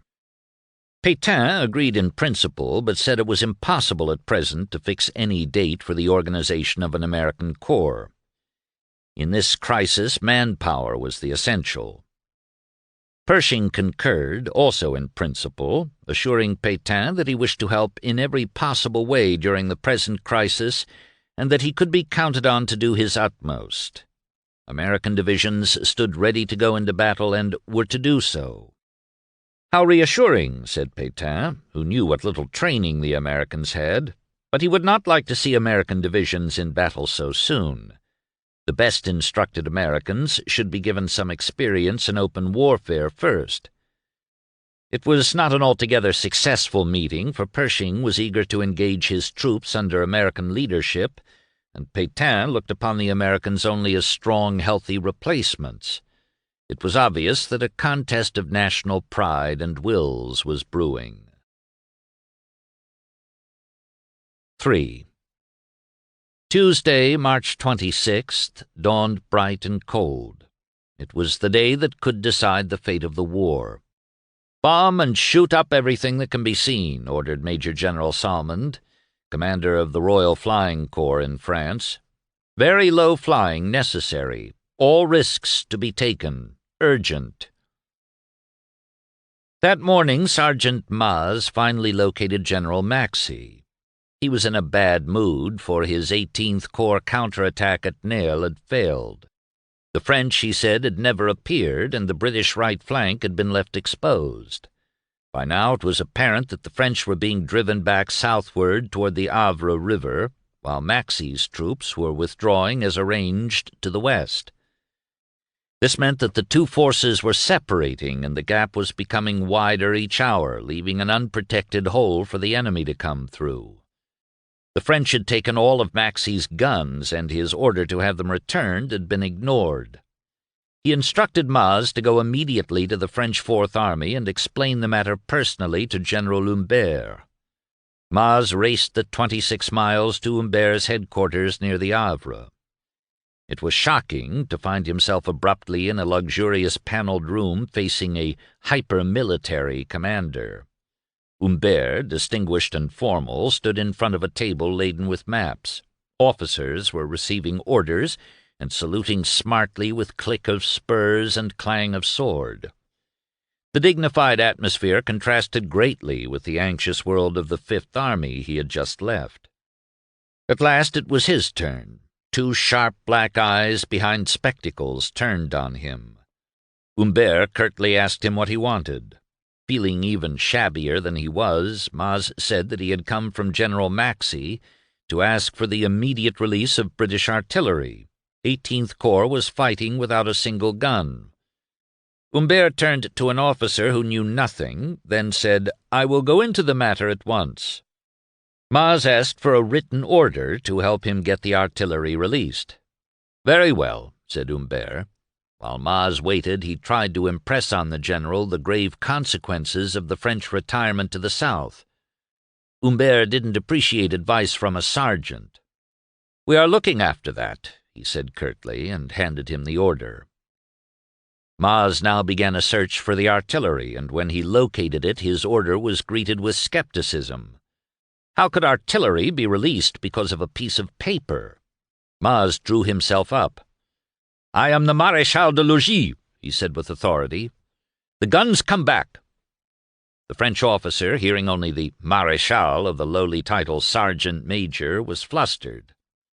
The stylish cut of Maz's uniform, though battle-stained, was obviously that of a high-ranking officer, and so was his imperious manner.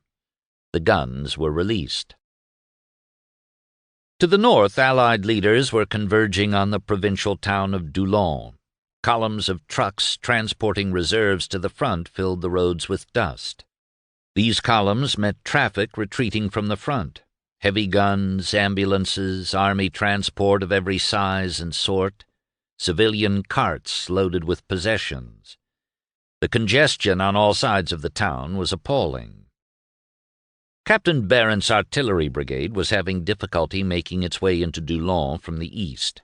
Besides all the military traffic, the road was crowded with refugees and a straggling company of the Chinese Labor Corps, China's contribution to the Allied cause. They were behaving more like school children unexpectedly let out of school. They grinned at everyone and everything and trickled in twos and threes into every estaminet they passed. Some of the Chinese carried huge bundles on their heads, others had no possessions. Some were helping refugees push wheelbarrows or pull handcarts. Others chased happily after British trucks, hoping in vain for a lift. On the outskirts of Toland, 2 Chinese entered a lingerie shop. When they were promptly ejected, they stood on the pavement chattering and gesticulating like angry monkeys. Barent was impressed by the great activity around the Hôtel de Ville. There were so many magnificent cars outside that he figured very important people must be inside. He thought that he even saw Field Marshal Haig's car flying its miniature Union Jack. There were also big French cars. What was going on inside? Haig was the first to arrive in Toland. He looked exhausted and anxious, having had little sleep in 48 hours. The little clock at the top of the solid but rather ornate 3-story building pointed to 11. In a large, high-ceilinged room on the 2nd floor, he met with the commanders of his 1st, 2nd, and 3rd armies, Horn, Plumer, and Byng. Conspicuously absent was General Gough, who was now officially under General Fayolle. Haig explained that his object was to gain time to enable the French to come and support them. To this end we must hold our ground, especially on the right of our Third Army on the Somme, where we must not give up any ground. The covering of Amiens is of first importance to the success of our cause. On the other hand, I must not so extend our line through enemy pressing our centre, making it bulge, and thus extending our front as to risk its breaking. In the south, near the Somme, commented Byng, the enemy is very tired, and there is no real fighting taking place there. Friend and foe are, it seems, dead beat and seem to stagger up against each other. Haig nodded. It was true. In fact, the entire battle seemed to be slowing down. The French delegation from Paris was next to appear. On the way, Clemenceau had confided to General Henri Mordac, chief of the Premier's military cabinet, that he was going to take advantage of the British debacle to force upon them the unity of command. He was in good humor, looking forward to the confrontation. The Tiger arrived at the Toland Hôtel de Ville moments after Haig had entered. Then Poincaré's car pulled up. They were told that Haig was holding a meeting inside and that General Wilson and Lord Milner had not arrived. The main conference would not begin for some time. Since it was rather cold, the French walked briskly about the square to keep warm. Mordac was impressed by the imperturbability of the British troops, which were retiring sedately through the town. Occasionally their conversation was interrupted by violent cannonading of German guns only a few miles away. "That is why, under a calm exterior, the pangs of anxiety gnawed at every heart," recalled Mordac. But time was going on, and still the English did not arrive. The mayor of Toulon approached Poincaré. "If Amiens is taken," he asked, "will you make peace?" "It is not I who has the right to make war or peace. But if you want my advice, I tell you frankly that I am personally opposed to a peace made the day after a defeat. It would be disastrous." Clemenceau came over. He appeared gay, but drew the president aside to reveal dejectedly that Pétain was contemplating the retreat of the French army to the south, while the British army retired toward the north. "Pétain is annoying because of his pessimism. Do you know what he told me? And I wouldn't repeat it to anyone but you. He said the Germans will beat the British in open country. After, they will beat us too. Do you think a general should talk or even think like that?" Foch arrived, charged with energy and bursting with fighting spirit. He confirmed the story about Pétain, then said, "It is necessary to draw up a minute of proceedings of the coming conference." "What good will that do?" said Clemenceau. "To fix responsibilities," said Foch, and wandered off. He wanted to visit the little schoolhouse where he and his staff had established themselves in 1914. His thoughts went back to those critical days and the battles of the Isère and of Ypres. Comparing their number, armament, and supplies then with now, I could not permit myself for a moment to admit that, powerfully reinforced as we were, we could allow ourselves to be beaten in 1918, when, with means so relatively meagre, we had conquered in 1914. On his walk back to the town hall, he overheard a colleague say that it might be wise to evacuate Paris. "Paris," interrupted Foch. "Paris has nothing to do with it. Paris is a long way off. It is where we now stand that the enemy will be stopped. We have only to say, 'He shall not pass,' and he shall not pass. I guarantee you that. Believe me, success is 3/4 achieved when we are convinced that we cannot fall back farther, and the order is sent forth to resist where we stand at this very moment." These words acted like a tonic on that small group, but could it overcome the gloom that Pétain would surely bring to the meeting? He was walking in another part of the garden, tense of face and filled with anxiety. 15 minutes before noon, Milner and Wilson finally appeared. Clemenceau hurried up to the former, startling him with the announcement that Haig had just declared that he would be obliged to uncover Amiens and fall back on the Channel ports. "I feel sure there has been some misunderstanding about this," said Milner, and suggested that he have a short talk with the field marshal before the conference convened. Clemenceau readily agreed. The two Britons went upstairs to see Haig, who quickly cleared up Milner's concern. The French, he explained, had misunderstood his view about Amiens. All he had meant to say was that with his limited forces he would be outflanked and unable to cover Amiens unless the French came to his assistance. At any rate, he was fully determined to stand his ground as long as he could, and with some assistance from the French on his right flank, he believed he ought to be able to do so. His entire object, he explained, was to have a fighting French general in supreme command who would hold Amiens. "I can deal with a man, but not with a committee," he said, and was agreeable to Wilson's suggestion that Foch be that man. Milner was delighted to find that Haig, so far from resenting, as I had been led to believe he might do, the thought of Foch's interference, he rather welcomed the idea of working with the latter, about whom his tone was altogether friendly. The stage was at last set for the conference. It was 2:20 p.m. Rarely has such an important conference taken place under such dramatic circumstances. Along with the recurrent sound of artillery came the rumble and rattle of British tanks maneuvering into position at the eastern edge of town in case of a German breakthrough. The conferees gathered around an oval table. Poincaré, the chairman, sat on one side with Haig on his left and Milner and Wilson on his right.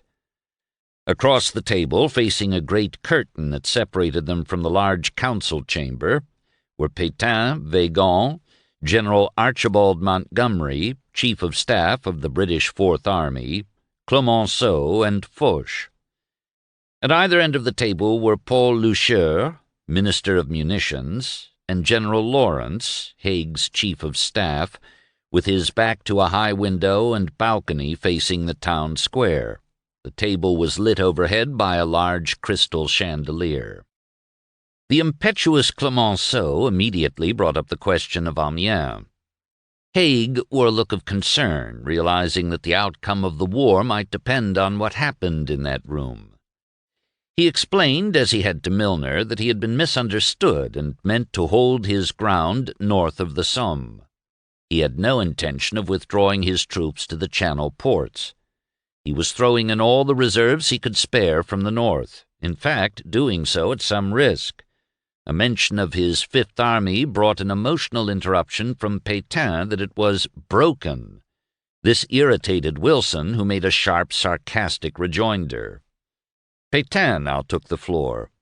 Haig thought he had a terrible look, the appearance of a commander who is in a funk and has lost his nerve.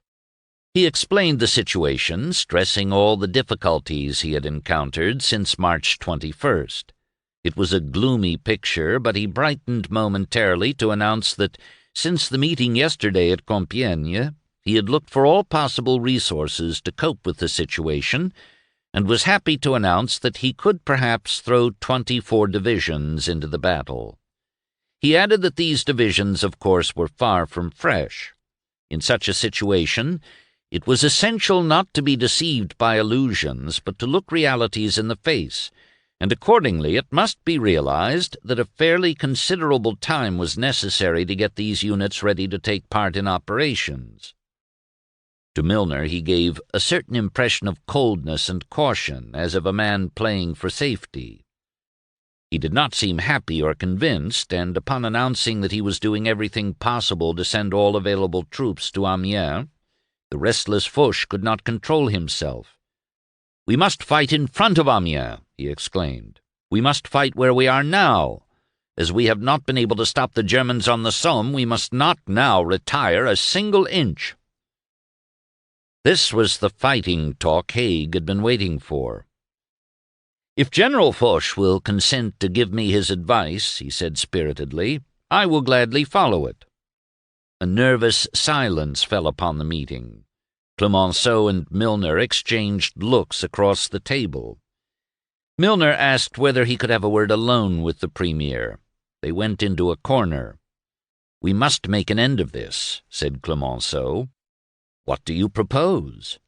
An artful manipulator, he intended leaving it to the English to make the request that the French had been preaching for months. Milner said that Foch appeared to be the man who had the greatest grasp of the situation. Could he not be placed in a position of general control? Clemenceau agreed with a straight face, not revealing that it had been his own idea. He said he would first have to consult Pétain. While the two Frenchmen were conferring in one corner, Milner and Haig were in another. The field marshal was not only quite willing, but really pleased. A few minutes later, Clemenceau showed a note to Milner which had been approved, if somewhat reluctantly, by Pétain. General Foch is charged by the British and French governments to coordinate the action of the Allied armies on the Western Front. He will work to this end with the generals-in-chief, who are asked to furnish him with all necessary information. Haig had no objections, and Milner signed the final draft. On his own responsibility, he committed the War Cabinet to stand behind Foch, entrusting to him the fate of the British Empire. Poincaré adjourned the meeting with words that both sides applauded. "I believe, gentlemen, that we have worked well for victory." As the meeting broke up, there was a unity that must have seemed impossible at noon. The conferees were men of conflicting views and temperaments. The French and British were out of step because of differing languages, tastes, manners, and national interests. Egos and wills clashed on all sides. The freethinker Clemenceau distrusted Foch because he was a Catholic. Foch, a family man, could not condone the sexual excursions of the tempestuous Clemenceau. Wilson thought Haig was a pompous, narrow-minded Scotsman, and Haig decried Wilson's outlandish Irish antics. Yet today all personal and national clashes had evaporated in the crisis. No single man could take the credit for the success of the meeting, even though each of them secretly thought himself responsible. There was only one man at odds with the others, Pétain. At bottom he was not a fighter by temperament like Foch, Haig, Clemenceau, and the others. As they were leaving the Hôtel de Ville, Wilson revealed that Gough was going to be removed. He would be replaced by Rawlinson. Haig agreed, ate a box lunch, and then headed for Beaurepaire, his chateau outside of Montreuil. Wilson had lunch at the Hôtel des Quatre Fils-Aimants with Milner. Clemenceau and Foch also dined there, and on the way the former was so delighted with the day's work that he patted the extremely tall Wilson on the head and called him un bon garçon. As they sat down to eat, Clemenceau chided Foch. "Well, you have had your own way," he said.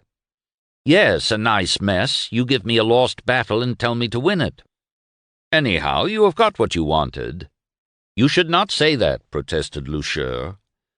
"General Foch is accepting the command because he loves his country, certainly not for his own pleasure." Despite the triumph, Clemenceau did not enjoy his meal. He had a stomachache, ate almost nothing, and yawned almost incessantly. During the lunch, Foch was already mentally drawing up the detailed arrangements for carrying out his line of action. He must keep the French and British forces together in order to save Amiens. Instead of a British battle to cover the Channel ports and a French battle to cover Paris, they must fight a joint battle to protect Amiens, the connecting link between the two armies. He must explain all this in person to those principally concerned, and as soon as he left the restaurant drove to Dury to see General Gough. Foch was visibly excited upon entering Gough's room. Once they were alone, he began assailing the Fifth Army commander in French. The latter spoke the language fairly well, but was not equipped to carry on a brisk argument. All these facts placed me at a distinct disadvantage and exposed me to considerable surprise. Foch was peremptory, rude, and excited in his manner. First, he asked, "Why are you at your headquarters and not with your troops in the fighting line?" Gough said he was waiting for orders from Foch. "You should not wait for me in that way without doing anything, or else your corps commanders will be on your heels and everyone will stampede. Go forward, the whole line will stand fast, and so will your own men." Gough was stunned. This was unfair advice given to a man who had tirelessly traveled from one end of his command to the other the past 5 days.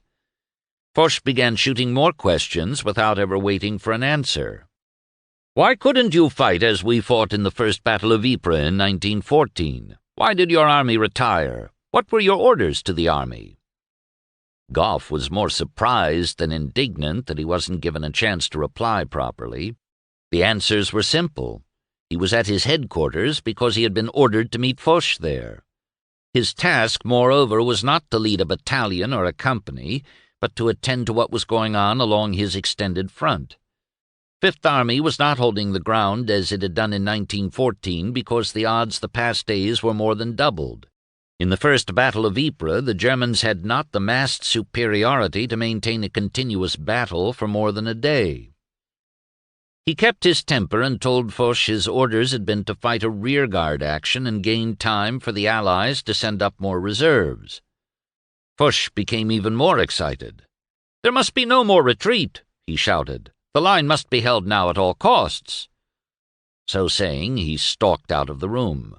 Gough was now angry. Foch had not even inquired into the position of the divisions of the Fifth Army, nor their strength or condition. And what about the fresh French divisions on his right flank, which were falling back faster than his own exhausted troops? He was insulted that a British general officer should be subjected to such rudeness. Stung, he telephoned Haig, who commiserated with him and then started out for a ride. As Haig was mounting his horse, Milner and Wilson drove up. He certainly looked much less tired and in much better spirits than he had done earlier in the day, noted the former, and the latter thought he was 10 years younger tonight than he was yesterday afternoon. Haig remarked that he was greatly pleased with the new arrangement with Foch, but when Gough's relief was again brought up, Haig defended his subordinate stoutly. "Whatever the opinion at home might be, and no matter what Foch might have said, I consider that he dealt with a difficult situation very well. He never lost his head, was always cheery, and fought hard." Gough was still fighting hard and devoting himself to gathering bits and pieces of reserve forces to stem the German wave. He scraped up a force under Brigadier Carey, electrical and mechanical engineers, surveyors, grooms, sanitary servicemen, men back from leave, tunnelers and miners, signalers, sniping instructors, and 500 American engineers. These 2,000 men armed with rifles were thrust into the gap between the British and French, along with the last regular reinforcements, 2 composite battalions, and a Canadian motorized machine-gun battery. That evening he phoned Haig's chief of staff that the situation was a bit brighter. The energy of the attacks seemed to be weakening, and the Germans were becoming worn out and very tired. Also, the enemy, except those supported by machine guns, were falling back under counterattacks. If GHQ could send me 3 fresh divisions, I could push the Germans in front of us back as far as the Somme. General Lawrence laughed. "It's good to hear you have plenty of fight left." But there were no reinforcements at the moment. The Germans at the front were still advancing and felt that victory was near. Newspapers back home were boasting of the terrifying effect the Paris guns were having on the citizens. The Berliner Tageblatt claimed that Clemenceau was under bitter attack, and a quarter of the capital had already been badly damaged. The rigorous censorship of Paris papers prevents the French people from knowing the truth, the fearful hours which the population of Paris spent in cellars. Their Swiss correspondent added that the bombardments had disrupted the entire public life of the capital. All rich people are leaving Paris. The railway stations are filled with those making their escape. Many theaters play in cellars. Not a shell had fallen on the city that day, but it was true that the stations were crammed with struggling crowds trying to escape Big Bertha and a possible German breakthrough. Every conversation, recalled Michel Corday, began with the question, "Have you heard anything?" There were rumors that the Germans had reached Albert, captured Rouen, and that Pétain had left Compiègne. These rumors happened to be true, and public figures did their best to still the voices of panic. "We must shut our ears and hold our tongues," wrote Anatole France. What worries me is that there are so many things which we must not know. Some young Americans who came to see me have brought reassuring messages. They declare that the war will not last another 3 years. Foch was just reaching his home, worn by the events of the day. His wife was not at all pleased to learn of his new command. It saddled him with too heavy a burden. He said thoughtfully, "God grant that it may not be too late." A boyhood friend, Colonel Griff, was similarly alarmed. "Do you realize what it involves?" "Yes," said Foch, "I fully realize it. I shall succeed." Milner and Wilson had left Haig's chateau to cross the Channel by destroyer. Accompanied by Winston Churchill, they arrived at Victoria Station at 10:45 p.m. The three drove at once to 10 Downing Street to report to the Prime Minister. The past 48 hours had been tense ones for the War Cabinet. Christopher Addison, Minister of Reconstruction, had never seen Lloyd George look so troubled and anxious since he has been Prime Minister. "One was not inclined to do much work," observed Addison. Everything was submerged in the news from the front. Wilson and Milner reported that they had agreed to make Foch coordinating authority over the whole Western Front, and that the French were at last putting in all their reserves. Milner remarked that their own army commanders were cool as cucumbers and in great heart. Everything behind the front was orderly, and even some of the remnants of Gough's shattered army were cheery and in good spirits. Wilson summed it up. "The chances are now slightly in favor of us." The Kaiser returned to his train in ecstasy from another day at the front. His troops had scored brilliant victories, he announced, and ordered a toast in champagne. His spirits were so high, recalled Admiral von Müller in his diary, that he declared, "If an English delegation comes to sue for peace, it must kneel before the German standard, since it is a question here of a victory of the monarchy over democracy."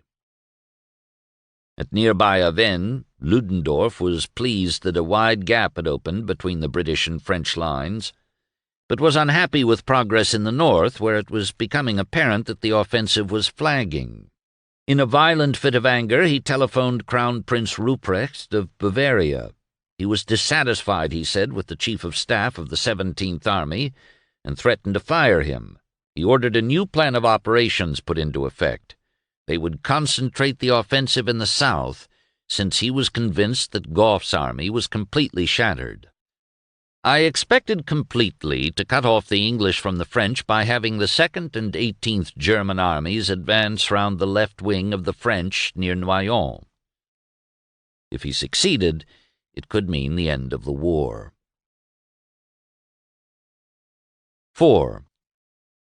It was after midnight when General Congreve told Major General Sir John Monash, the commander of the Australian 3rd Division, that his own corps line from Albert to Bray had given way. "The enemy is now pushing westwards, and if not stopped tomorrow will certainly secure all the heights overlooking Amiens. What you must try and do is to get your division deployed across his path. There was a good line of old trenches running toward Sailly-le-Sec. Occupy them if you can't get further east." Monash, an engineer by profession, was a German Jew by descent, and his parents had emigrated to Australia to escape persecution. He was a thorough, methodical man with an original approach to warfare. Smooth cooperation among all arms was his creed, and he himself likened an operation plan to an orchestral composition. He worked until dawn, getting his troops on the move, using 32-decker London buses to transport infantrymen to the threatened area. By midday the situation was well in hand, but it would take at least another 4 hours to get his men into place, and German patrols could already be seen coming over the skyline. The good news brought back to London the previous night by Milner and Wilson was already dissipated by alarming reports from the front.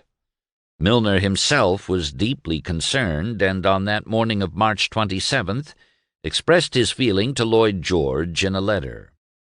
If there is a great disaster, we are, as a government, down and out, whatever we do, and we may as well fall gloriously over a big effort to relieve the situation. If, on the other hand, the plague is stayed, we are in for a long, dragging fight. It must be a year before the Americans can make their weight felt. We and the French can at the best hold the Germans. We are not strong enough to do more, and we shall not do that unless we can prevent our army dwindling away. It is simply deluding ourselves to think that the Germans, after such success as they have had in Italy and in France, will not continue to press us for all they are worth. They are certain to keep on pushing, and if they do not break us now, they will break us later. Unless we can hold out another year, and that depends on what we do now, when people are thoroughly frightened and prepared for anything, a bad peace is a certainty. I should prefer to let someone else make it. It was in this atmosphere that the War Cabinet met late that morning. The situation is very desperate, wrote Christopher Addison in his diary, but on the whole it is a little better than it was on Monday, which is the best that can be said of it. At the meeting, Lloyd George decided to press the Americans to let us have 300,000 men at the earliest possible moment, and to permit their trained units to be put in the front lines at once as replacements. He hastily composed a message addressed to President Wilson and the American public that epitomized the government's desperation.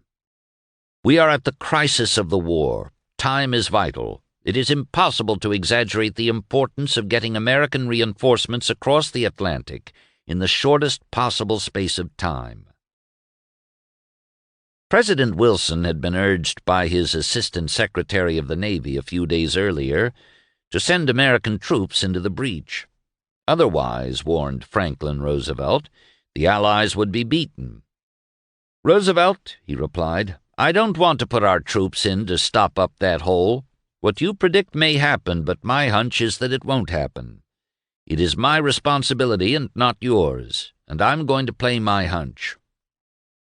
President Wilson had already agreed to a British request sent the day before, asking that 4 American divisions be used at once to hold the line and relieve French units being sent north to help Haig.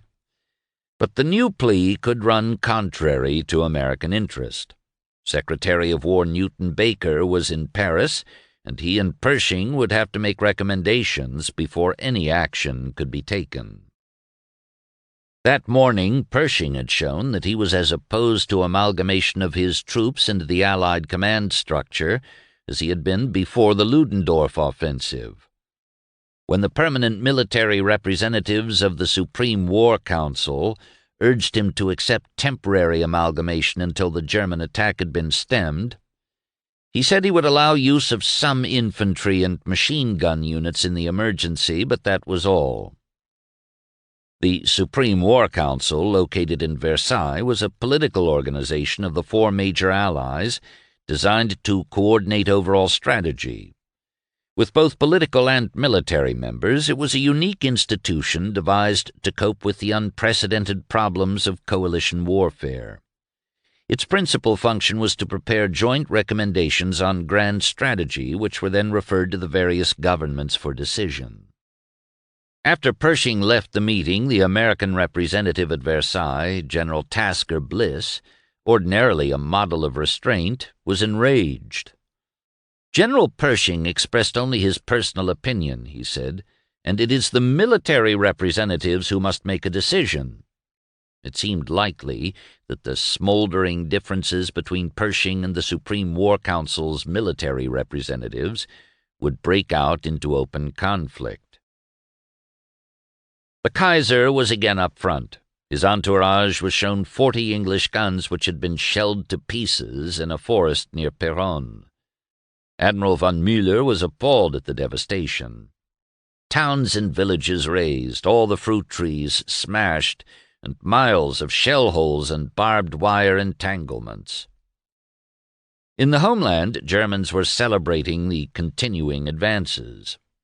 Berlin was gay with flags, and bells rang out triumphantly. The English wife of Prince Blücher felt sick to read of the British debacle, of the terrible effect of new gases. She hated to hear newsmen shouting out the latest victories. It almost made one believe that the Germans had crossed the Channel. She watched a troop of prisoners in English and French uniforms herded past her window. I felt a great wave of bitterness and hatred overflowing my heart, hatred for all those in this and other countries who were the cause of this hell being let loose on the earth, and I turned away from the window with an indignant sob in my throat as I heard the sound of church bells imperatively summoning the nation to rejoice. Gough spent the day visiting his hard-pressed units, which were doing their best to obey Foch's order to hold ground at any cost. Upon returning to his own headquarters, he found Haig's military secretary. Not having any idea why he was there, Gough invited him to tea. He then asked to see me alone, recalled Gough, and told me as nicely as he could that the chief thought I and my staff must be very tired, so he had decided to put in Rawlinson and the staff of the Fourth Army to take command. Surprised and hurt, Gough said, "All right," and only asked when Rawlinson would take over. The next day was the answer, but he had no time to brood. Late in the afternoon, Beddington brought word of another crisis. Germans in force had crossed the Somme near Watts's 19th Corps right flank and were apparently driving southwest toward Carryforce. "Have the French anyone they can send us?" asked Gough, and learned that the French had instructed Fifth Army to use its own 18th Corps. "Then you'll have to divert the 61st Division," Gough told Beddington. "How quickly can they get here?" "They had to come by foot and would take about 10 hours. "That's no good. They're tired out already, poor devils. Get every wagon you can, all our buses, cars, everything. Put them aboard and motor them round." Orders were sent out repeating General Foch's order to hold the line and promising that help from the 61st Division was on its way. Well after midnight, General Watts telephoned Gough. He realized what Foch had ordered and that help was on the way, but his corps would be broken up if they didn't withdraw before dawn. "Very well," said Gough. "I will ask Foch, but in any case get all arrangements made to pull back." He told Beddington to get Foch on the phone. It was 3 a.m., March 28th, when Foch was roused from his bed. Gough said he must pull back his 19th Corps at once. Foch knew that the French on Gough's right had already retreated 6 miles without permission. He didn't mention this, but gave Gough grudging permission to fall back, yielding as little ground as possible. It was dawn by the time forward units got the order to retire. It was drizzling and there was a thick mist. The men retreated stubbornly, inflicting casualties on the enemy. It was an orderly operation carried on with a new spirit of confidence. In Paris that morning, Pershing was meeting with Secretary of War Baker and General Bliss.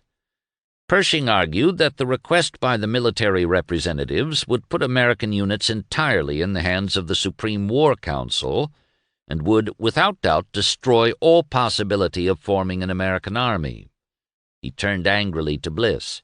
How could he have signed such a ridiculous request? Baker soothed Pershing. "You are quite right," he said. "We cannot lose control of our troops. What did Pershing suggest?" He was willing to make some concessions to continue only as long as the situation demanded it. They also discussed Foch's assignment as Generalissimo. All three agreed that this step should not have been taken without an American present, but Pershing, somewhat surprisingly, had no objections. Joint command, he said, was long overdue, and wholehearted American cooperation should be expressed at once. He set out by car for Foch's headquarters at Clermont-sur-Oise. He left a Paris whose railroad stations were still congested with people fleeing to safety. It was a city of rumors, and British Ambassador Lord Bertie was the recipient of many, including one that Gough had been ungummed and sent home, and another that the French Ministries for Foreign Affairs, War and Marine were fleeing to Tours. Unaware that his commander was being relieved that day, Sergeant Maz continued to carry out Gough's instructions. He found General Malcolm, commander of the 66th Division, with 2 other division commanders. The front that these 3 units now held was so small, and the troops so few, that brigades amalgamated to form a battalion. Looking tired and gray, Malcolm asked Maz what reserves there were behind. Were any coming? Maz told him that the 2,000-man Kerry force was the only reserve. "What a pity," said Malcolm. "Had we fresh troops, we could walk back to where we were a few days ago." The sergeant promised to cable Malcolm's wife that he was all right and left for Dury to see Gough. Late in the afternoon he met cars filled with French officers, and from the pennons guessed they were generals. Assuming they were leading some reserves, he stopped to give them some information. He was sharply questioned by one of the generals. Who was he? What unit did he belong to? Maz said he was attached to General Gough. "He is not in command any more," said the general. Suddenly realizing this was Foch, Maz saluted in consternation and sped on toward Dury. The streets were crowded with trucks marked with the boar, the Fourth Army emblem. Other lorries with the fox of the Fifth Army were being loaded. He found Gough in the small garden outside his office. Looking up, he said that he no longer commanded the Fifth Army. "But before I tell you what has happened, if you have any urgent news, you must give it to General Rawlinson, who is now in command. I have arranged with him for you to continue doing the work for him that you have been doing for me. He is a fine soldier. You will like him." Maz followed Gough into the office to meet Rawlinson and his chief of staff, General Archibald Montgomery. Then he and Gough returned to the garden. The latter told how abrupt and short Foch had been with him and the deprecatory remarks made about the Fifth Army troops. But Gough neither complained nor passed an opinion. His thoughts were still on the problems the Fifth Army was facing. "We must win the war," he said as they parted. "We must not let our personal feelings distract us for a moment from our purpose." Pershing's trip that afternoon to see Foch was slowed by roads jammed with troop-filled trucks, artillery, and supply wagons.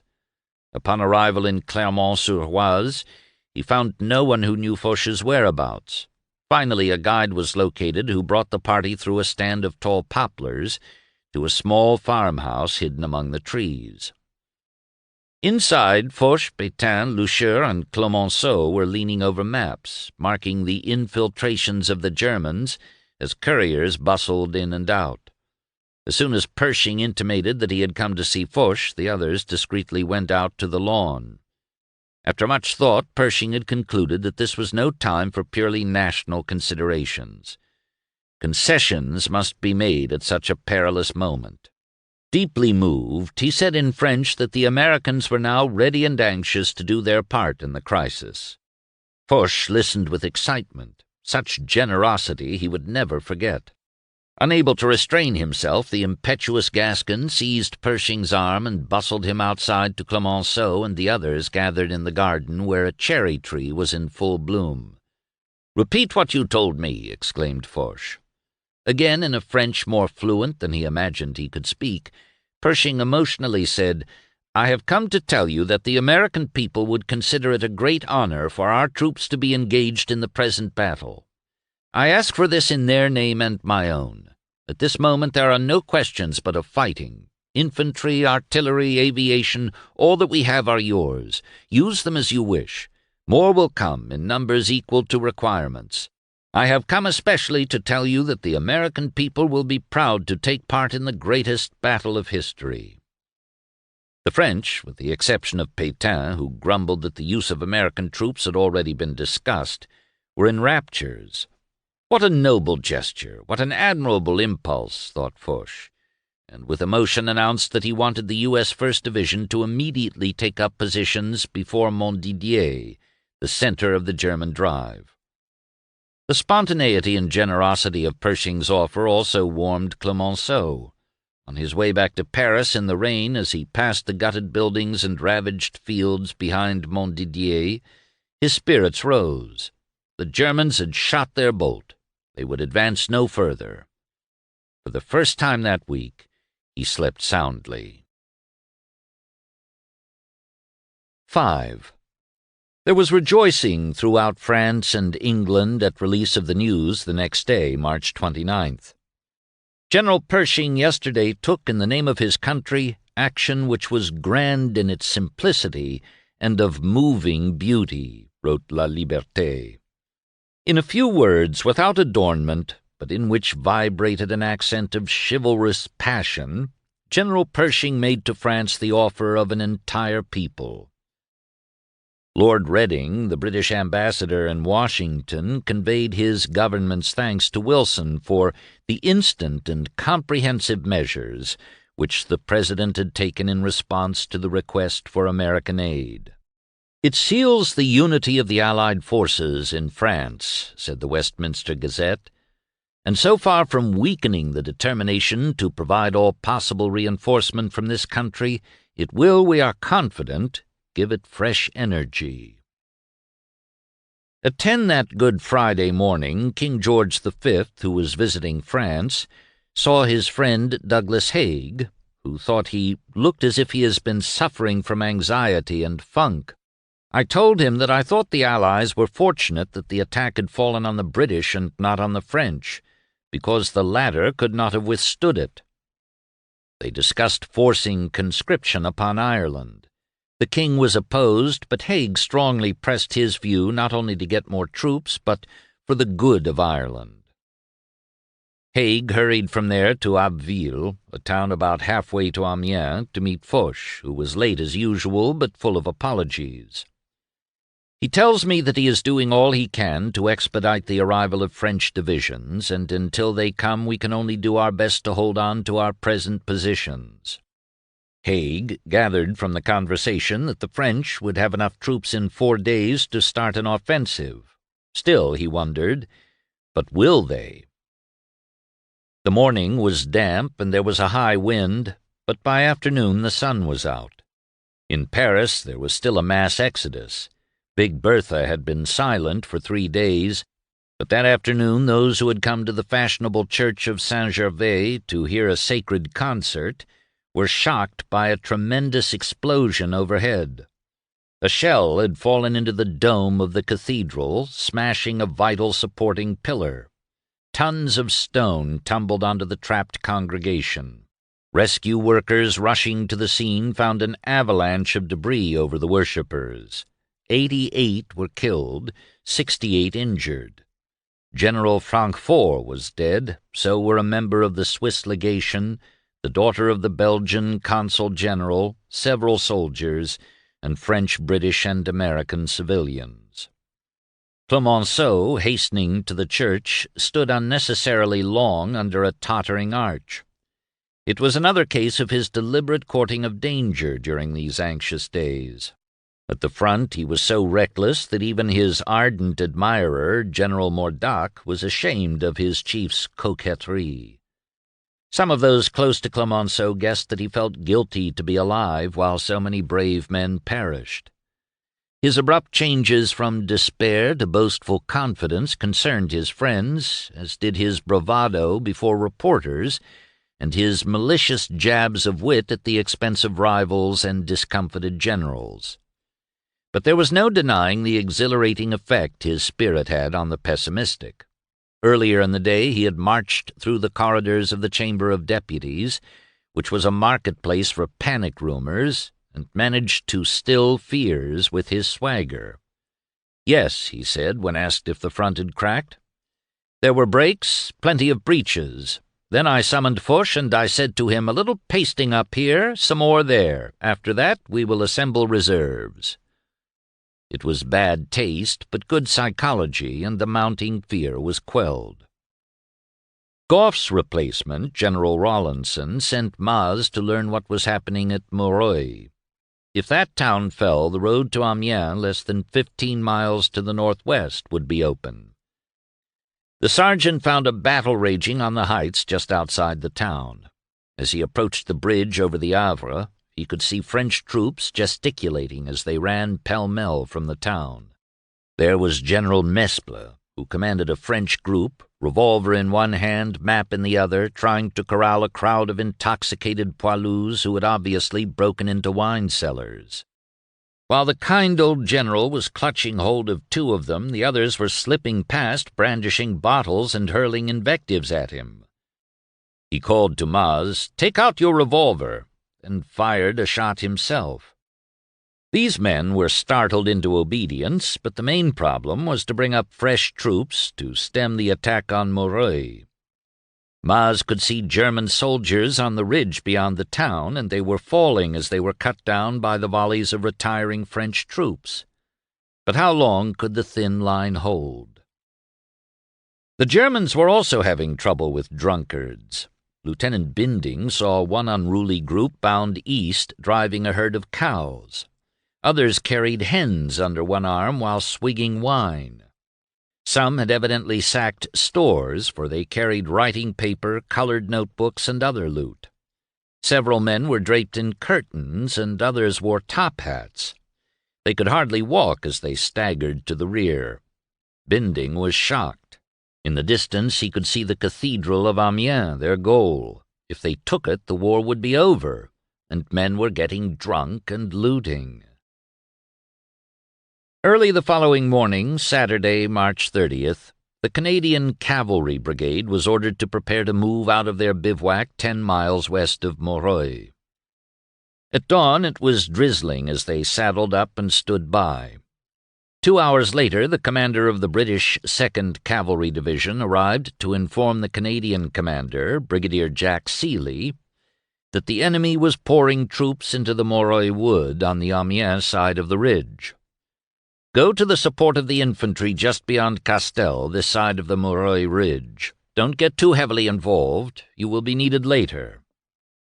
Leaving the brigade 2 miles behind, Seeley rode ahead with his brigade major and his aide-de-camp, Captain Prince Antoine of Orléans. The prince and he were both dashing characters who gravitated where the fighting was the thickest. At a crossroad, Seeley met the French general who commanded the division on his right. He warned that the enemy was advancing in overwhelming force, and strong detachments were already in Moreuil only 2 miles to the right. His right flank was unprotected, and he was withdrawing his troops. Seeley saw that the situation was desperate. If the enemy were not stopped, the main line from Amiens to Paris would be broken and the French and British forces compelled to fall back. The French toward Paris, the British toward the Channel ports. I knew that moment to be the supreme event of my life. I believed that if nothing were done, the retreat would continue and the war would be lost. He looked back at the spire of Amiens Cathedral. In some strange way it had inspired him throughout the war. He began to think of sayings from his boyhood. "Death is better than dishonor," and "By faith ye shall move mountains." He told the French general, "We must retake the Moreuil Ridge." His listener agreed it should be seized or all would be lost, but it was impossible. "I have ample troops and will send the orders now," said Seeley. "Will you send orders to stand fast in Moreuil?" "But your poor little force cannot do it. The Germans have a whole division in the woods this side of the ridge." "I have the whole of the British cavalry coming to support me, and following me le grand push fauche." The Frenchman looked dubious, but said he would send orders. Seeley ordered his brigade major, Connolly, to capture the ridge. Then, like heroes out of Dumas, Seeley, nicknamed Galloping Jack, the Prince of Orléans, and an orderly carrying a little red pennant, raced down the hill followed by the signal troop. They thundered across a bridge, through a wheat field, and onto a road leading to the front. A few bullets flew past as they rode through their own front-line troops who were lying down firing. "We are going to retake the ridge," Seeley shouted to a young captain. "Fire on both sides of us as close as you can while the rest of us go up." The captain rose to his knees. "Good luck to you, sir." The infantry opened fire as the little group galloped up the ridge. 5 of the signal troop were shot off their horses, but 7 reached the wood and began firing. As his orderly planted the red pennant at the point of the wood, Seeley turned to see his brigade charging full speed up toward him. Seeley noted how curious it was that galloping horses seemed to magnify in power and number. His brigade looked like a mighty host as it swept over the open country. The general rode up to Lieutenant G.M. Flowerdew, commander of the leading squadron of Lord Strathcona's horse, and told him that this was the most adventurous task of all, but he was confident they would succeed. Flowerdew, a mild-looking young man, smiled gently as they started forward. "I know, sir, I know it is a splendid moment. I will try not to fail you." Ahead of them, 2 squadrons of the dragoons had turned into the wood and were engaging the enemy despite heavy losses. "The air was alive with bullets," recalled Seeley, "but nobody minded a bit. It was strange to see the horses roll over like rabbits, and the men, when unwounded, jump up and run forward, sometimes catching the stirrups of their still-mounted comrades." Gordon Muriel Flowerdew wheeled his troops into line. Frank Reese, an infantryman in the shallow trenches, could not believe his eyes when he beheld a jingling, jangling troop of cavalry canter up and turn into line behind him. For some reason, Jerry was holding his fire as the cavalry moved ahead a dozen paces. Suddenly, the German battery that had been pounding the trenches the past 48 hours opened up with a crash. The next 5 minutes were hell. Out front, Reese could see stumbling, falling, screaming horses. Men sprawled on the ground, some running, some trying to turn to hold their horses. Then came the chilling chatter of machine guns. Bullets were tearing into the cavalry. Reese wasn't sure whether the charge developed, but he thought he saw horses in some controlled group galloping into the faint haze. It was Flowerdew's squadron.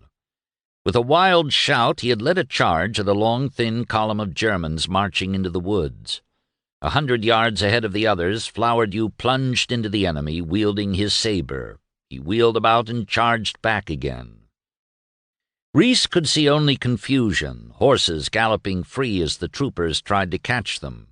He would never forget their courage as they ran through the deadly fire to retrieve their mounts. Would the infantrymen have done it? The only thing the PBI, poor bloody infantry, could do now was look on helplessly. Reese dared not fire his rifle. Even if Jerry had come over the top, they could not have fired. They were helpless with all those horses and men in front. A cockney next to him shouted to one of the troopers, "Who are you?" "Strathcona's horse." "Strathcona's horse? You'll be bloody bully beef if you don't get out the way." Flowerdew and his men slaughtered many Germans, but in minutes 70% of their own comrades were dead from rifle and machine gun fire. The enemy broke and ran. Flowerdew was on the ground with bullets in both thighs and 2 in his chest. "Carry on, boys," he shouted, then uttered his last words. "We have won." Seeley found the survivors of the desperate charge in a small ditch bordering the wood. They were manning enemy machine guns. At their side lay German bodies, 70 killed by sword thrust alone and another 200 or 300 by machine guns. Over 800 horses were lost by Seeley's men in a few brief minutes. 300 men died or were wounded. The Germans fought as courageously. Hundreds had stood their ground and were shot at point-blank range. As Seeley on horseback led dismounted troops through the wood, he came upon a handsome young Bavarian propped against a tree, blood pouring from a bayonet thrust in his throat. Seeley shouted down in German, "Lie still, a stretcher-bearer will look after you." The young Bavarian seized a rifle, shouted, "Nein, nein, ich will ungefangen sterben." He fired, then collapsed as Seeley galloped on unharmed. The infantryman who witnessed the charge thought it was all a wicked waste and imagined that someone in GHQ had had an attack of heroics at other men's expense. What difference if that German battery had not been silenced and the little strip of ground out front retaken? They did not realize that the Canadian troopers had gone on to retake Moreuil Ridge and that Amiens had been saved, at least for the moment. Cavalry armed with sabres should have been wiped out by artillery firing point-blank and machine guns manned by dug-in crews, but for the gallant spirit of Seeley, Flowerdew, and others. Soon after General Rawlinson, Gough's replacement, got the news of Moreuil Ridge, he was visited by Clemenceau and Winston Churchill. The latter had been sent over by Lloyd George to find out whether the French were going to make a genuine effort to stop the German onrush.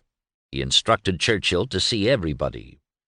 "Use my authority. See Foch. See Clemenceau." As the three enjoyed an improvised lunch set out on a table, meat, bread, pickles, whiskey, and soda, Rawlinson remarked that Haig would join them in a few minutes. Almost immediately, the field marshal's long gray car pulled up at the door. He and Clemenceau retired to an adjoining room while Loucheur and Churchill remained with Rawlinson, who told them there had just been a success. "We have taken a wood. Jack Seeley, with the Canadian cavalry, has just stormed the Bois de Moreuil. Will you be able to make a front? No one can tell. We have hardly anything between us and the enemy except utterly exhausted, disorganized troops. There is a chap called Carey with a few thousand officers and men raked up anyhow from school and depots, who is holding about 6 miles of front here." He pointed at a map. "All the Fifth Army infantry are dead to the world from want of sleep and rest. Nearly all the formations are mixed or dissolved. The men are just crawling slowly backwards. They are completely worn out. D.H. is trying to get some reinforcements out of Clemenceau." "Do you think you will be here tomorrow night?" asked Churchill. Rawlinson made a grimace which was not encouraging. In the other room, Clemenceau agreed to support the British energetically so they could hold the high ground the Canadian cavalry had just retaken. He talked freely of his fear that Pétain and Foch would squabble. "Pétain is a very nervous man and sometimes may not carry out all he has promised." As they were rejoining the others, Clemenceau said in English, "I have done what you wished. Never mind what has been arranged before. If your men are tired and we have fresh men at hand, our men shall come at once and help you. And now I claim my reward." Rawlinson asked what that was. "I wish to pass the river and see the battle." Rawlinson protested, but Clemenceau could not be stopped. He and Churchill went forward until they could hear the crack of rifles in the woods. Shells began dropping on the road ahead. Churchill suggested they get out of their car and take a look. The Moreuil wood lay not far ahead. They could see stragglers and groups of led horses, perhaps from Seeley's brigade. Clemenceau, completely oblivious of shrapnel, climbed a promontory for a better look. Shells landed only 100 yards away, but he was as cool as he had been yesterday, standing under the tottering arch of Saint-Gervais Church. He was as irresponsible as a boy on holiday, ignoring the pleas of the French staff officers to withdraw. At the road, a shell burst among the horses. One, streaming with blood, staggered toward Clemenceau, who, despite his 76 years, agilely seized the bridle. As the Premier reluctantly returned to the car, he grinned at Churchill and said in an undertone, "Quel moment délicieux!" It was night by the time they reached Paris. Churchill was exhausted, but Clemenceau, apparently immune to fatigue, was still jocular and lively. "This sort of an excursion is all right for a single day," said Churchill, "but you ought not to go under fire too often." "C'est mon grand plaisir." The following day, Easter, the last day of March, was showery with bright intervals. There was little action on the front except south of the Somme. Haig attended the Church of Scotland services at 9:30 a.m. Back in England, there was a rush to buy newspapers. Had the Germans broken through? In London's Hyde Park, groups were fearfully debating what was going on. Outside Charing Cross Station, crowds gathered to cheer the Red Cross ambulances bringing wounded from the front. The rumble of battery could be clearly heard in coastal towns, and even on the high ground of Wimbledon, M. McDonough felt a curious atmospheric sensation, a kind of pulsation in regular beats. It was the guns, the terrible cannonade of the great battle in France, which was shaking the earth, literally. Just before dinner, Lloyd George was roused to excitement by a message from his ambassador in Washington, Lord Reading, that President Wilson would send 120,000 men per month to France if Britain could provide the shipping. The Prime Minister boasted to Riddle and other guests that this was the biggest thing he had accomplished all week. "At last I have stirred Wilson into action. I sent a message for Reading to read at a dinner at which he was the guest. That had the effect. These 480,000 will be invaluable. We must publish the joyful news." He was referring to a reading of his plea for help to the Lotus Club in New York on March 27th, and was wrong on 2 counts. The President was not there. Moreover, Lloyd George's appeal, which was directed to the American people rather than to the administration, so outraged Wilson that he considered asking for Reading's recall. Only the urgent appeals of Colonel House, Wilson's chief adviser, and Sir William Wiseman, covert head of British intelligence in the United States, prevented him from doing so. "You must not be too joyful," cautioned the Prime Minister's secretary. "You have not yet got the men." "The news will hearten the French," he insisted, and suggested that they call General Wilson. "He will be very pleased. He calls President Wilson his cousin." A moment later, Lloyd George was on the telephone. "Well, General, I have some good news for you. Your cousin has agreed to send 120,000 men per month for the next 3 months. The President was evidently in a fright," he added, and wanted the British to make the first announcement of the offer. But Henry Wilson had his suspicions. "The whole thing sounds a little fishy," he wrote in his diary that night. In the meantime, Lloyd George was so keyed up he was also impelled to telephone the Cabinet Secretary, Hankey. After relaying the news, he said somewhat cockily, "Now you can sleep tonight." "This is a good Easter egg," Hankey jotted down in his diary, "and it seems that the prayers I mumbled at early communion this morning are already in a fair way to be answered. Nevertheless, I doubt not the future has many terrible things in store for us, and that we shall need stout hearts and firm faith for many a day to come."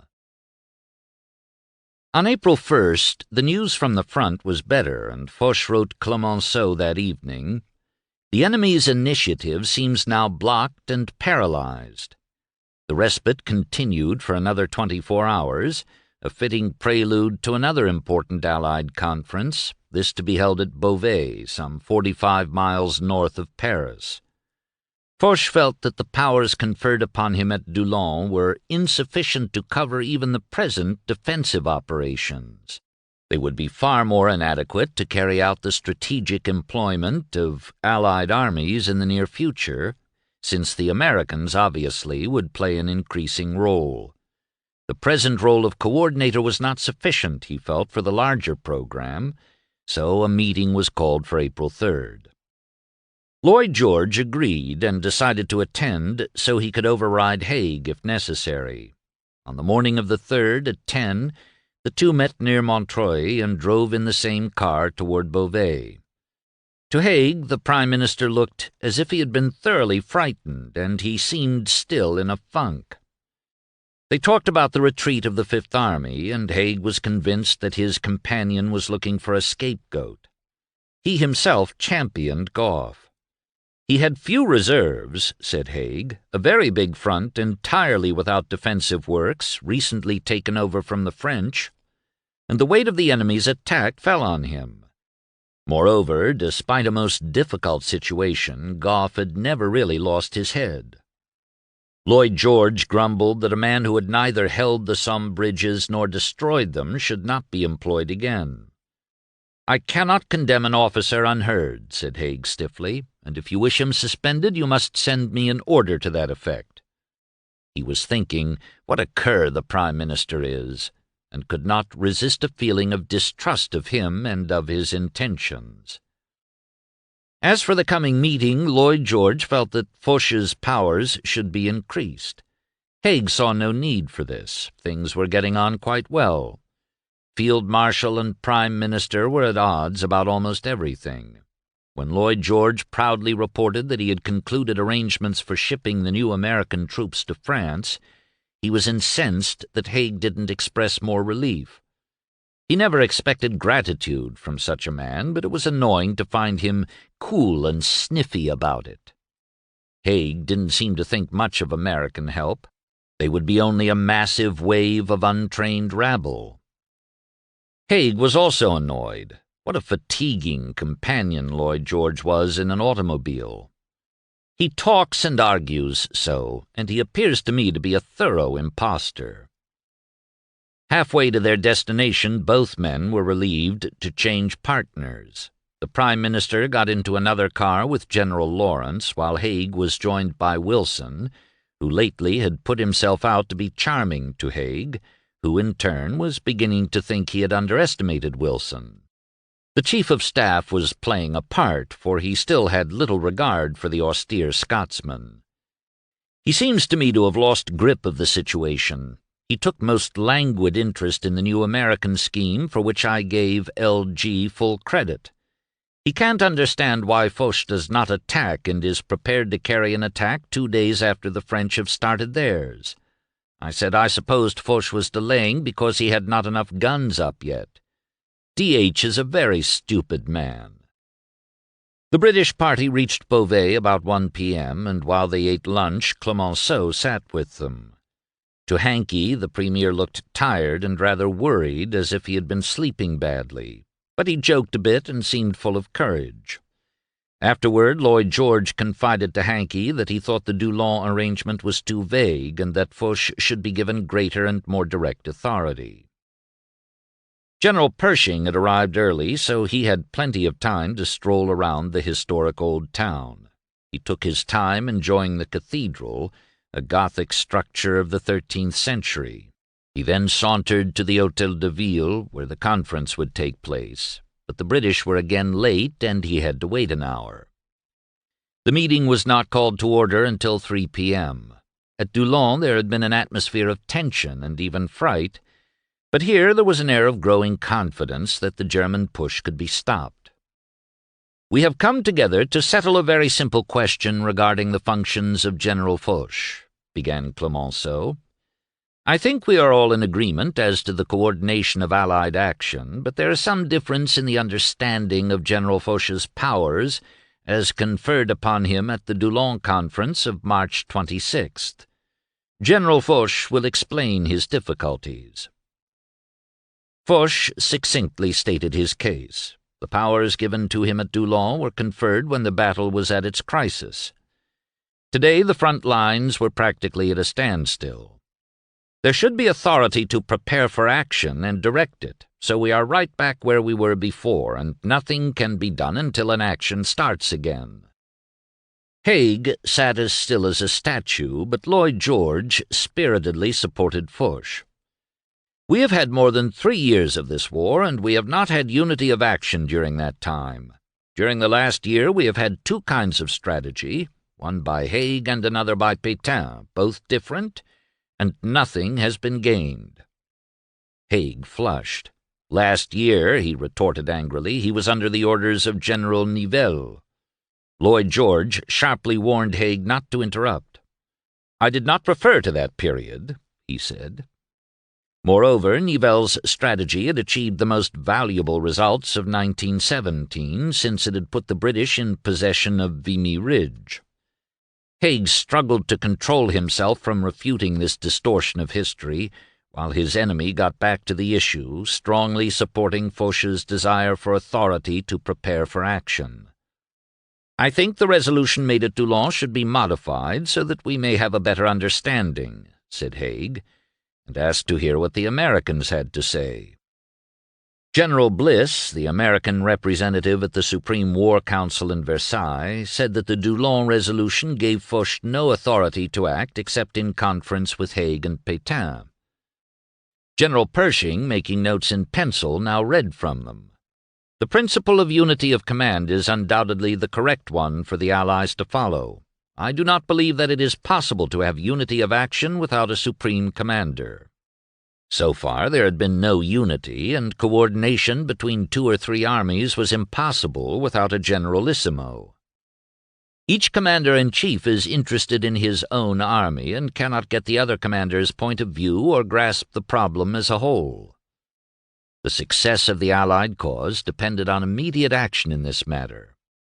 I am in favor of conferring the supreme command upon General Foch.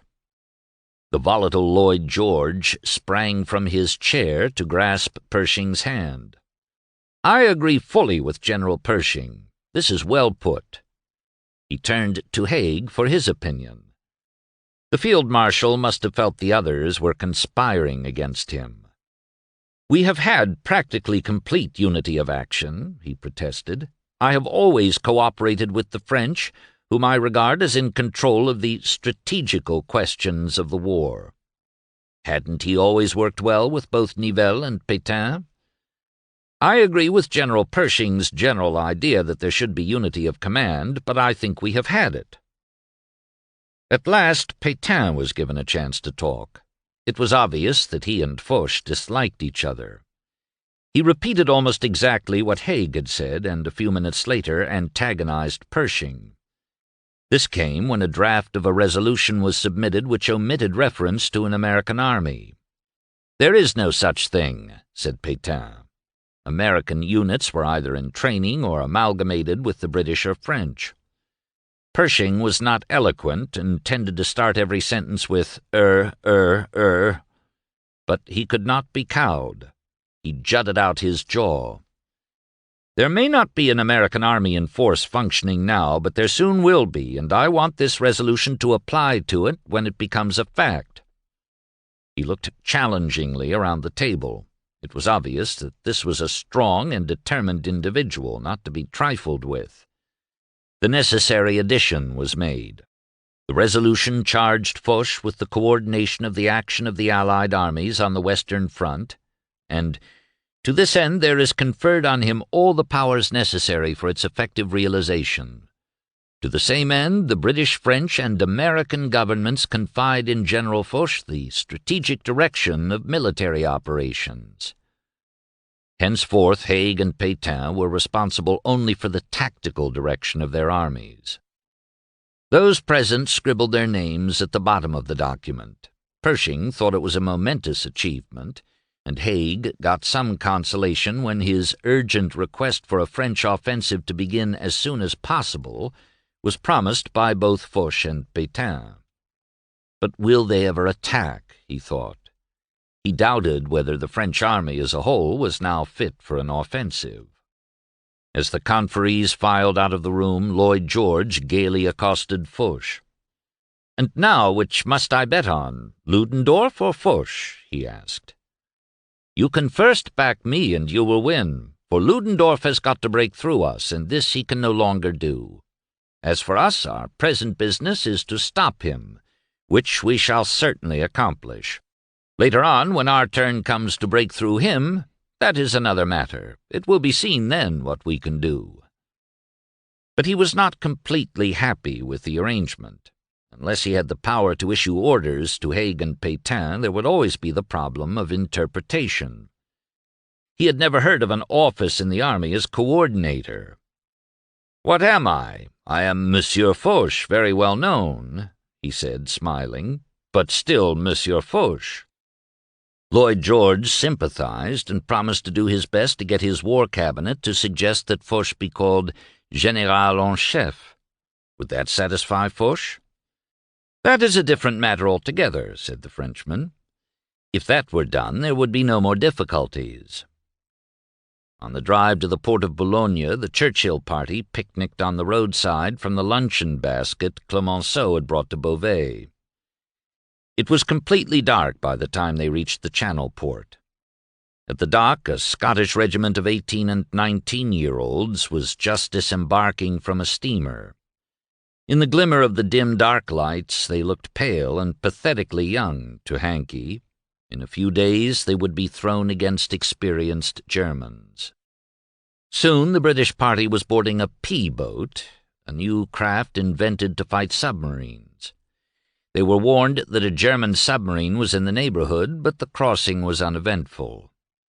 "On the whole, a satisfactory day," wrote Wilson in his diary. Early the next afternoon, April 4th, Gough was summoned to see Haig and was told to return to England immediately. "The orders didn't come from me, Hubert," added Haig. "They originated with Lloyd George and his cabinet, who blamed Gough greatly, especially for not holding the line at Somme."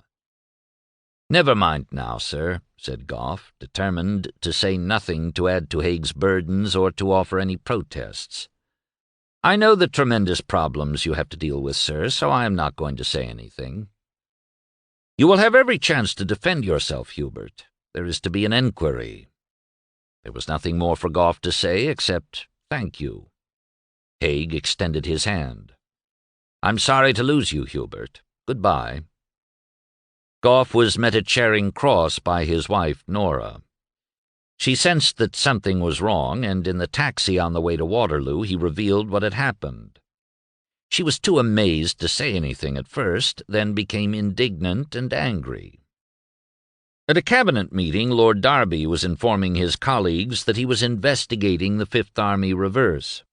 "The heads of the enquiry," he said, "have already been drawn up." Lloyd George also took the opportunity to attack Haig's chief of staff. Lawrence, he said, was a very ordinary person for such a position. At this point, General Smoots chimed in to say that Haig had already proved his complete impotence as commander-in-chief. There was no doubt, Wilson recorded in his diary, that the feeling of the cabinet was, I think, unanimously against Haig and the whole of GHQ. On that 4th of April, the Germans resumed their attacks in a final effort to take Amiens, but steady rain made the battlefield a giant mud-hole. Rifles became clogged, and it was so difficult to move that little advance was made. "The slippery ground is against us. For every step forward one slides back too, and the ground rises all the way," wrote Lieutenant Binding in his diary that night. His division was attacking north of Moreuil Ridge, and he was appalled by the awfulness of that wasteland. "There is nothing like it on earth, nor can be. A desert is always a desert, but a desert which tells you all the time that it used not to be a desert is appalling. That is the tale which is told by the dumb black stumps of the shattered trees which still stick up where there used to be villages. They were completely flayed by the splinters of the bursting shells, and they stand there like corpses upright. There are miles upon miles of flat, empty, broken and tumbled stone quarry, utterly purposeless and useless, in the middle of which stand groups of these blackened stumps of dead trees, poisoned oases, killed forever. That ghastly, devastated area should remain as a memorial. No road, no well, no settlement ought to be made there, and every ruler, leading statesman, or president of a republic ought to be brought to see it, instead of swearing an oath on the Constitution henceforth and forever. Then there would be no more wars. 6. Although America had declared war almost a year earlier, it was, except to the few facing death on the battlefields of France, still almost like a show, unreal, romantic, and exciting. The millions of men already killed brutally on the Western Front alone were little more than statistics to the Americans. Europe, too, had entered the war in 1914 with equal exuberance and innocence. America had yet to feel the tragedy. The greatest concern of many of those in uniform was that they would arrive at the front too late for the big show. The popular songs mirrored the spirit of the day. There was a cryptic, saucy tune, "Good morning, Mr. Zip, Zip, Zip, with your hair cut just as short as mine," and the sentimental, "Keep the home fires burning, while your hearts are yearning, though your lads are far away, they dream of home." Another, "Long Boy," celebrated the country hick going off to battle the Kaiser. "Goodbye, Ma, goodbye, Pa, goodbye, mule, with your old hee-haw. I may not know what this war's about, but you bet by gosh I'll soon find out." Most popular by far were a paean to sweet melancholy, "There's a long, long trail a-winding into the land of my dreams," and George M. Cohan's rousing, jaunty "Over There," which perfectly expressed the brash optimism of the soldiers who were beginning to call themselves doughboys. Over there, send the word over there, that the Yanks are coming, the drums rum-tumming everywhere. So prepare, say a prayer, send the word to beware. We'll be over, we're coming over, and we won't be back till it's over there. A doughboy, according to an explanation printed in 1887, is a small round donut served to sailors. Early in the Civil War, the term was applied to the large globular brass buttons on the infantry uniform, from which it passed, by a natural transition, to the infantryman himself. This is a far more likely theory than another, that it came from the word adobe, which was applied by Spaniards in the Southwest to army personnel. This was a common feeling throughout the United States. With little thought of blood and death, the Yanks were coming and the Allies had nothing to worry about. The war was still a game, and Broadway was making the most of it. On the evening of April 4th, D.W. Griffith's new motion picture, Hearts of the World, had its premiere in New York City. It was a special performance exclusively for representatives of the American and Allied governments, state and municipal officials, and distinguished public citizens. It was a story of the Great War starring Lillian and Dorothy Gish, and much of it had been filmed near the front lines. The first scenes had been shot in England, where everyone wanted to cooperate.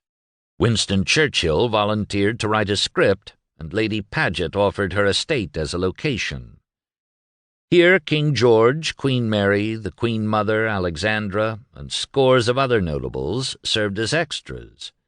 The company then moved to France, filming scenes in a destroyed village just behind the front. We worked quickly, intensely, quietly, with no shouting from Mr. Griffith, recalled Lillian Gish. Only hurried, tense orders followed at once with precision by the three of us. They moved to a dugout for a quick lunch and then went closer to the front. We were in range of long-distance guns. Shells and shrapnel fell close enough to make us nervous. The motion picture was awaited with expectation. On the night it opened, a number of other movies and plays about the war were playing on Broadway to enthusiastic audiences. Another movie, Over the Top, starring Sergeant Guy Empey, the author, had opened a few days earlier, as had a stage extravaganza, An American Ace, with a cast of 150. Also showing was a patriotic play, Her Country, and there was The Kaiser, the Beast of Berlin. Throughout the showing of Hearts of the World, the audience spontaneously applauded scene after scene, and at the end everyone rose, shouting for Griffith until he appeared. Emotionally wrought, he said he could not make a speech and only wanted those present to pray for and support the men fighting in the war, which the flickering shadows on the screen— But his voice broke, and he could not finish the sentence. On the real battlefield, the German attacks on Amiens continued the next day, April 5th, but again were repulsed. It was the end of the great offensive. Huge gobs of territory had been seized, and Ludendorff was convinced that it was a brilliant feat that would go down in history. What the English and French had not succeeded in doing, we had accomplished, and that in the 4th year of the war. His armies had driven to a depth of 40 miles, occupying 1,200 square miles of territory, more than the Allies had gained since the beginning of the war. Almost 90,000 British prisoners were taken, as well as 975 guns. 164,000 casualties had been inflicted on the British, and 70,000 on the French. But victory had been costly. It extended the German front and lost thousands of its best storm troops while exhausting 70 divisions. More important, the great breakthrough had failed, and the Allied lines, strengthened by 2 conferences which brought a united command, were still intact. Ludendorff put all this behind him and set his operations officers working on a second grand attack, one further to the north. This surely would succeed in tearing asunder the English and French and bring final victory. German industrialists had little doubt that he would succeed and were already dividing up France. Ernst von Borsig, partner in a leading machine manufacturing firm, called for the acquisition of the iron district of Briey and Longwy, a question of life and death for the German iron industry. The Christian labor unions shared the same views, and on April 6th, the Deutsche Metallarbeiter, organ of the Christian Metal and Foundry Workers Union, also demanded the Briey-Longwy basin. Many Germans on the home front could taste the fruits of victory, while most of those at the front only hoped for a decent peace. Hans Schröder, an airman, wanted to see what war on the ground looked like and was wandering through the woods near Bapaume. The sight of the British who died from gas was ghastly. They lay as they fell when the fatal gas surprised them. The butt ends of their rifles were pressed against their cheeks. Their right hands still grasped hand grenades. There were whole lines of sharpshooters in this position. Then we came to a machine gun nest with the gunner still taking aim while the second and third men worked the belt, and the officer lay there with his glasses at his eyes. The useless gas masks covering their faces gave them the appearance of fantastic apes. A pestilential odor still rose from the tortured ground, and Schröder wished that little children of all nations could see all this to impress on them this principle: war is murder. Part 2. Crisis. Chapter 4. Red Dawn in the East, January 4th to March 16th. 1. During the critical days of the March retreat on the Western Front, Pershing was only the figurehead of American adamancy. He was merely following the directives of President Wilson, who went far beyond Pershing's simple insistence on a unified American army fighting under American officers. The idealistic and intellectual Wilson had entered the war reluctantly, and his ultimate goals were far different from those of his allies. While they fought primarily for survival of their way of life and continuance of empire, Woodrow Wilson, formerly president of Princeton University, envisaged a brave new world of eternal peace and justice, united in a democratic league of nations. He had led his country into battle with a noble double-edged slogan: "This shall be a war to end all wars, in order to make the world safe for democracy." The inevitable clash between idealism and pragmatism was already coming to a head in Russia. Both England and France saw the new Bolshevik state as a deadly peril, while Wilson, who knew little about Russia and whose concept of her new political philosophy was still vague, was prepared to accept the Soviet government into his democratic community of nations. He was guided in this direction by his chief adviser, Colonel Edward House, who had earned this honorary title by his sagacious counsel to several governors of Texas. House's ambition was not for high political office. He wanted to be the gray eminence of Washington. The diminutive colonel reveled in living in the shadow of the towering Wilson. He had made himself indispensable to the president by supplying reliable information, by insinuating advice without offense, by expressing dissent usually by silence, and by taking care not to oversell himself or his ideas.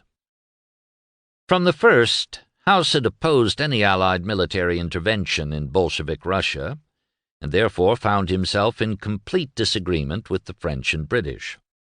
"God only knows who is right," he wrote in the meticulous, detailed diary he kept. "But at least I feel that I am on the safe side when I advise that literally nothing be done further than that an expression of sympathy be offered for Russia's efforts to weld herself into a virile democracy, and to proffer our financial, industrial, and moral support in every way possible." Consequently, House had persuaded the President to deliver, early in 1918, a major speech on America's war aims that would not only rally the Allied peoples, if not their governments, to a liberal peace settlement, but also include an answer to the demand of the Bolsheviks for an explanation of the objects of the war, such an answer as might persuade Russia to stand by the Allies in their defense of democratic and liberal principles. In other words, he hoped that a friendly posture toward the Soviets, who were about to renew peace negotiations at Brest-Litovsk, would encourage them to turn down Germany's arbitrary demands and stay in the war.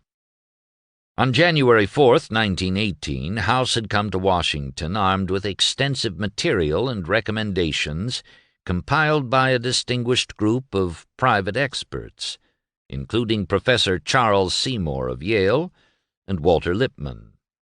His task was to help Wilson prepare the speech. The two men got down to serious work the next morning, a Saturday.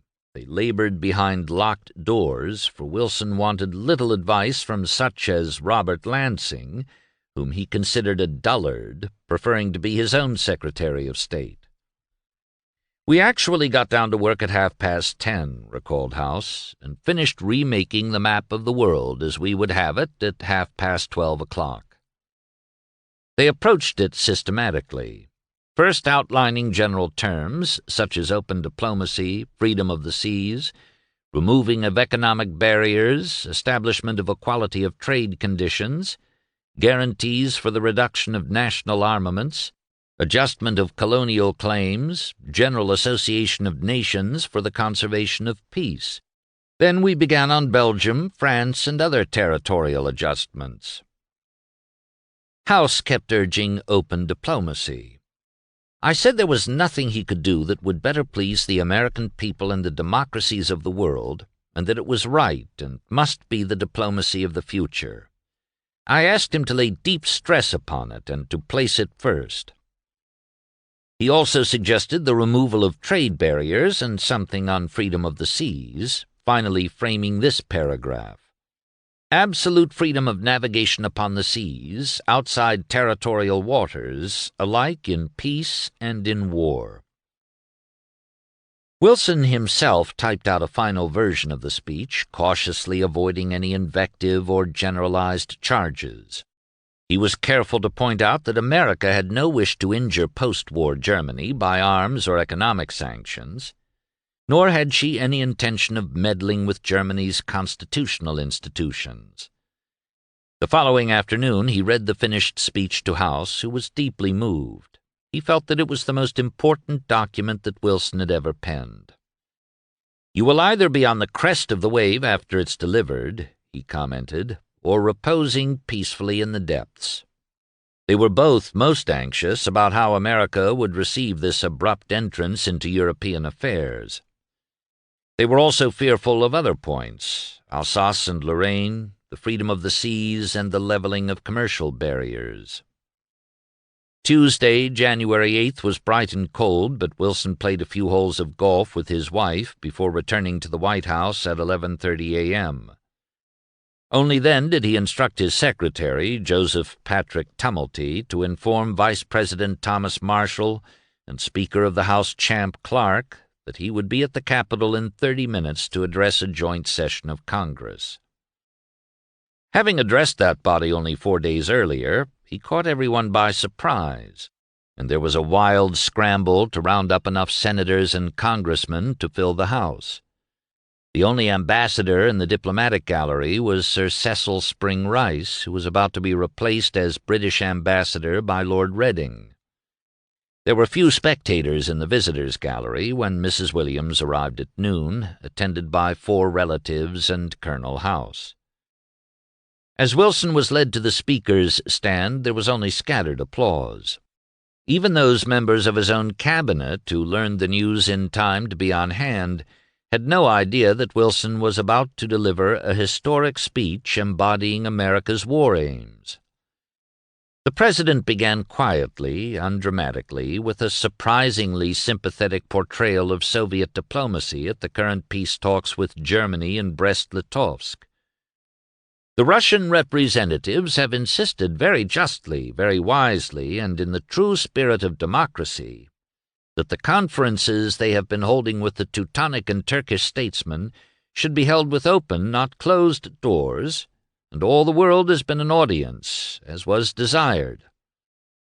The Allies, he went on, had been utterly candid about their war aims, unlike the Central Powers. There was no confusion of counsel among the Allies, no uncertainty of principle or vagueness of detail. There is, moreover, a voice calling for these definitions of principle and of purpose, which is, it seems to me, more thrilling and more compelling than any of the many moving voices with which the troubled air of the world is filled. It is the voice of the Russian people. They are prostrate and all but helpless, it would seem, before the grim power of Germany, which has hitherto known no relenting and no pity. Their power, apparently, is shattered, and yet their soul is not subservient. They will not yield either in principle or in action. Their conception of what is right, of what is humane and honorable for them to accept, has been stated with a frankness, a largeness of view, a generosity of spirit, and a universal human sympathy, which must challenge the admiration of every friend of mankind, and they have refused to compound their ideals or desert others that they themselves may be safe. It was a pity that he had not consulted the unassuming but shrewd Lansing, who was aware that the Bolshevik negotiators were hardly voicing the motives and sentiments of a Russian people completely ignorant of what was going on at Brest-Litovsk. Wilson's equation of Bolshevism and the Russian people was a distortion of history. Lenin and Trotsky themselves would have ridiculed the naive description of themselves as humane and honorable, of having a generosity of spirit, and refusing to desert others that they themselves may be safe. And yet Wilson's calm, measured tones had aroused little show of enthusiasm, but now he began to speak with force and feeling of the Russian people. They call us to say what it is we desire, in what, if anything, our purpose and our spirit differ from theirs, and I believe that the people of the United States would wish me to respond with utter simplicity and frankness. Whether their present leaders believe it or not, it is our heartfelt desire and hope that some way may be opened whereby we may be privileged to assist the people of Russia to attain their utmost hope of liberty and ordered peace. At last there was applause. An atmosphere of growing excitement came over the big room as visitors continued to file into the galleries, and more senators and representatives edged quietly into their seats. The basic American war aim, he continued, was unselfish, that the world be made fit and safe to live in, that all nations be assured of justice and fair dealing. The program of the world's peace, therefore, is our program, and that program, the only possible program as we see it, is this. His words struck home, and there was rapt silence as he began listing the 14 points of his program. Open diplomacy, freedom of the seas, reduction of armaments, impartial adjustment of colonial claims, evacuation of all Russian and Belgian territory. But when he reached the next point, the restoration of all French territory, including Alsace-Lorraine, which had been seized by Prussia in 1871, there was a spontaneous burst of cheering. Senators and representatives, wrote John Dos Passos, jumped on chairs and waved their arms as if they were at a football game. The President smiled, waiting patiently for the hubbub to subside, and then went on till he reached the last and 14th point, a demand for a League of Nations. The Allies, he said, were willing to fight to the end for these essential rectifications of wrong and assertions of right. Nor had they any jealousy of German greatness. We do not wish to injure her or to block in any way her legitimate influence or power. We do not wish to fight her either with arms or with hostile arrangements of trade, if she is willing to associate herself with us and other peace-loving nations of the world in covenants of justice and law and fair dealing. The people of the United States, he concluded, were ready to devote their lives, their honor, and everything they possess to this principle of justice to all peoples and nationalities. The moral climax of this, the culmination and final war for human liberty, has come, and they are ready to put their own strength, their own integrity and devotion to the test. Throughout America, the first response was concurrence by all political parties. Theodore Roosevelt and Senator Borah, who rarely agreed on anything, approved, as did the Socialists. The Republican New York Tribune, usually a harsh critic of Wilson, labeled the 14 Points speech a second Emancipation Proclamation. As Lincoln freed the slaves of the South half a century ago, Mr. Wilson now pledges his country to fight for the liberation of the Belgian and the Pole, the Serb and the Romanian. The President's words are the words of 100 million. Today, as never before, the whole nation marches with the President, certain alike of the leader and the cause. The British, however, were not at all enthusiastic about Wilson's call for freedom of the seas, and the London Times doubted that the reign of righteousness was within our reach. While the French were similarly skeptical, there was relief at the statement about Alsace-Lorraine. President Wilson's words, said La Liberté, will make his name popular to the remotest villages of France. As for the Italian leaders, they were unhappy at Wilson's demand for a mere readjustment of the frontiers of Italy along clearly recognizable lines of nationality. They wanted more territory than that. The European allies were not at all ready to accept the idealistic American program, nor did Germany respond to Wilson's invitation to join the community of peace-loving nations. The regime, of course, was insulted by the President's call for the surrender of Alsace-Lorraine, and even the socialist Vorwärts suspected Wilson of attempting to deceive Russia about a general peace and lure her once more into the morass of blood of the World War. 2. And what of Russian reaction? It is a great step toward the peace of the world, Lenin told an American official in good English, but then not only criticized the colonial clause, but said the message was incomplete. This is all very well as far as it goes, but why not formal recognition of the Bolshevik regime? And when? Yet he saw to it that Izvestia, the government paper, printed the entire speech. The conditions laid down by President Wilson, it commented, represent a great victory in the great struggle for a democratic peace, and we may hope to find in the American people an actual ally in the struggle. The party paper, Pravda, was a truer mirror of Lenin's personal suspicions of Wilson's motives. Of course, editorialized that paper, we are not for a moment in doubt about the real significance of the compliments of this representative of the American stock market. We know that Wilson is the representative of the American imperialistic dictatorship, chastising its own workers and poor people with prisons, forced labor, and death sentences. And a few days later, Lenin himself reported to the party, "The war with England and America will go on for a long time. The aggressive imperialism of both groups has unmasked itself finally and completely." Most American officials in Russia were opposed to Wilson's friendly gesture to Russia and looked upon the Bolsheviks as a menace to democracy. Opposing them was Raymond Robbins, head of the American Red Cross mission. He could have stepped out of a Horatio Alger novel. Born on Staten Island, he became a farmhand and miner in Tennessee, Colorado, Arizona, and Mexico, then prospected for gold in Alaska for 3 years and returned in 1900 a wealthy young man. In the Klondike, he was so shocked by its lawless life that he was fired with the spirit of reform and became involved in social work in Chicago. He threw himself into the muck of Chicago politics with a young attorney, Harold Ickes. Together they ran as Reform candidates and managed to elect a Reform mayor and then keep him in office. Robbins directed part of his amazing energy to the labor movement, helping to organize and conduct strikes.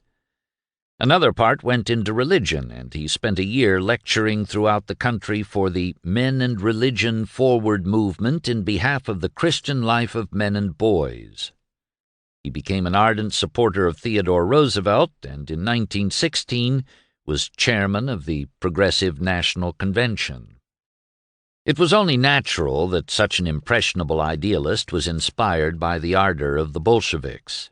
They reminded him of the radicals he had met and worked with in the Midwest, and the northern landscape of Russia wakened youthful memories of his beloved Yukon, inspiring in him a renewal of his faith in human progress and glory of God. In the next few weeks, Robbins, who held the rank of a U.S. Army lieutenant colonel, donned boots and rough clothes like any good proletarian.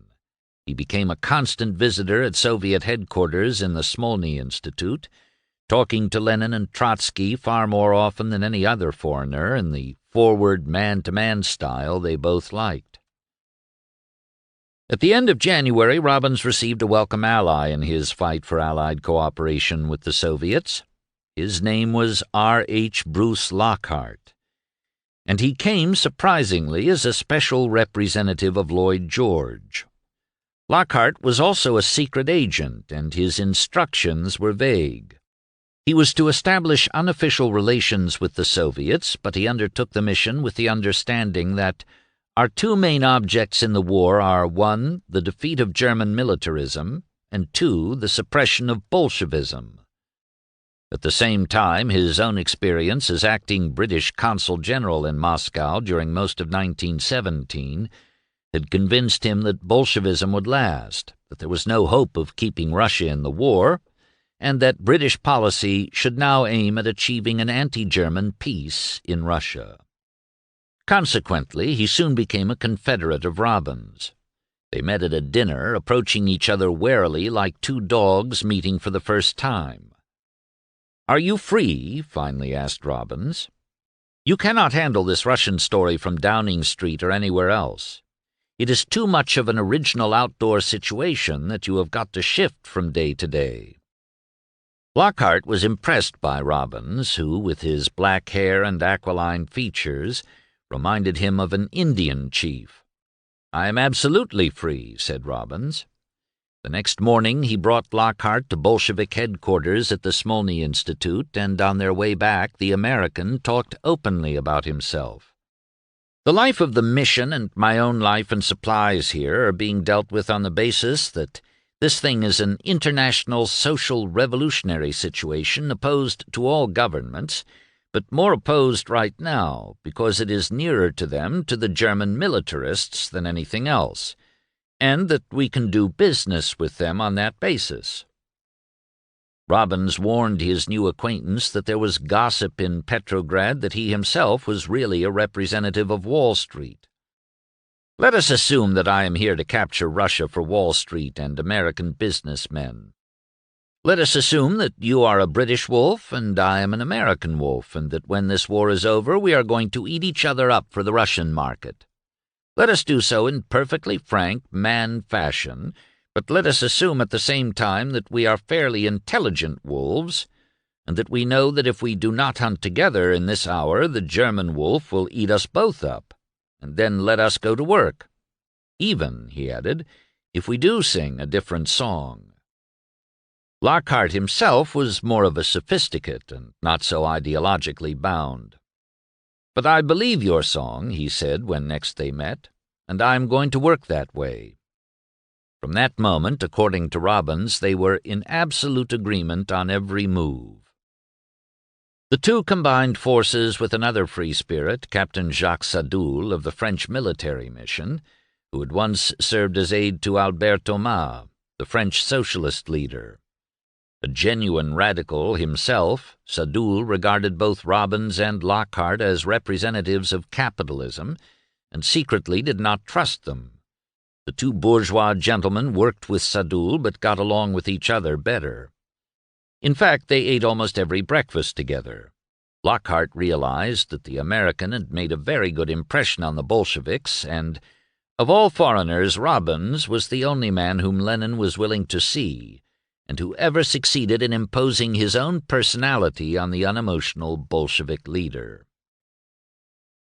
When Trotsky, as a protest against Germany's harsh demands, dramatically walked out of the Brest-Litovsk negotiations on February 10th, Lockhart and Robbins redoubled their efforts to gain aid for the beleaguered Soviets.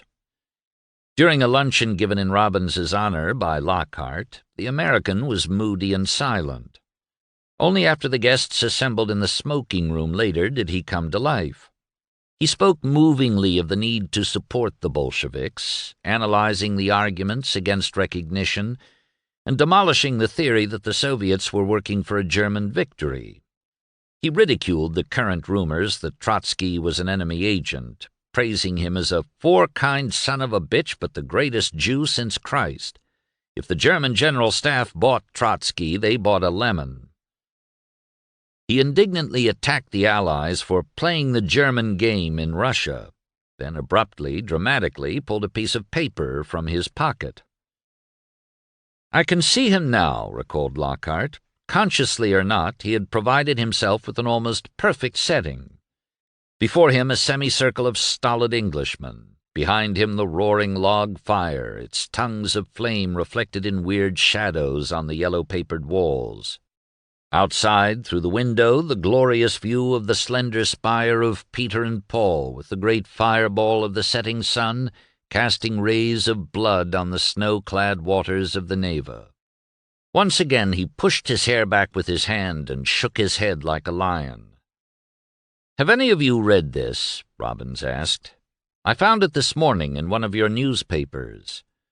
In an emotional, low voice, he began to read Major John McCrae's famous poem. "We are the dead. Short days ago we lived, felt dawn, saw sunset glow, loved and were loved, and now we lie in Flanders fields. Take up our quarrel with the foe. To you from failing hands we throw the torch. Be yours to hold it high. If ye break faith with us who die, we shall not sleep, though poppies grow in Flanders fields." There was an almost deathly silence as Robbins turned to stare out the window. Finally, squaring his shoulders, he about-faced. "Boys," he exclaimed, "I guess we're all here for one purpose, to see that the German General Staff don't win this war." He took 3 long strides, wrung his host's hand, said, "Goodbye, Lockhart," and in 4 more strides was out the door. There was not a laugh or a grin from any of the group. Every man had been deeply moved. Lockhart met Trotsky a few days later for the first time and expressed Britain's willingness to reach a modus vivendi with the Bolsheviks, but would not tolerate their agitation in England. "What about English support of the anti-Bolsheviks in Russia?" Trotsky angrily retorted. Lockhart acknowledged Trotsky's complaints had some justification, and the Russian finally said he was ready to cooperate with the Allies, if not for love, for expediency. "Now is the opportunity for the Allied governments," were his last words, leaving Lockhart convinced that he was ready to make a deal. Lockhart cabled London that he was sure that if Trotsky were handled tactfully, he would be a valuable asset against Germany. "Policy I advocate is one of expediency," he advised. "Trotsky will cooperate with us so long as it suits him. Our attitude should be the same."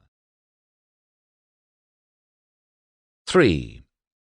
There was consternation in Petrograd on February 23rd when the Germans sent a demand that Russia give up all her Baltic, Polish, and Belarusian provinces. Lockhart cabled London that aid should be promptly offered to the Bolsheviks. They would probably not promote Allied interests, but he felt they would impede and delay German economic penetration. The British agent then went to the Smolny Institute for an interview with Trotsky. The Commissar of Foreign Affairs was in a bad temper and, with a scowl, asked Lockhart if any message had come in from London offering aid. The Englishman replied in the negative, but gave assurance that support would not be withheld, providing the Bolsheviks made a genuine effort to keep half of Russia from falling to the Germans. "You have no message," grumbled Trotsky, "but I have. While you are trying to throw dust in my eyes, your countrymen and the French have been intriguing against us with the Ukrainians, who have already sold themselves to the Germans.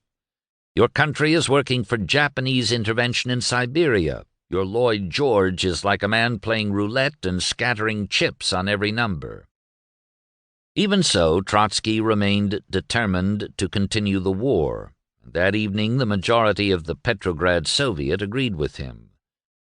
But Lenin insisted on signing the peace treaty despite jeers and catcalls. "In our day, wars are not won by mere enthusiasm but by technical superiority," he told the assemblage. "Give me an army of 100,000 men which will not tremble before the enemy, and I will not sign this peace. Can you raise an army? Can you give me anything but prattle and the drawing up of pasteboard figures?" His reason won, and early next morning a telegram was dispatched to Berlin accepting the German terms. It was 6 a.m. when the exhausted Lenin walked out of the hall, his ears ringing with epithets of traitor, Judas, German spy. Predictably, the 67-year-old American ambassador, David Francis, was disgusted with the Bolshevik submission. He cabled Washington, "In my judgment, terms of peace make Russia a German province with good prospects of becoming ally. I renew my recommendation for immediate possession of Vladivostok, Murmansk, Archangel." But Robbins was exultant. "What an hour," he wrote in his diary that night. "The tide is flood. The revolution and Allied cause and democracy and Russia and America all in the melting pot." By the end of February, all of the Allied embassies had fled Petrograd for safer quarters some 350 air miles east in Vologda. Lockhart stayed in the capital, and the following day had his first interview with Lenin. The British agent had arrived a little forlorn, since his position was vaguer than ever. It was the first time he had ever seen Lenin, and he found no Superman, only a short, rather plump man with a thick neck, round red face, high intellectual forehead, and short stubbly beard. He looked more like a provincial grocer than a leader of men. But his steely eyes were arresting. Lockhart found him amazingly frank. Peace negotiations had not broken down as rumored, he said. The terms, of course, were scandalous. What could one expect from a militarist regime? Yes, they would probably be accepted the next day, and they would undoubtedly be ratified by an overwhelming majority of the party. He could not guess how long the peace would last, but they were transferring the government from Petrograd to Moscow, and if necessary would withdraw to the Urals. However they fought would be their business. They would not be a cat's paw for the Allies. If the Entente understood this, there was an excellent opportunity for cooperation. He did not try to hide the fact that Anglo-American capitalism was about as hateful to the Bolsheviks as German militarism. But the latter was the more immediate danger. He hoped the Allies would cooperate on these terms, but he doubted it. He was even willing to accept military support if the Germans continued their aggression. "At the same time, I am convinced that your government will never see things in this light. It is a reactionary government. It will cooperate with Russian reactionaries." Lockhart remarked that he feared that the Germans, with peace in their pocket, would now throw the forces in the east against the Western Front. What if they crushed the Allies? The Germans would steal all of Russia's grain, then. Lenin smiled. "Like all your countrymen, you are thinking in concrete military terms. You ignore the psychological factors. This war will be settled in the rear and not in the trenches." Thoughtfully, Lockhart returned home to find a batch of telegrams from the Foreign Office complaining about the peace. How could Lockhart call the Bolsheviks anti-German when they were willing to give half of Russia away? While attempting to write an answer, the phone rang. It was Trotsky. He said that he had just received word that the Japanese were about to land troops in Siberia. What did Lockhart propose to do about it? How could he justify his mission after such hostility? Next came a telegram from Robbins advising Lockhart to join him in Vologda. He managed to get Robbins on the telephone and said that he was going to see things through to the bitter end in Petrograd, and asked him to pass on to Francis the disturbing news of the Japanese landing. If it took place, that would ruin any chance of Allied Bolshevik cooperation. A final telegram came from his wife in London, cryptically informing him that his actions were not approved in London. If he were not careful, it would be the end of his career. The next day, Saturday, he wired London, "There are still considerable possibilities of organizing resistance to Germany, and I shall remain in the country as long as there's the slightest hope." But on Sunday, March 3rd, the peace treaty was finally signed at Brest-Litovsk. It was a harsh, militaristic peace which showed the world that the true ruler of Germany was not the Reichstag, nor the Chancellor, nor even the Kaiser. It was Ludendorff. A summons from Trotsky brought Robbins from Vologda to the capital post-haste on March 5th. "Colonel Robbins," he said, "do you still want to beat the peace?" "Mr. Commissar, you know the answer to that question." "The time has come to be definite. We have talked and talked about help from America. Can you produce it? Can you get a definite promise from your government? If you can, we can even now beat the peace. I will oppose ratification at Moscow and beat it." "But, Mr. Commissar, you have always opposed ratification. The question is, what about Lenin? He is on the other side, and if you will pardon me, it is he, not you, who is running this show." Trotsky bridled. "You are mistaken. Lenin realizes that the threat of the German advance is so great that if he can get economic cooperation and military support from the Allies, he will refuse the Brest peace, retire, if necessary, from both Petrograd and Moscow to Yekaterinburg, re-establish the front in the Urals, and fight with Allied support against the Germans." "Would Lenin agree to that?" asked Robbins with some surprise. "He will." "In writing?" Trotsky bared his teeth in a frightening grin. "Do you want us to give you our lives? The Germans are 30 miles from Petrograd. How soon will your people be within 30 miles? But Robbins refused to pass on a verbal message to Washington. He wanted something specific. "It's got to be written. I'll bring my interpreter back here with me. You tell him what you mean in Russian. He'll write it down in English. Then you and Lenin will read it in English and say you understand it and will promise me to go through with it. Otherwise, I can't handle it." Trotsky yielded. "Be back at 4, he said. At that hour, Robbins was back at Trotsky's office with his interpreter. The commissar waved a paper, his offer to America, then brought the two Americans to Lenin's room. The Bolshevik chief abruptly left a meeting and led the procession to the hall of the Council of the People's Commissars. The four men seated themselves at a long table, and Robbins's interpreter began translating the message into English. It began with a series of questions based on the premise that the Bolsheviks would break the peace treaty and Germany would resume its advance.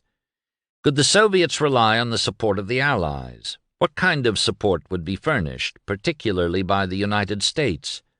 Would the Allies, and particularly America, prevent the Japanese from invading Siberia? After his interpreter read this aloud, Robbins said to Lenin, "Does the translation give your understanding of the document?" "Yes," said Lenin, and Robbins asked another question. "If the United States government answers this document affirmatively, will you oppose the ratification of the Peace of Brest-Litovsk at the All-Russian Congress of Soviets at Moscow?" "Yes." As Robbins left, he felt that he was the messenger of history, holding the fate of Russia and America in his hands. He brought the document to Harold Williams, a New Zealander, who used his job as correspondent for the New York Times to cover his role as a British secret agent. Anti-Bolshevik himself, Williams promised to cable a story for his paper that the treaty would not be ratified and that war with Germany would probably recommence. 4. Robbins cabled Trotsky's proposal to Washington, but long before it reached its destination, the fate of the tottering Bolshevik regime had just taken a turn for the better. President Wilson had been persuaded by Colonel House to reconsider a recent decision to let Japan know that America was willing to condone their limited intervention in Siberia. The president wired Tokyo on that eventful March 5th that intervention would generate hot resentment in Russia, and that the whole question might play into the hands of the enemies of Russia, and particularly of the Russian Revolution, for which the government of the United States entertains the greatest sympathy, in spite of all the unhappiness and misfortune which for the time being has sprung out of it. The following Sunday, March 10th, the President received a note from House urging him to send an encouraging message to the Congress of the Soviets, about to convene to ratify the Brest-Litovsk peace treaty. Our proverbial friendship for Russia could be reaffirmed, and you could declare our purpose to help in her efforts to weld herself into a democracy. Wilson took this advice, and the following day dispatched a message promising the Congress of the Soviets that America would avail itself of every opportunity to secure for Russia once more complete sovereignty and independence in her own affairs and full restoration to her great role in the life of Europe and the modern world. The whole heart of the people of the United States is with the people of Russia in the attempt to free themselves forever from autocratic government and become the masters of their own life. That same Monday, March 11th, the Bolshevik government and party headquarters shifted to Moscow. It was a symbolic move, since Petrograd was historically oriented to Western culture. Moscow, where the Tsars before Peter the Great had resided in the Kremlin, was more rooted in Russian history and nationalism. Raymond Robbins was also in Moscow, and on the next day personally handed to Lenin the Wilson telegram. 48 hours later, just before the opening of the Congress, he had tea with Lenin and his sister. "What have you heard from your government?" Lenin asked regarding the Trotsky questionnaire. "Nothing," replied the American. "You will not hear," said Lenin. "Neither the American government nor any of the Allied governments will cooperate, even against the Germans, with the Workmen's and Peasants' Revolutionary Government of Russia."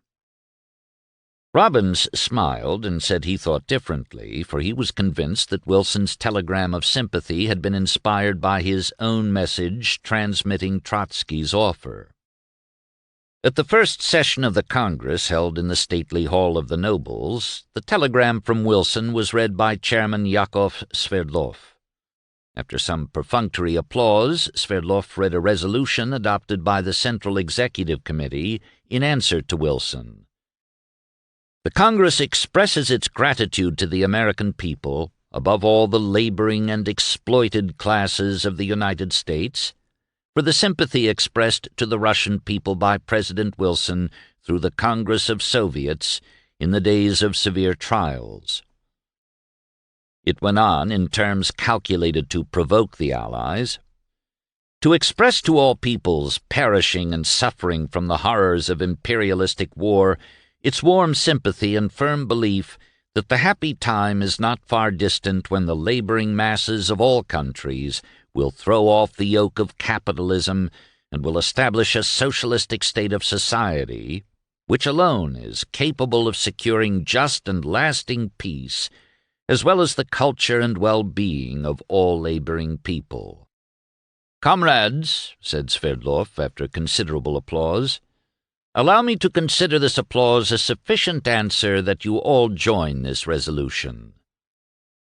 It was a direct insult to Wilson, and was obviously intended as such. "We slapped the President of the United States in the face," Gregory Zinoviev, a prominent Bolshevik, told a Petrograd audience a few days later.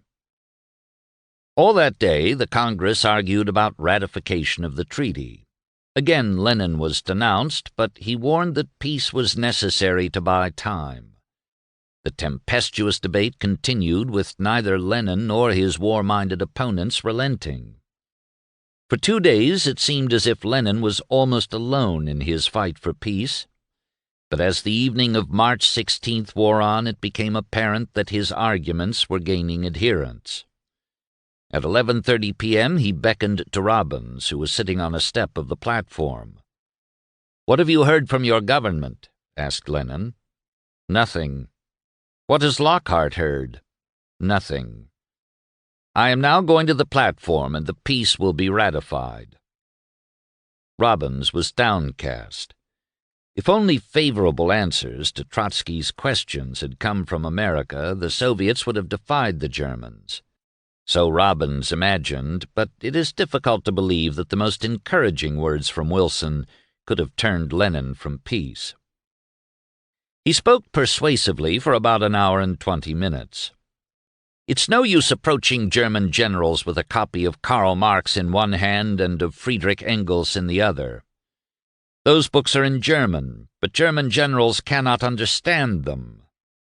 Again he spoke of the absolute necessity for a breathing space, then called for a vote. From all over the great hall, red cards were held up in favor of ratification. Other red cards shot up against.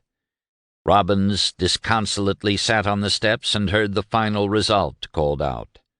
Abstaining, 115. Against ratification, 261. For ratification, 784. Peace had come to Russia, despite Robbins and Lockhart. The German Supreme Command was delighted. At last they were free to launch their great offensive in the West and bring the war to an end. Chapter 5. With Our Backs to the Wall. Hague, April 6th to 22nd. 1. By the beginning of April, there was still no significant action on other fronts, and the Allied leaders could concentrate their concern on the West, where another major German offensive was momentarily expected. This second blow, in fact, was almost ready to be launched and had been given the effeminate code name Georgette. Designed as a second act to Michael, it was aimed at the northern half of Hague's lines in the Flanders Plains, a stretch of some 25 miles between La Bassée Canal and Ypres. The country north of the canal was flat, drained by many streams and ditches, and dotted by orchards and prosperous villages. The main thrust would be at Armentières, already made famous by song, which lay 2 miles behind the British lines. Once this city was taken, the German spearhead would drive straight ahead some 15 miles to the vital rail centre of Osbruck. When this fell, Hague, his back to the Channel, would have little alternative except escape to England. Although this attack could not be compared in scope to Michael, it threatened an area much more vital to the British. Here they could not afford to lose the ground that they had in March. The prospects which opened for us if we made good progress in such an operation were very alluring, wrote Hindenburg, but the exertion of the attack was faced with most serious obstacles. In the first place, it was clear that we were dealing with the strongest English group at this point. Then there was the forbidding terrain on either side of Armentières. To the south, the low-lying meadows of the Lys River, and to the north, Mount Kemmel and other wooded hills. In the spring, the Lys area was often a marsh for weeks on end, but that year the weather had been so dry that experts predicted the assault could begin in early April. Every day was critical because of the growing strength of the American forces. There were already more than 325,000 officers and men in France. For some time Hague had feared an attack between Arras and La Bassée Canal. It concerned him also that the sector just above the canal was held by 2 Portuguese divisions. He was well aware that Portugal was no longer a reliable ally. Many of the soldiers sympathized with the revolution then going on in Portugal. Moreover, while officers were allowed home leave, the men were not, and they had just spent a miserably cold and wet winter. Things were so bad that one division had already been removed by Haig, and this forced the remaining Portuguese troops to defend an extremely wide front. Evidence on April 6th indicated the possibility of a surprise attack by 3 or 4 divisions against the Portuguese, and that night Haig wrote Foch, "All information points to the enemy's intention to continue his efforts to destroy the British Army. With this object in view, he appears to be preparing a force of 25 to 35 divisions to deliver a heavy blow on the Bethune-Arras front." Haig wanted the French to either start a vigorous offensive in the next few days or send 4 more French divisions to relieve British troops south of the Somme. The two met the next day, and the best Foch would offer was a combined British-French counterattack in the Amiens area. Privately, Haig did not believe that either Foch or Pétain had any intention of putting French divisions into the attack, and so wired General Wilson to come to France and try to get better arrangements with Foch. Wilson replied at once that he was coming. He had recently written in his diary, "I really think Haig is stupid up to a danger point." This new trouble with Foch was only further proof that the field marshal did not in the least understand the situation yet. Yet when Haig had recently offered to resign, and Lloyd George, who was looking for a good excuse to get rid of him, suggested the previous day that they take the field marshal at his word, Wilson replied, "Failing some readily outstanding personality, and we have none, I think, we ought to wait for Haig's report." Haig knew of the growing sentiment against him, and on April 8th wrote his wife about the attempts to get rid of him. "But I won't trouble you with this. You will be prepared, however, for me to be attacked like anything by some of the government to save themselves. But my case is an overwhelming one." That night final preparations for Georgette were completed. Lieutenant Colonel Bruchmüller, the artillery expert, reported to Ludendorff that all was in order. The Kaiser was at the front, prepared as usual to toast victory. At 4:15 on the morning of April 9th, there was a tremendous roar along the front between Armentières and La Bassée Canal, a fitting salutation to Ludendorff on his 53rd birthday. Gas and high-explosive shells smashed into the 3 divisions defending this 11-mile stretch. A heavy mist hung over the battlefield, but the sun soon broke through. At 7, the bombardment shifted to the trenches and strong points, and at 8:45 the infantry assault began. The leading waves of the 4 divisions converging on the Portuguese 2nd Division found most of the front-line trenches empty. Small groups could only put up brief if heroic resistance, and the stormed troops plunged forward 3 miles. It was not that the Portuguese were cowards. They saw little reason to fight. Besides, they were spread too thin. The result was panic flight. "Some even took their boots off to run the quicker," wrote Haig, "and others stole the bicycles of the corps cyclists who were sent forward to hold La Couture and vicinity." Private W.A. Tucker was one of the 11th Corps cyclists, rushed into the breach. His company dug in near a church. The only shells falling now were from their own side. It was obvious that their gunners assumed that all friendly troops had long been overwhelmed, and if their shells hit anyone, it would not be us. They stoically assembled their Lewis guns, placed the muzzles at the ready through the firing slots of their sandbagged little fort, and waited. No officer mentioned who or what might come, where we were, or what we were to do in any given circumstances. No officer knew. Suddenly someone shouted, "Look, Jerry's!" Dim figures scrambled toward them through barbed wire, debris, and swampy shell holes. Through the mist and smoke of bursting shrapnel from friendly guns, Tucker could dimly make out unfamiliar helmets and uniforms. "Let the bastards have it," shouted a corporal, and 6 Lewis guns went into action. Every so often a figure out front would come forward and, drawing fire, disappear. It seemed a funny kind of attack. Then someone yelled, "Hold it, lads! They're not Jerry's, they're bloody Portuguese!" No one had mentioned anything about Portuguese. Their uniforms were a bluish-gray, and their corrugated helmets resembled dust-bin lids.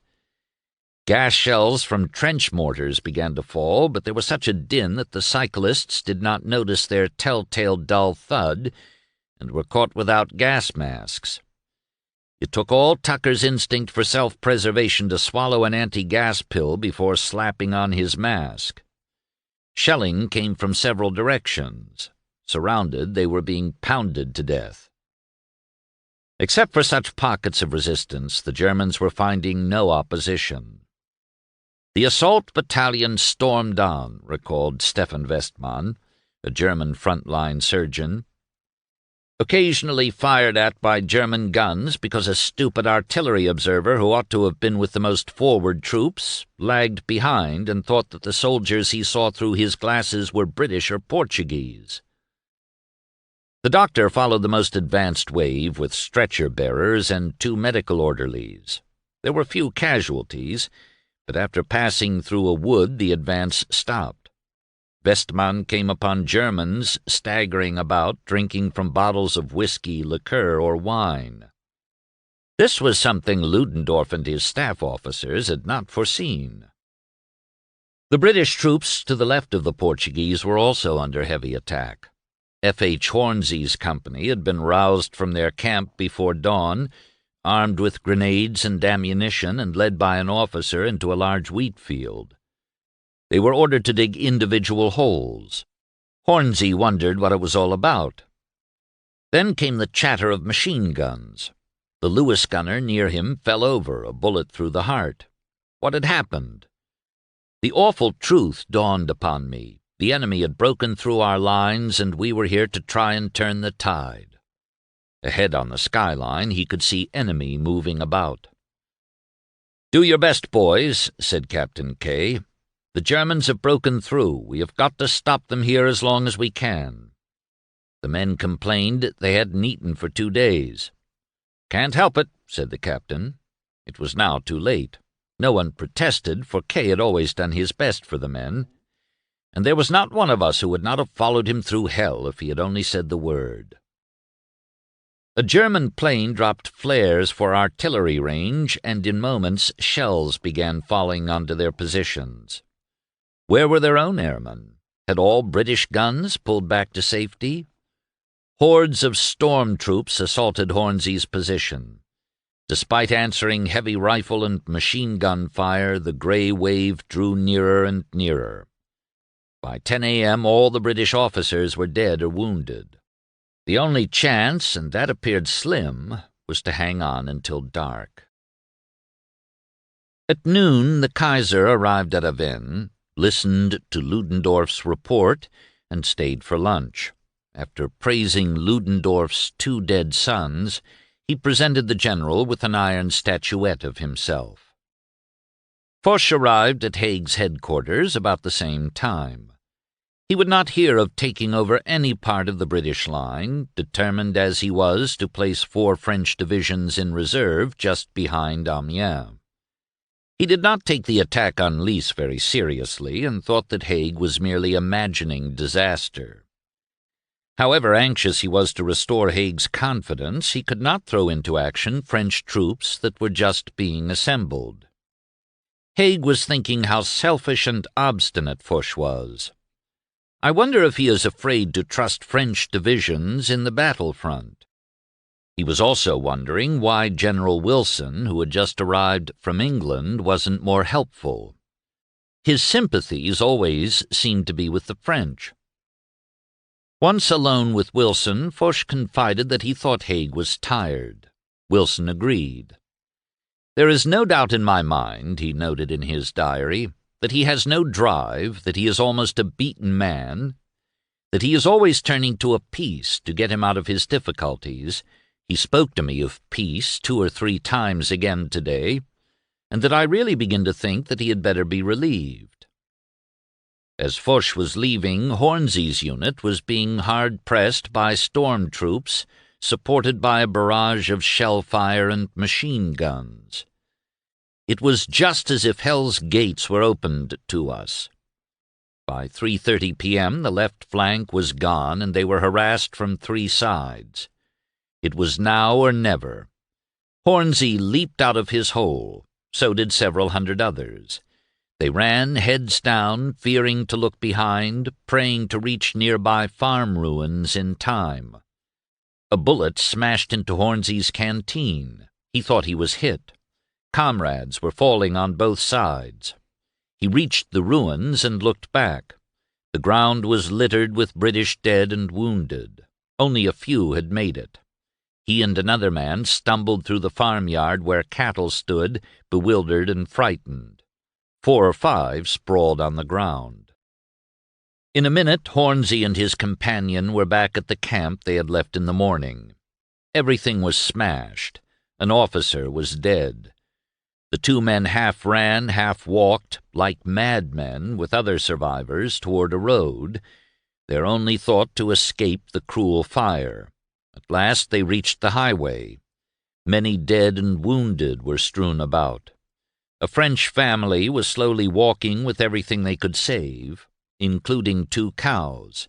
Despair was written on their faces, but the bombardment did not seem to worry them. The shells had already done their worst to them. Their home lay in ruins, everything lost. By the end of the day, the entire Portuguese front had disintegrated. 6,000 were prisoners, and 13,000 were scattered into the rear area. The gap they had left was only partly closed on each side. But Ludendorff was not completely satisfied. The attack had slowed down in the afternoon. The ground was still soft in places, and it was taking too long to bring up guns and ammunition.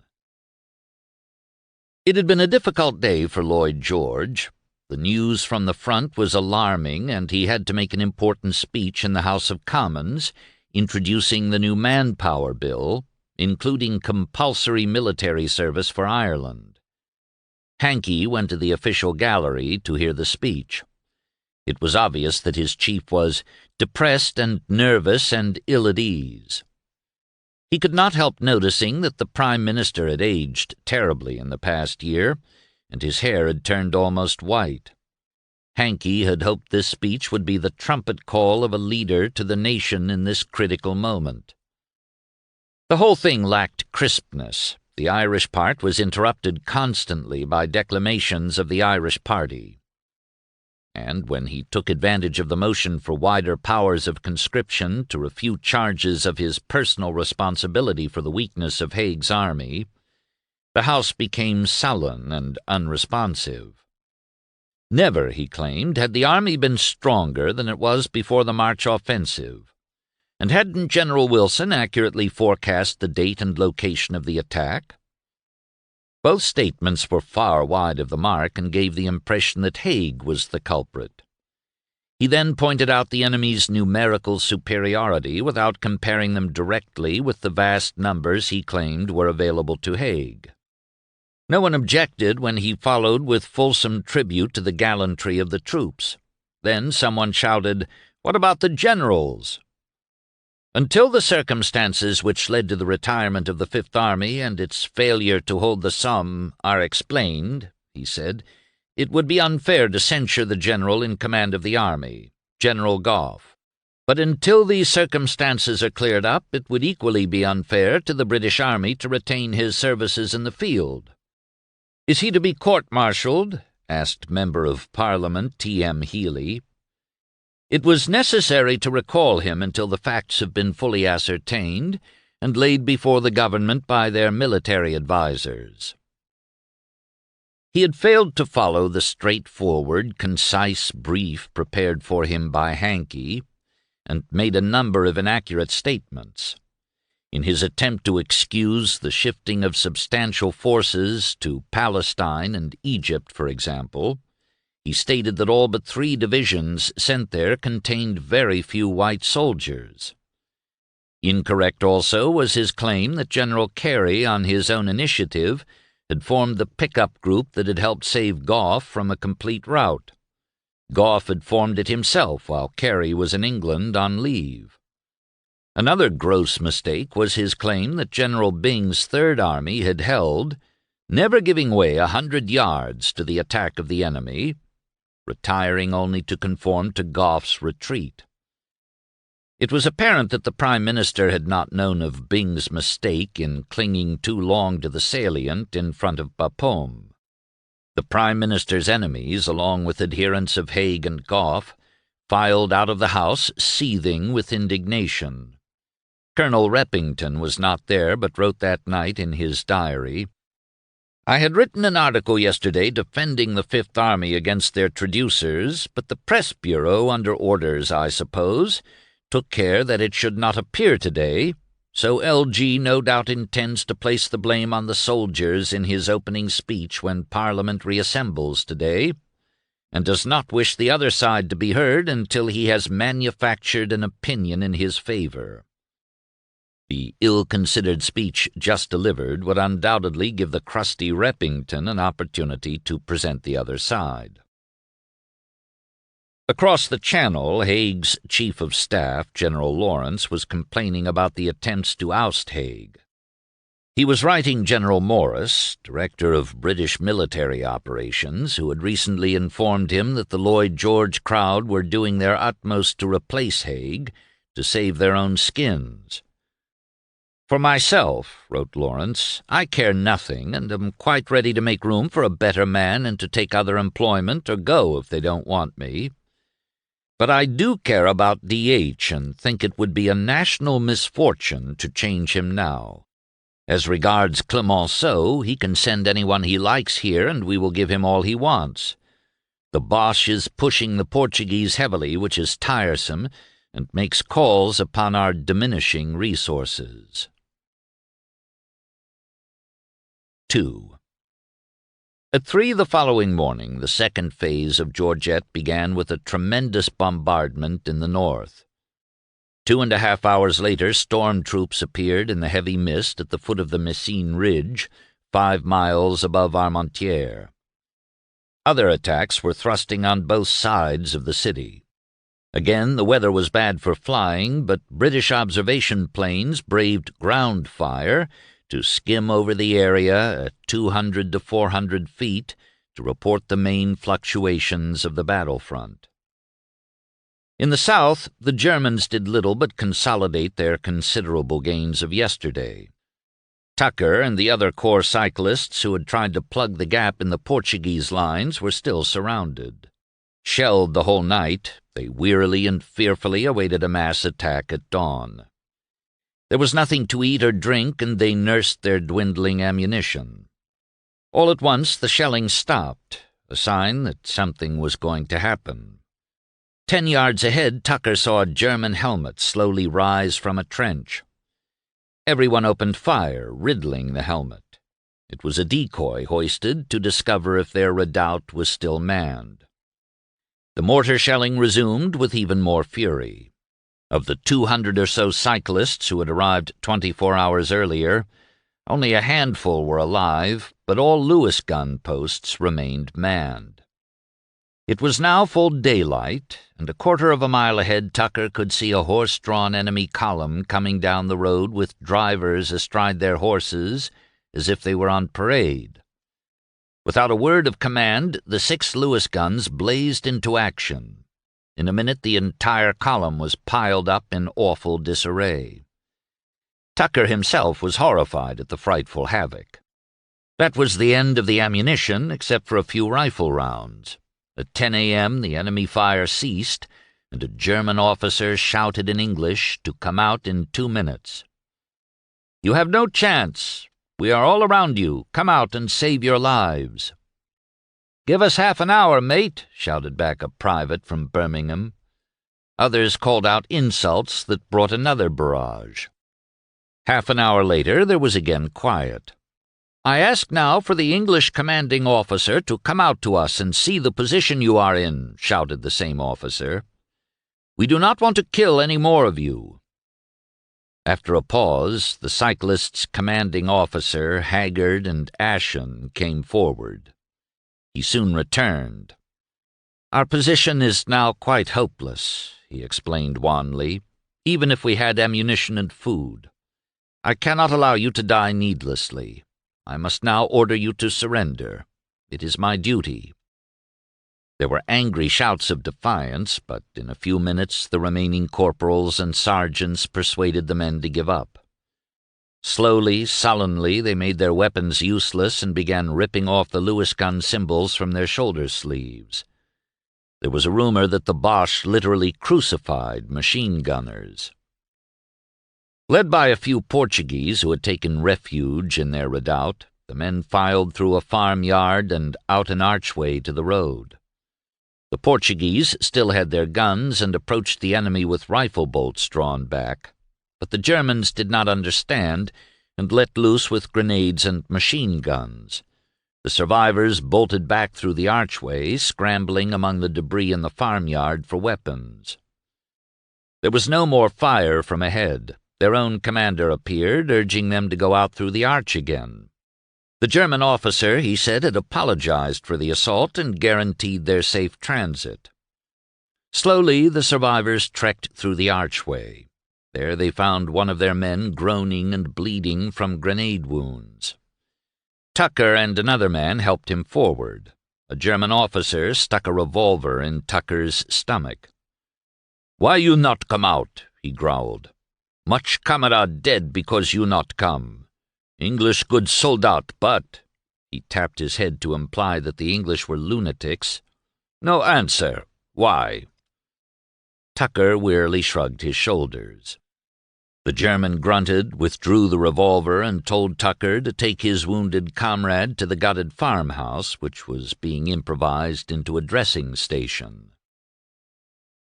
General Wilson was in Paris, listening to Clemenceau say, "Never, never, never will I make peace." Foch, he noted, was upset by the retreat of the Portuguese and was doubtful if even the British troops were fighting well. He seemed fairly content with Haig saying he was insufficient, but we did not appear to have a better. He was much more severe on Pétain, for whom all his old liking is disappearing. This pleased Wilson, who had previously warned him that Pétain was a peace general and not a war general, and had made his name last year by not fighting.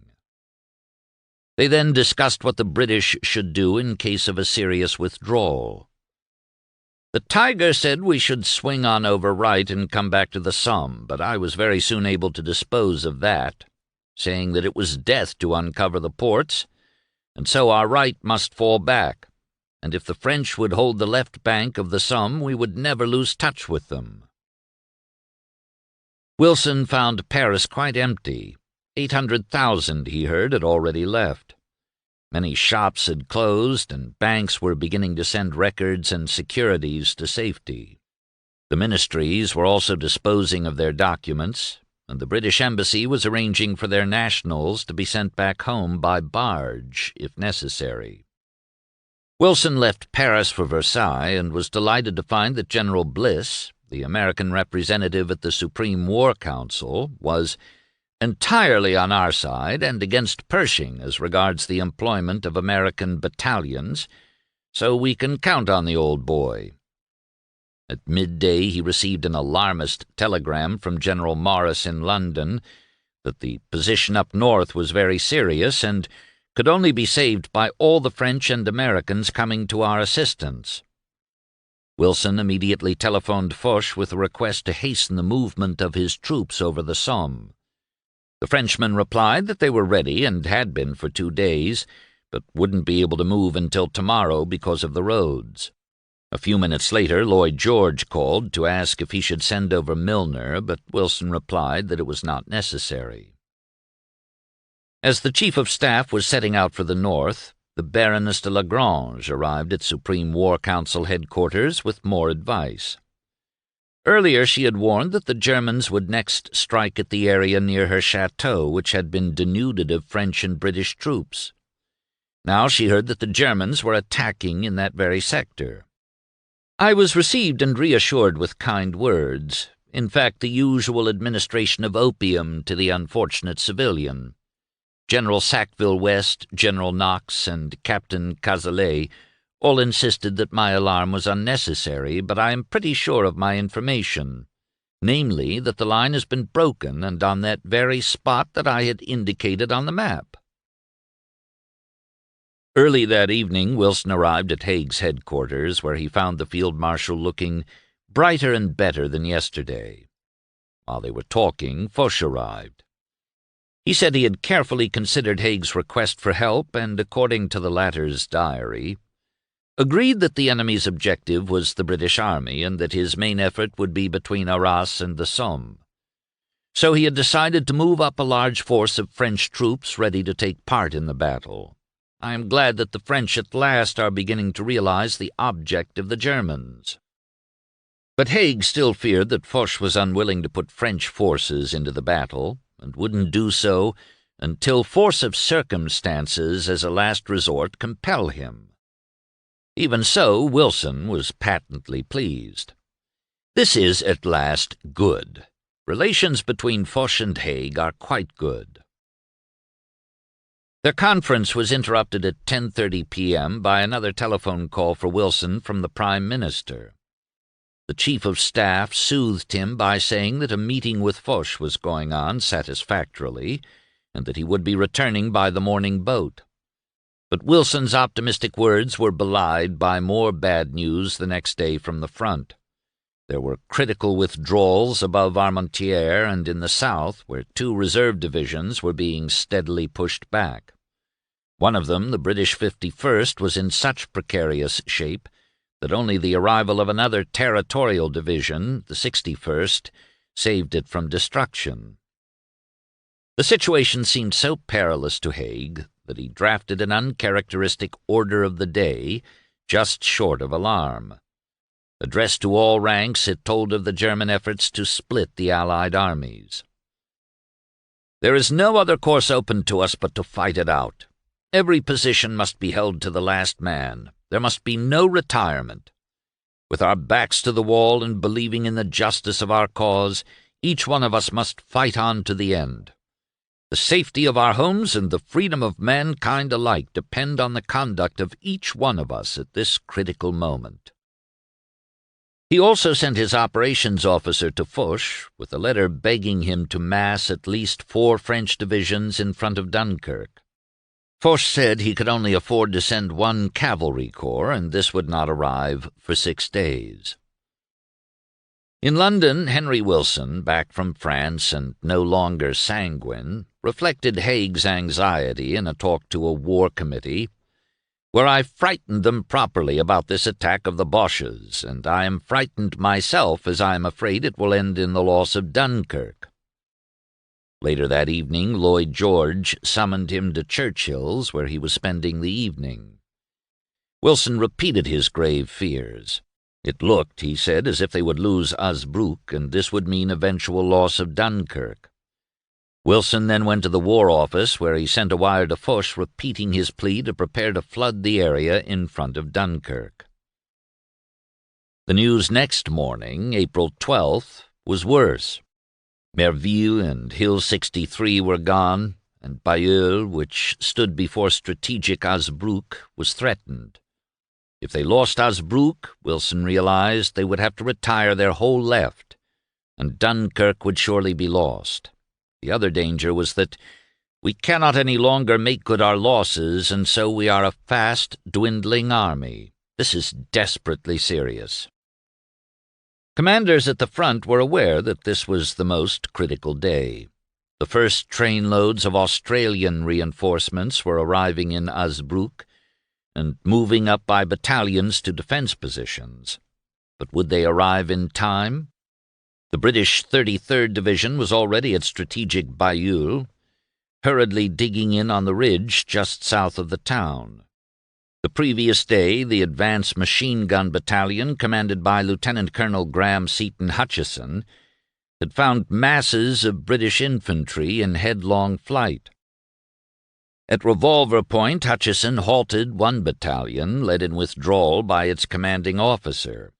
He ordered the men to turn back and occupy Ugenacker Ridge. They refused. Twice more he gave the order, but the men would not budge. Several called out that they only followed orders of their own officers. Hutchison threatened to shoot their commander if he didn't give the order in 2 minutes. The 2 minutes passed, and Hutchison punched the commander. "That's what I've been waiting for all day," said one sergeant, and led the reluctant battalion back up to the ridge. But Hutchison could not stop the main stream of retreat. It had turned into a rout. They appeared like whipped curs, men in panic, and be just so. He asked several where they were going. They didn't know, but there were swarms of Germans just behind, and most of their comrades had been killed or captured. He stopped a captain who said he was retiring to the hills beyond. Hutchison punched him, too. From a meadow he could see gray uniforms a few hundred yards ahead. Machine-gun bullets sprayed Hutchison and his band of scouts. He turned and began a frantic search for men, at last locating an estaminet, the Bellecour, crowded with British soldiers. They had been filled with funk and now were filled with drink. He herded the men out toward the enemy. One was a large kilted Scot. He was crazy with drink, fighting drunk, but with no fight in him. I saw his huge body lurch forward over the hilltop, and then the great torso, huge shoulders, and waving arms went limp, and he disappeared from view. By Friday morning, 8 guns were disposed on the crest of the Hogback Ridge, and 2 of Hutchison's companies were dug in over a 3-mile front. He told the men that the ridge had to be held at all costs, since it was the only considerable rise in ground covering not only Azebrook, but the approach to Mount Gamel and other Belgian hills to the north.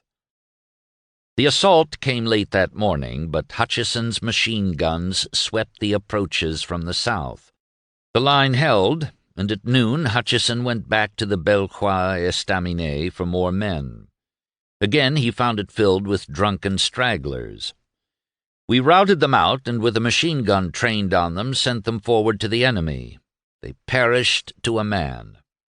On the way back to the front he came upon the corpse of the huge Scot he had sent back the day before. He was a filthy sight, the whole body churned with machine-gun bullets, the clotted pools of blood stinking with wine. So this pack at least was successful in drowning once and for all their sorrows in drink. Throughout the day the Germans pressed forward, determined to take Azebrook. But the reinforcements from the 33rd Division held the line along with a mixed assortment of other troops, and the gap was closed. From dawn to dusk the advancing enemy was subjected to relentless attacks from the air. Visibility was good, and every British squadron was in action. Never since the war began had more hours been flown in a single day. Never had more bombs been dropped, more aerial photos taken. Douglas Haig's backs-to-the-wall appeal reached few of those who were fighting.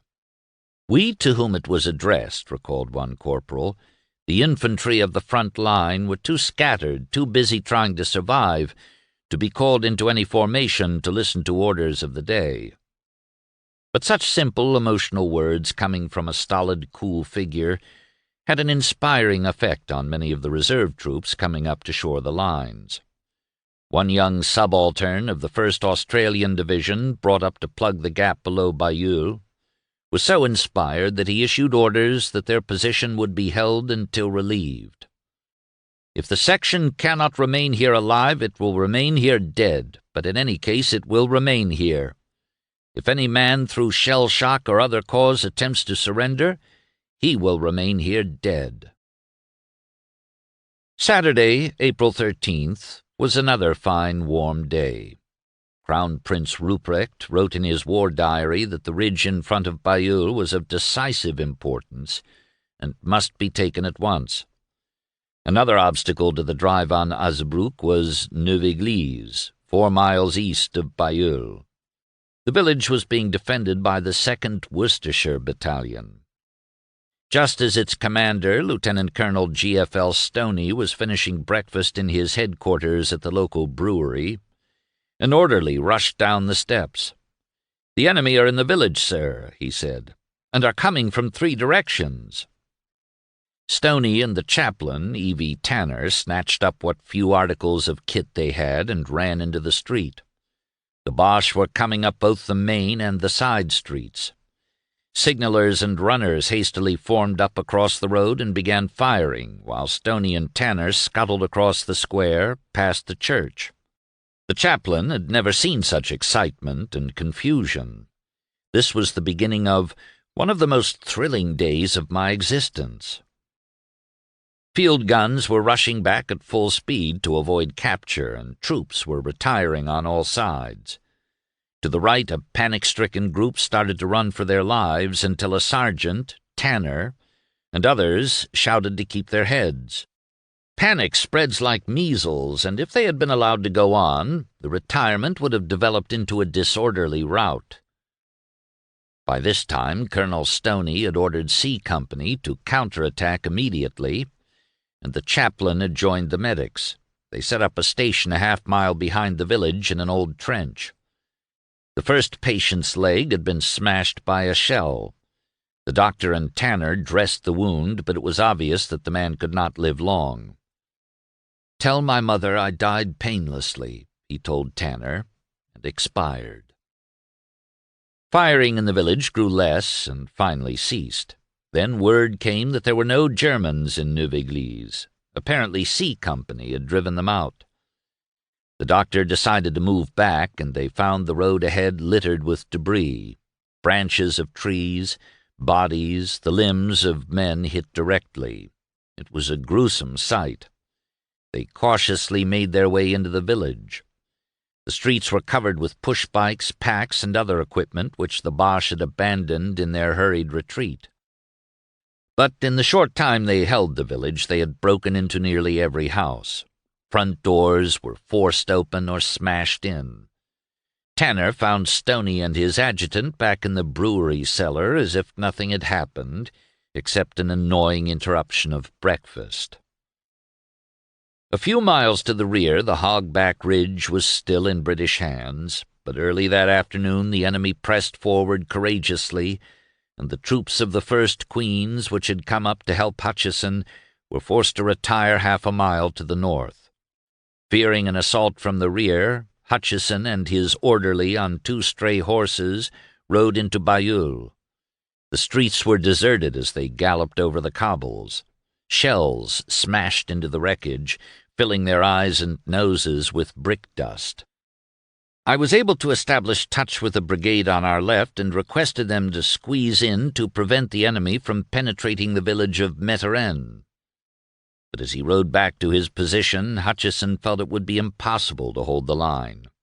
They were running short of ammunition, and there was little hope of getting further reinforcements. Hornsey, who had fled for his life after the Portuguese line caved in, was now in a unit of stragglers from 20 different battalions. They were to attack toward Bailleul. Their spirits were high. Although they were all practically strangers, they had at last a single purpose, to stem the tide. Hornsey grasped his Lewis gun tightly, waiting for the signal. It went up, and they all jumped.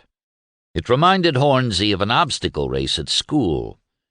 Once they reached those who had gone on ahead, they threw themselves on the ground. The left flank went forward, drawing heavy machine gun fire. Men began to fall, but the advance continued. Hornsey jogged forward. Soon they were halfway to their objective, a building another quarter-mile ahead. They were losing men fast, but the survivors at last reached the building. Hornsey was weary but relieved to think the worst was probably over. Masses of Germans were retreating, but it seemed mad to try and hold the position against such overwhelming forces. What would happen next, God only knew. Gravely concerned, Clemenceau cabled Lloyd George to return to France for a consultation. This proposition disturbed Henry Wilson, who feared that the Tiger was about to interfere in military operations. What mischief might erupt if Lloyd George went over to help him meddle? Wilson told a colleague on the Army Council, Sir W. Furze, "I must go to him, Fuzz, but I'll be back in half an hour. I'm damned if he or I goes back to France." He was back in that time, smiling. "We are not going, but it was the devil to get it home to him. After much talk, I said," and he began imitating Lloyd George, speaking very slowly with many pauses in a deep sepulchral voice, "There are times and seasons when a Prime Minister's presence is worth his weight in diamonds. There are other times and seasons, especially when a decisive battle is in the fighting, when a Prime Minister's presence is nothing but an infernal nuisance." Did that settle it? Yes. Arthur Balfour was the only other present, and when I said that, he exploded with laughter, put his hand on my shoulder with a clap, and said, "Quite right, quite right." Late that afternoon, a sniper almost killed Chaplain Tanner, who was giving a dying German soldier a drink of water in Neuve-Église. After waiting until men of another battalion silenced the sniper, he brought back 3 more wounded enemy to the new first aid post near the brewery. By this time, Colonel Stoney decided to move his headquarters to the mairie, the large town hall at the back of the village which commanded a good view. No sooner had they moved than a heavy enemy bombardment began. A Lewis gun was mounted in one of the top windows, and snipers were posted at other windows. Heavy German machine gun and rifle fire broke out all along the village. An attack apparently was imminent. As soon as it became dark, a Very-Light was fired near the church. Other Very-Lights illuminated a party of a dozen Germans moving around the aid post where he was interrogated. In the sleeves of his greatcoat were many papers, including a map with dispositions. There was no sleep that night, for every so often pineapple bombs from a trench mortar fell onto the roof. Tanner was sure the building would be rushed any moment, and they would all be captured. At 4:30 a.m. Sunday morning, they were startled by heavy rifle and machine gun fire. Soon after dawn, they were completely surrounded. The Boche had occupied the barn behind the town hall and were firing at anyone standing in a window. Some crept forward to drop grenades into the cellar. British runners attempting to deliver messages were shot as soon as they stepped outside. Rifle grenade fire was directed on the barn, the road, and adjacent houses. About 60 men, including Stoney and the chaplain, took turns sniping at the Germans from the top windows. Tanner could see many gray forms running along the hedges. In this apparently hopeless situation, the young adjutant, Second Lieutenant Crow, asked leave to make a sortie so as to clear an escape route to the rear. "Well, Crow," said the colonel, "I'm not going to order you to go, but if you do, you're a very brave man." Crow, with 5 men and another lieutenant named Poynton, crept through the barn at the rear and found a German machine gun crew behind the hedge, with barrel trained on the town hall side entrance. Another machine gun was 20 yards further on, commanding the length of the street. Crow's party suddenly opened rapid fire, forcing the Germans to withdraw further up the hill. In a determined charge, the 7 men overran 3 machine gun nests, pushing the enemy back to the line of houses. At the same time, the men in the mairie joined in, catching the Germans in the open. Groups of enemy could be seen withdrawing to the center of the village. Hope of reinforcements ended early that afternoon, and when Stoney learned that the Boche were massing in 4s with packs on their backs only 100 yards away, he gave the order to evacuate the building. "It was a case of sauve qui peut," recalled Chaplain Tanner. "We left in single file, diving across the small courtyard and out through the barn at the back. A Boche machine gun immediately opened fire on us and continued to do so for about 400 yards. However, by keeping low, we managed to escape without casualty, though bullets were hitting the ground all around us. They finally got to a row of trenches manned by startled infantrymen who had been under the impression that they were the front line. That Sunday, April 14th, Lord Milner and General Morris crossed over to France in a bad storm. They had breakfast with Haig, who they found tired and worried. Later, they all drove to Abbeville for a conference with Foch. Once more, Haig explained the urgent need for the French to take a more active role in the battle. The British divisions, he said, were fast disappearing. The men were exhausted. Foch repeated his old arguments. Relieving units during battle would immobilize both the relieving troops and those relieved during the time required for the operation. Furthermore, a powerful German attack might readily take place on some other part of the front. The French divisions, he said, were distributed where they could best intervene actively at any endangered point. Haig was exasperated. This, he thought, was all a lot of nonsense. The British had borne the brunt of the fighting since March 21st, exhausting their reserves. All he wanted was for Foch to move the small French reserve north of the Somme, further northward, to the La Bassée Canal or Vimy Ridge. Foch replied with familiar phrases. On fait ce qu'on peut, jamais reculer, jamais la relève pendant la bataille. But what irked him most was Foch's frequent exclamation, Bon!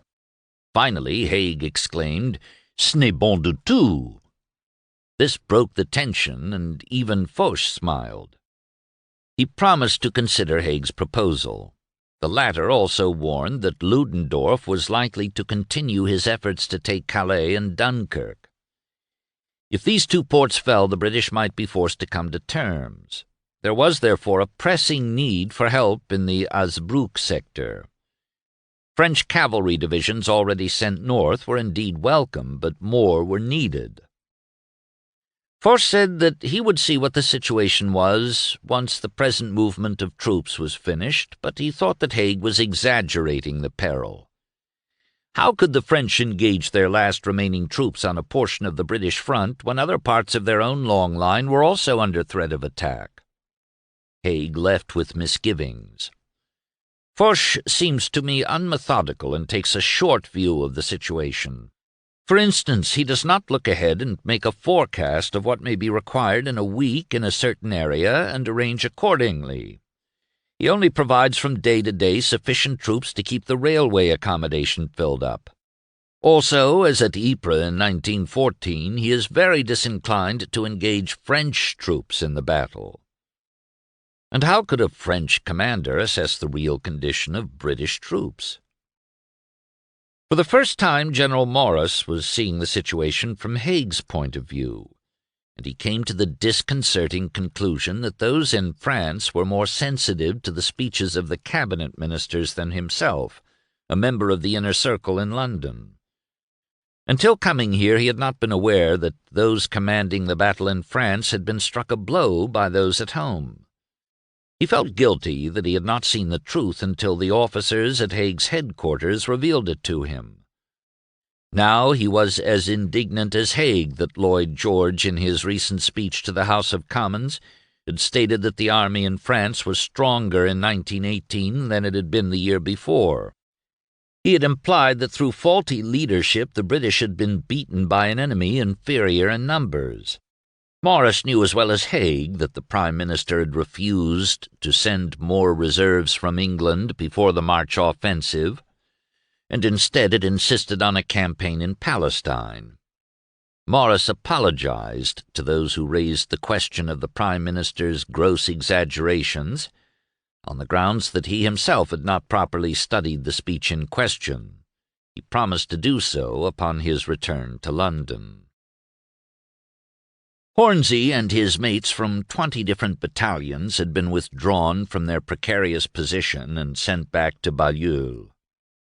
The streets were covered with dead soldiers from both sides. As the new arrivals passed a building, a Tommy beckoned to them. "Hey, mate, you want some grub? If so, be quick." It was a supply depot, and the Royal Engineers were about to blow it up rather than let it fall into Jerry's hands. We hurried inside and nearly fainted at the sight. I began to think it was all a dream. There were stacks and stacks of tinned fruit, strawberries, apricots, peaches, mixed fruit. There were also piles of tobacco, cigarettes, and good sweet biscuits. Surely we must be in heaven. Hornsey and a friend named Bill filled 2 sacks. One was so heavy the 2 men couldn't lift it, and it nearly broke their hearts to have to remove some of the tins. The building was packed with excited, starving troops. With nearly everyone puffing on a large cigar, the place reeked with smoke. Who worried about Jerry now? No one. Food was there in plenty, and that was all anyone seemed to care. They struggled with their booty to the cellar of a wrecked building which once was probably a church. Hundreds of others were there, eating, smoking, and sleeping. Shells began to fall, but no one was concerned. Then a tremendous explosion shook the ground. Still no one was worried. It was only the ammo dump going up. During the day, large gaps were made in the British lines on the Hogback Ridge in front of Bailleul. Hutchison's machine gunners had suffered severe losses, but his men held. He moved continually between posts, sometimes on foot, sometimes on horseback. Great piles of enemy lay on the slope. By early "Yes," said Hutchison, and took over 2 platoons of the 2nd New Zealand Entrenching Battalion. Under his direction they trenched and wired a line 800 yards north of the ridge. No finer retirement could have been carried out. In the face of great enemy opposition and in the teeth of heavy machine-gun fire at its outset, it was carried out without loss to either personnel or material, and every gun was withdrawn with irreproachable discipline to the line to which the infantry had retired with some disorder, and which was now held firm by a few New Zealand marksmen. 3. While the critical Battle of the Lys was at its height, secret negotiations between the Allies and Austria suddenly became public knowledge when the Austrian Foreign Minister, Count Ottokar Czernin, foolishly informed the Vienna Municipal Council that the French were so war-weary that Clemenceau had recently suggested they negotiate. Once this report was relayed to the Paris press, there was a public outcry. How dare Clemenceau open secret peace negotiations after pledging himself to uncompromising war? He indignantly retorted that Czernin was lying, then, to his chagrin, discovered that negotiations had indeed been initiated by a previous administration in 1917. Prince Sixtus, brother of the Bourbon wife of Karl of Austria, had conferred privately with President Poincaré and later queried both Emperor Karl and Czernin on the possibility of peace. Sixtus brought back to Poincaré a signed letter from Karl acknowledging the just claims of France to Alsace-Lorraine. At this point, Lloyd George was brought into the secret discussions, and he endorsed them, but the Italians protested. They had been promised Austrian territory under the Treaty of London. How could there be a separate peace accord between the Allies and Austria? So in June of 1917, the Sixtus negotiations had stalled. Although Poincaré had given his vow of silence to Karl, Clemenceau now reluctantly decided that he had to do something drastic to quiet the outraged criticism against himself. He issued a communiqué referring cryptically to letters addressed to Paris and London by a personage of very high rank. Czerny knew, of course, that this was a reference to the indiscreet letter written by Karl, and he should have heeded the warning, but he continued the international debate to publicly retort, without consulting the Emperor, that he unhesitatingly affirmed that he did remember those other negotiations, but they had failed, because France had refused to abandon their claim to Alsace-Lorraine. Amazed at Czernin's foolhardiness, Clemenceau decided to bring everything into the open. On April 9th, he denied that France's false claims to Alsace-Lorraine had ended hope of peace. For it was actually the Emperor Karl who, in an autographed letter of March 1917, gave his definite support to the just claims of France relative to Alsace-Lorraine. A later letter establishes the fact that the Emperor was in agreement with his minister. The only thing left for Count Czernin to do is to make a full admission of his error. In consternation, Karl, who had also been secretly negotiating with President Wilson, telegraphed the Kaiser that all of Clemenceau's charges were lies, and ended with an emotional pledge of his personal loyalty to Germany. At a time when Austro-Hungarian cannon are thundering alongside German guns on the Western Front, proof is scarcely needed that I am fighting and will continue to fight for your provinces as though I were defending my own. Appeased by these reassuring, if lying, words, the Kaiser replied that he had never doubted for one moment his allies' loyalty. But he began to have misgivings when Clemenceau published Karl's letter on April 12th. Czernin was indignant that the pledge of secrecy was broken. He was also frightened and charged that the letter was a forgery. Karl, he said, had merely written a personal letter to his brother-in-law that he would have supported French claims to Alsace-Lorraine if they had been just, which, in fact, they were not. That evening the Emperor had a heart attack, and when Czernin arrived in Baden on the 13th to see him, he was met by the Empress. While Karl rested in his bedroom, Zita and the foreign minister were alone together in the nearby study for more than 1 hour. Czernin behaved like a madman, she recalled. He demanded that the Emperor sign a declaration of honor which swore that the letter to Sixtus was purely personal and that it had not contained the version about Alsace-Lorraine quoted by Clemenceau. "Of course I know what really happened," said Czernin, according to her version, "but still I need the Emperor's signature on this oath. I know it is a false oath, but I must have it. I need it for myself and for the honor of the family." "But, Count Czernin, do you realize what you are asking? You cannot expect the Emperor to sign it, and it would be more to the honor of you and your family if you do not want him to." Czernin repeated his threats to Karl, promising he would lock the paper in his desk where nobody would ever see it. He only wanted it for his own personal security and honor. Though the Emperor thought there was only a faint hope of this, he felt that Czernin must be pacified in case, in his frenzied state of mind, he really did sound the alarm in Berlin. After signing the document, he telephoned the Foreign Office to order that nothing be published without first consulting him. But Czernin managed to release the Declaration of Honor to the press. It was a rash move that promptly ended his career as foreign minister. He was forced to resign during a stormy cabinet meeting on the morning of April 14th. At the same time, Karl was discredited in the eyes of the world as an intriguer, a liar, and a traitor. More important, the Sixtus scandal scotched Austria's hope of a separate peace with the Allies. Until Karl's letter was published, President Wilson had supported all efforts to wean Austria from Germany. But he now realized that it was impossible to deal with a man whose own people regarded him as a traitor.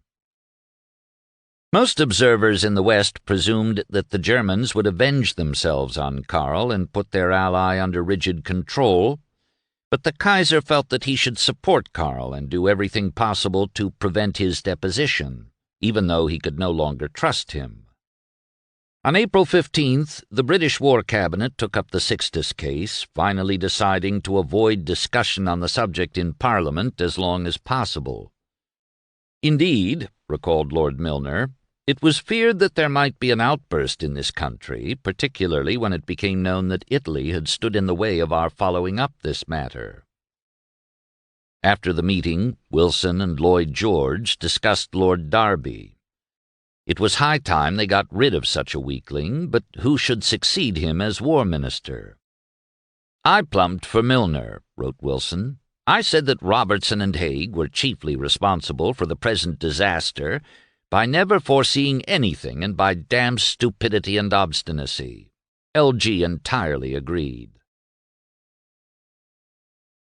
The average Briton was still shaken by Haig's backs-to-the-wall message.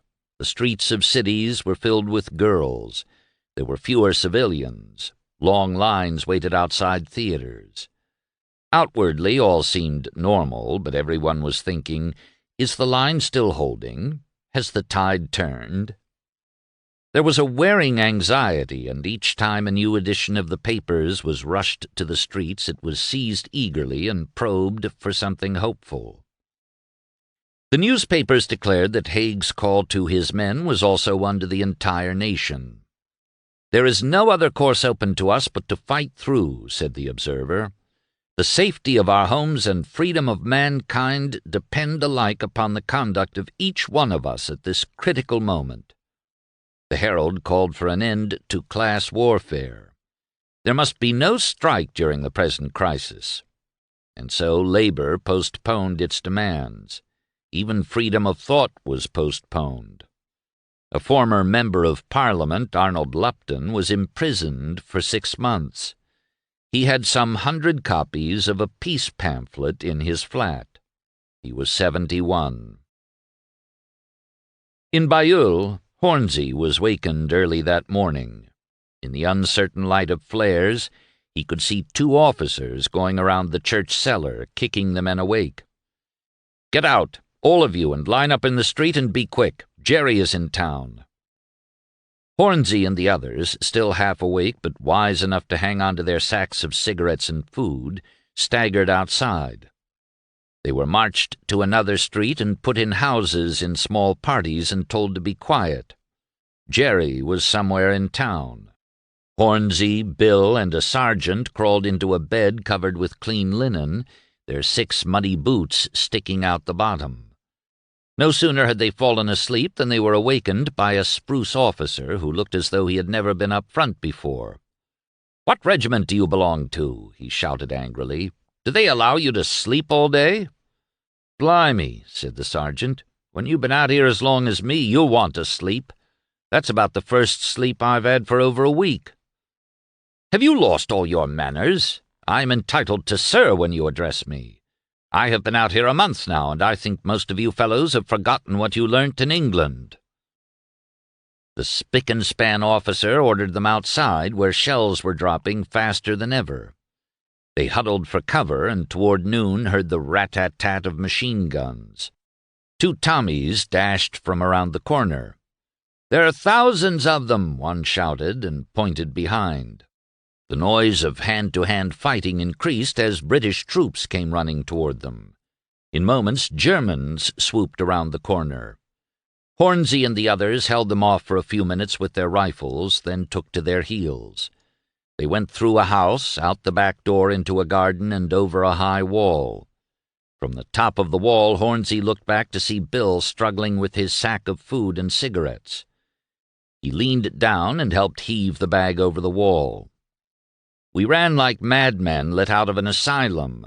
There were hundreds of us, each wondering whether we would get out of town alive or whether we would run right into the enemy again." The Germans were swarming through Bailleul, but Hutchison's line north of the Hogback Ridge still held. He called for a volunteer to reconnoiter the entire position. His groom, riding the colonel's big black horse, Old Bill, traversed the length of the 3-mile line under a heavy hail of fire.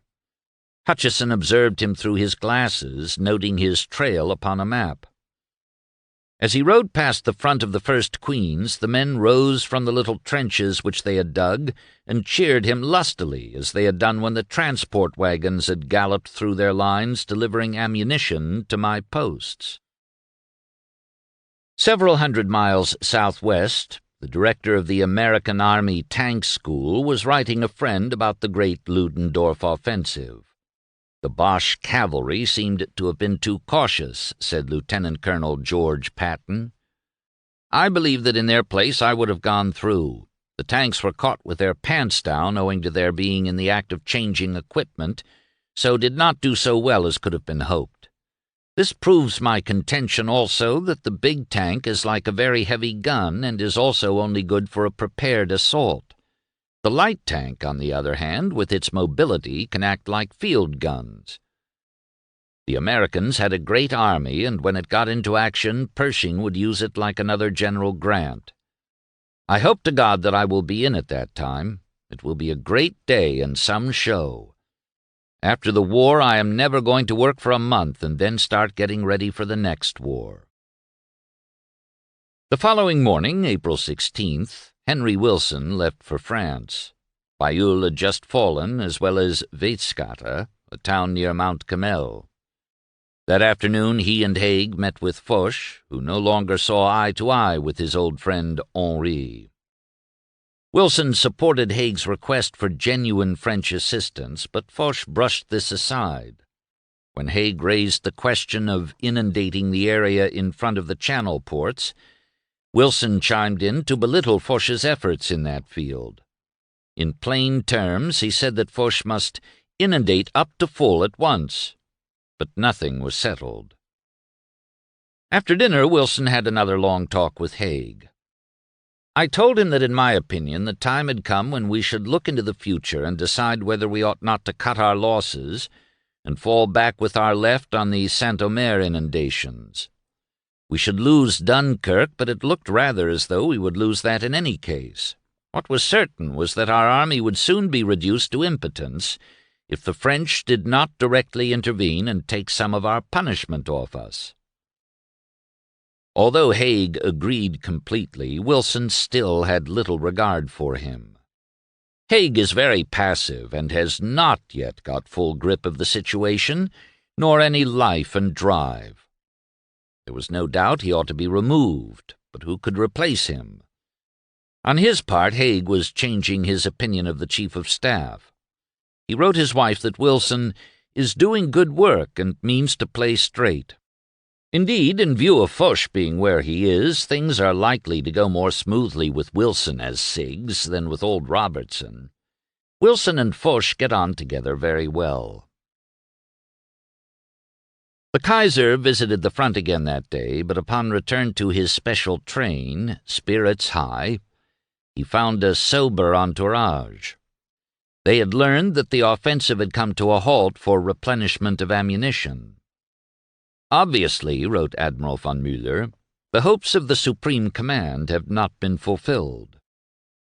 There was also pessimism at the Reichstag, for the members had learned that the breakthrough promised by the Supreme Command had not materialized.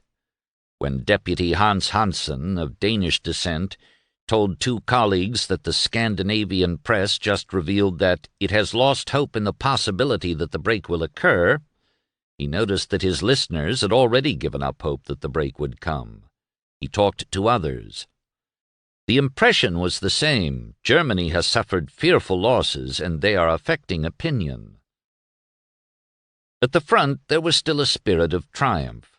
That night Franz Zelter and his motion picture crew returned to their quarters after 4 days of filming the battle. They were caked with mud, and their clothes were soaked. Exhausted and dog-tired, they were buoyed up by the exaltation of the forward sweep. They had seen the fall of Armentières and Bailleul and had taken part in the attack south of Mount Carmel. What amazed Zelter was that his unit had come through without a single wound. What a terrific film, he thought. The storming up the bank of the River Lys, the attack on Armentières station, the storming of Bailleul and the village near Mount Carmel. That must have been something worth showing, with the pictures of the stormed trenches, the machine-gun nests so skillfully camouflaged by the British, the advanced dressing stations, the bringing up of the captive balloons, and the laying of the long lines of duckboards through the impassable crater area, could be made up a connected picture of the battle. Now he had to write out the titles and reports and send everything as quickly as possible to Berlin. 4. That day, the French began relieving units of the British troops holding strategic Mount Carmel, unaware that the front line was in front of Carmel. Their commandant, on arriving at our headquarters, recalled H. Lloyd Williams, a British major, expressed his amazement on finding us in so far advanced a position, and his disgust that the great gallantry of his regiment and himself in riding at their head as they charged through and captured the village behind had all been in vain. Williams found the French troops amazingly casual as they moved about in full exposure. They didn't seem concerned when a number of them were hit by enemy snipers and shells. It was courageous, but to no purpose and very costly. Even while we were in with them for an hour or so, they lost about 150 men, about the total strength of our brigade at that time. What would happen when they were hit by a real attack? To the south, the 1st Battalion of the King's Own Royal Lancaster Regiment, which included some fresh troops from England, was moving forward that evening to man the La Bassée Canal defense line. H. Howard Cooper, just turned 19, heard a sudden tearing noise in the air, nearer, nearer, a roar, crash. He fell instinctively as a great blast shivered on the right. In seconds, clods of earth and pebbles descended like rain. Several newcomers turned to run, but were checked by a few harsh, brutal sentences out of the darkness. It was their first German shell. A year earlier, Cooper had been called up from the 6th Form of Sandringham, a school near Liverpool. He was, in a sense, a replacement for his older brother, Leslie, who had almost been killed a few weeks earlier in the bitter fighting at Péronne. Ahead he saw strange lights like Roman candles, very lights. Then came a knocking noise. "There's his bloody machine guns," a voice said. The sweet country smell had gone, replaced by a faint burning odor like that from a smoldering bonfire. Against the sky, Cooper saw the ribbed laths of a roof, black and desolate. We must be near now, he thought. There was soon a queer stink, and upon passing an overturned car, he saw 2 dead horses at the side of the path, their legs sticking out and upward like the animal balloons he used to have. They came to a canal, perhaps 100 feet wide. It was La Bassée, but nobody knew it as they crossed the bridge. The burning smell came from barges set on fire a week earlier to prevent them from falling into the hands of the Boche, who had smashed through the Portuguese. The King's Own fumbled their way through darkness, past strange deserted gardens and a few gaunt, forlorn cottages. A half-mile from the canal, they halted near a hedge in what seemed to be a vegetable garden. "No talking or noise, lads," whispered Corporal Tedder. "You're in the front line." A light flashed, and a white ball shot up, spluttering in the dark. This was followed by a deafening racket. Cooper fell flat. His brains yelled, "Machine gun!" Hugging the earth, he listened in awe to its venomous bullets split the air overhead, crackle and sting through the hedge. "Must have heard a noise," whispered Tedder. "It's he who's got the wind up. Come on, we've got to relieve the Somersets." Tedder led them a few yards forward until Cooper heard muffled voices saying something about, "Who, you?" "KOs. Somersets?" "Yes, just dug in here yesterday." There were a few final words, and the Somersets disappeared. The King's Own were now holding the front line. Tedder spread out his section in shallow holes about 6 feet long. "How different from what I had imagined," recalled Cooper. "No trenches at all, trees here and there, hedges. And yet it all seems tense and weird. Germans, the enemy we had read of, imagined, talked about, only just the other side of the hedge, probably within shouting distance." As he settled down to the beginning of this new life, he realized that he was all alone. Then he heard a popping sound from the other side of the hedge, the whitish light again, and again the ear-piercing stutter of a machine gun. He cowered flat, thinking, he must be almost on top of us.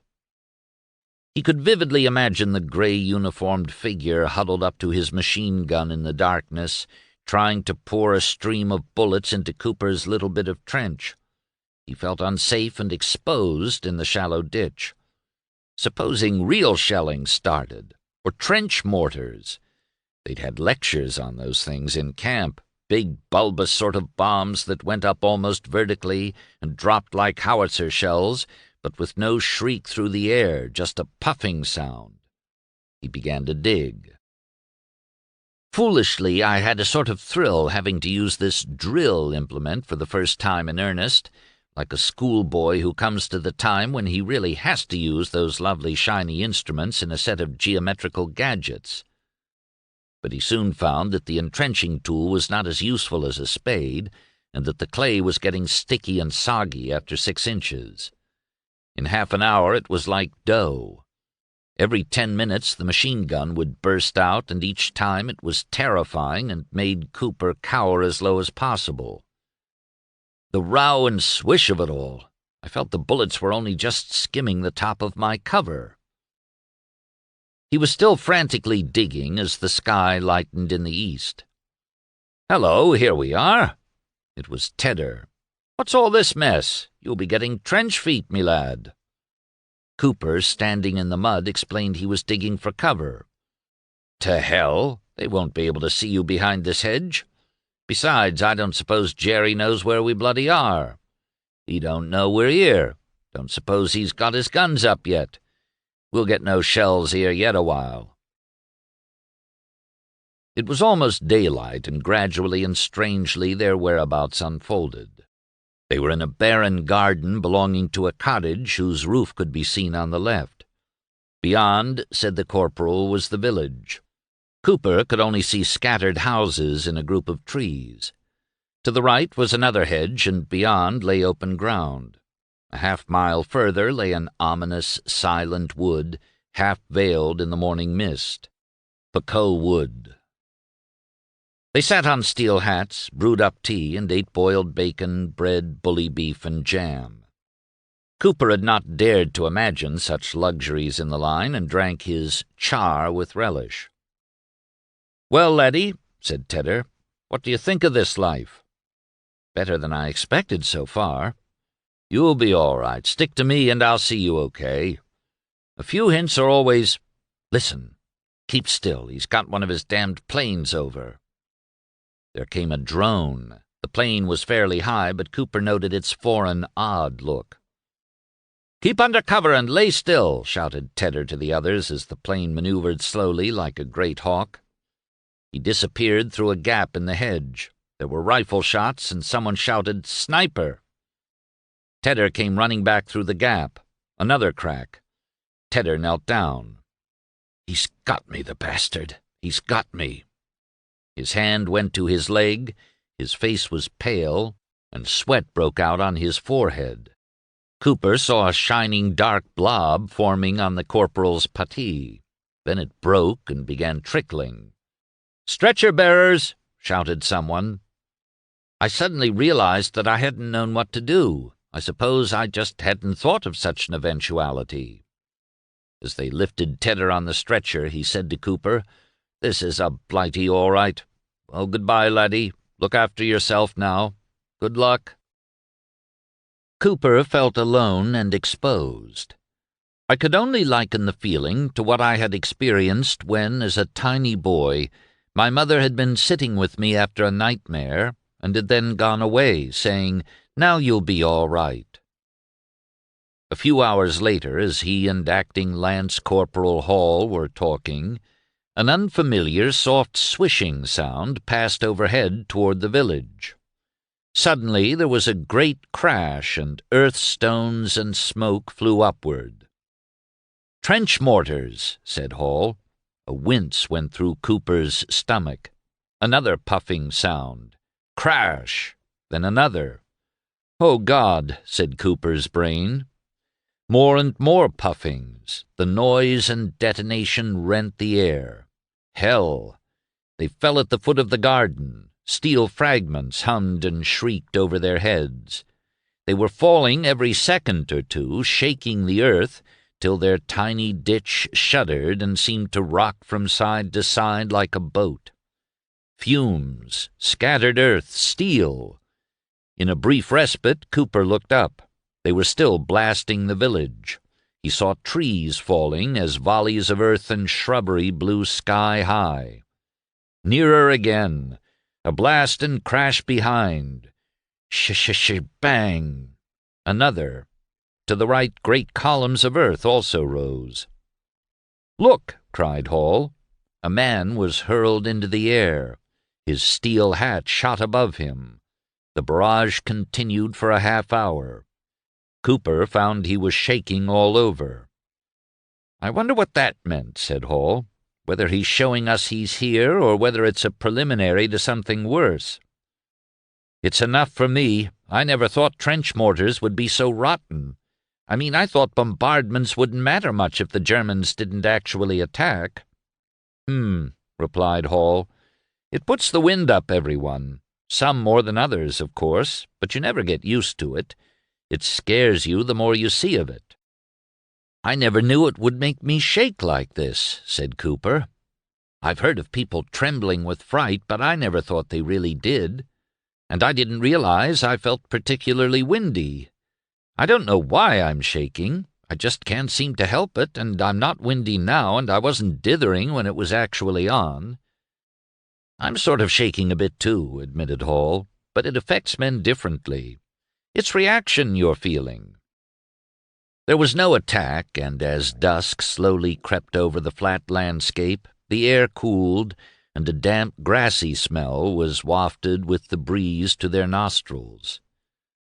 It seemed to be a kind of curtain fall, and to my mind it seemed to emphasize the feeling of loneliness and mystery.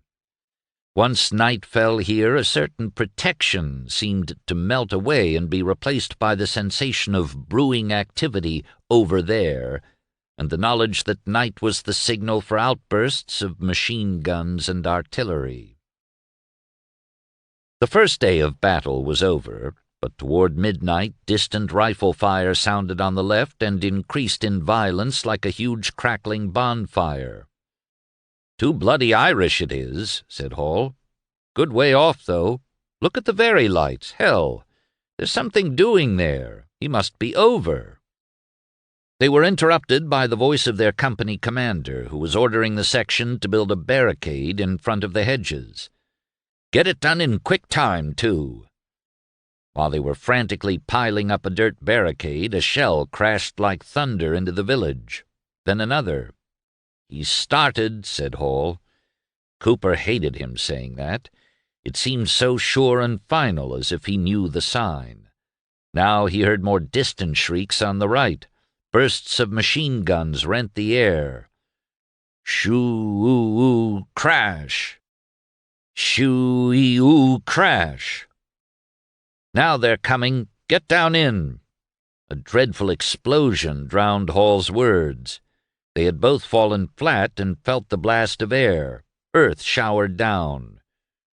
Shoo-ah, shoo, crash! The guns thundered louder, the sky flickered. Amid the turmoil, Cooper could hear a sort of churning rumble from behind the German lines. Explosion after explosion thundered in the village and to the rear. God help those behind, he thought. It was bad enough here. A shell crashed a few yards away. A hot blast, then a vile smell of explosives. Another and another. An officer shouted at them in an anxious, harsh voice, "Rapid fire to your front! Come on, rapid fire, every one of you!" Cooper breathlessly clapped the bolt of his rifle, pressed. There was a savage kick and a report that made his ears ring. Shouts couldn't be heard. "To the front," his brain repeated. Crack! Crack! He peered through the hedge into the darkness, then looked up. His worst fear, there hanging in the sky, were 3 flaring lights, red, green, red. The SOS!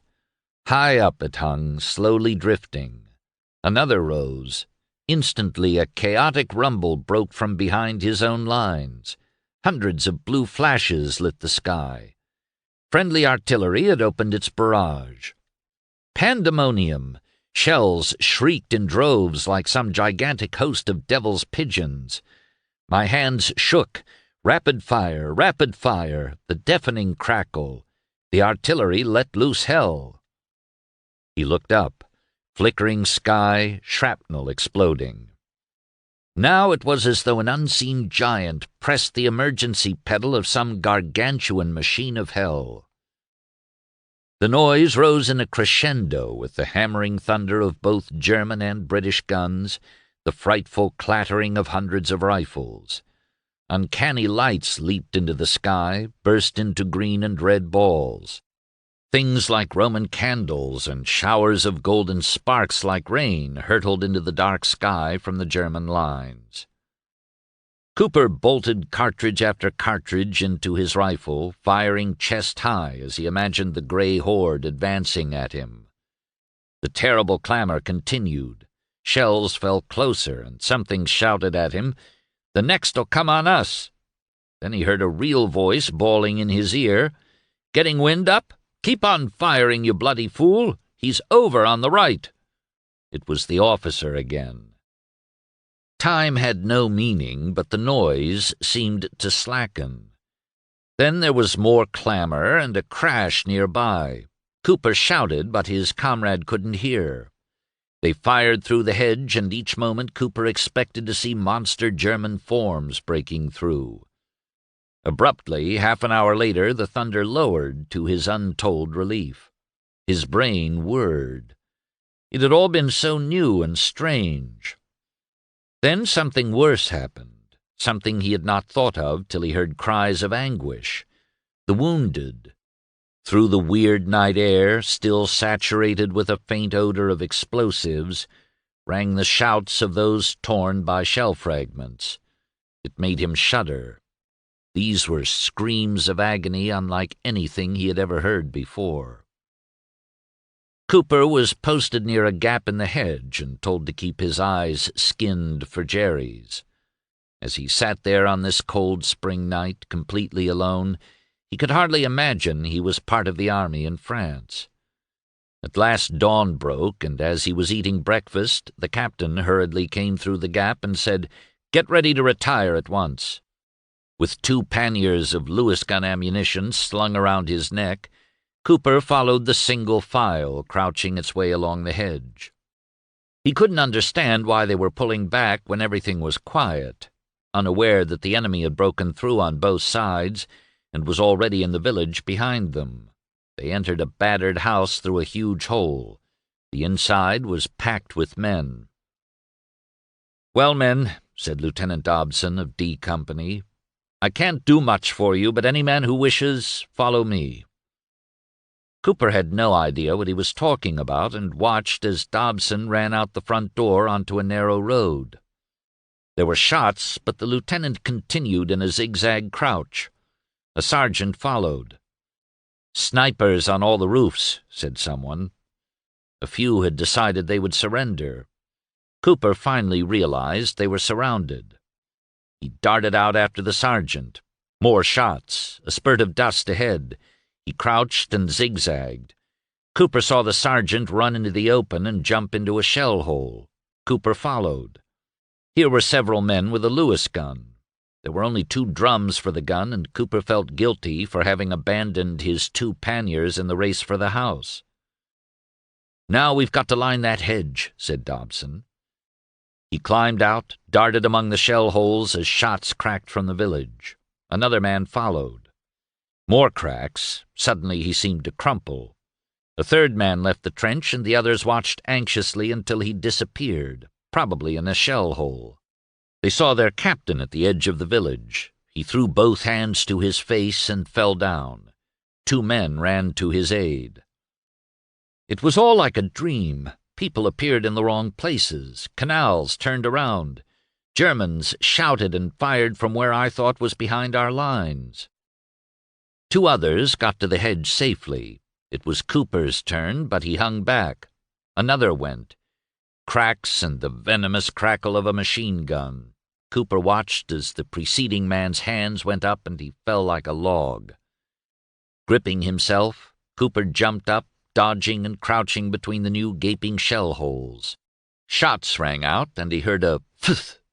He fell into a shell hole, crawled out, jumped into another, and found 2 King's Own men there, dead. He crawled out. More rifle shots, and at last he was near the hedge. He fell flat in a slight depression by the side of a gaping shell hole. Inside were 3 machine gunners. "Come in," shouted one. "If you lie there, you'll be a dead 'un." Cooper wriggled down with them. There was a 4th man, a sergeant, gazing with wide-open glassy eyes into the sky. His skin was whitish and marble-like. Cooper smelled rum and blood. A breeze fluttered a curl of black hair on the sergeant's forehead. It seemed to accentuate his death. His feet even looked dead, as if they were on a tailor's dummy. From time to time, Cooper heard awful shouts from the desolate fields around them. Once or twice came the most blood-curdling screams, and Cooper guessed that they were from wounded horses. What would happen now? He hadn't slept since Monday night. Now it was Thursday morning, April 18th. There was no shell fire at last, and Cooper felt drowsy. He surveyed the somber country, the village quiet and grim, the dead shell-holed field, the murky sky. Smoke drifted up from the canal from coal barges set afire. It was silent now, but he heard the vicious machine guns shattering the slates of the uncanny little cottage. He smelled the blood and rum and glanced again at the glassy eyes of the sergeant. Then sleep overcame him. When he opened his eyes, it was dark. He drowsily wondered where he lay until the smell came to him. Blood, rum, burning.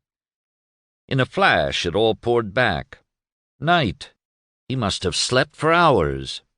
He and 2 comrades had lain there, lost to everyone. What if the Germans had attacked again?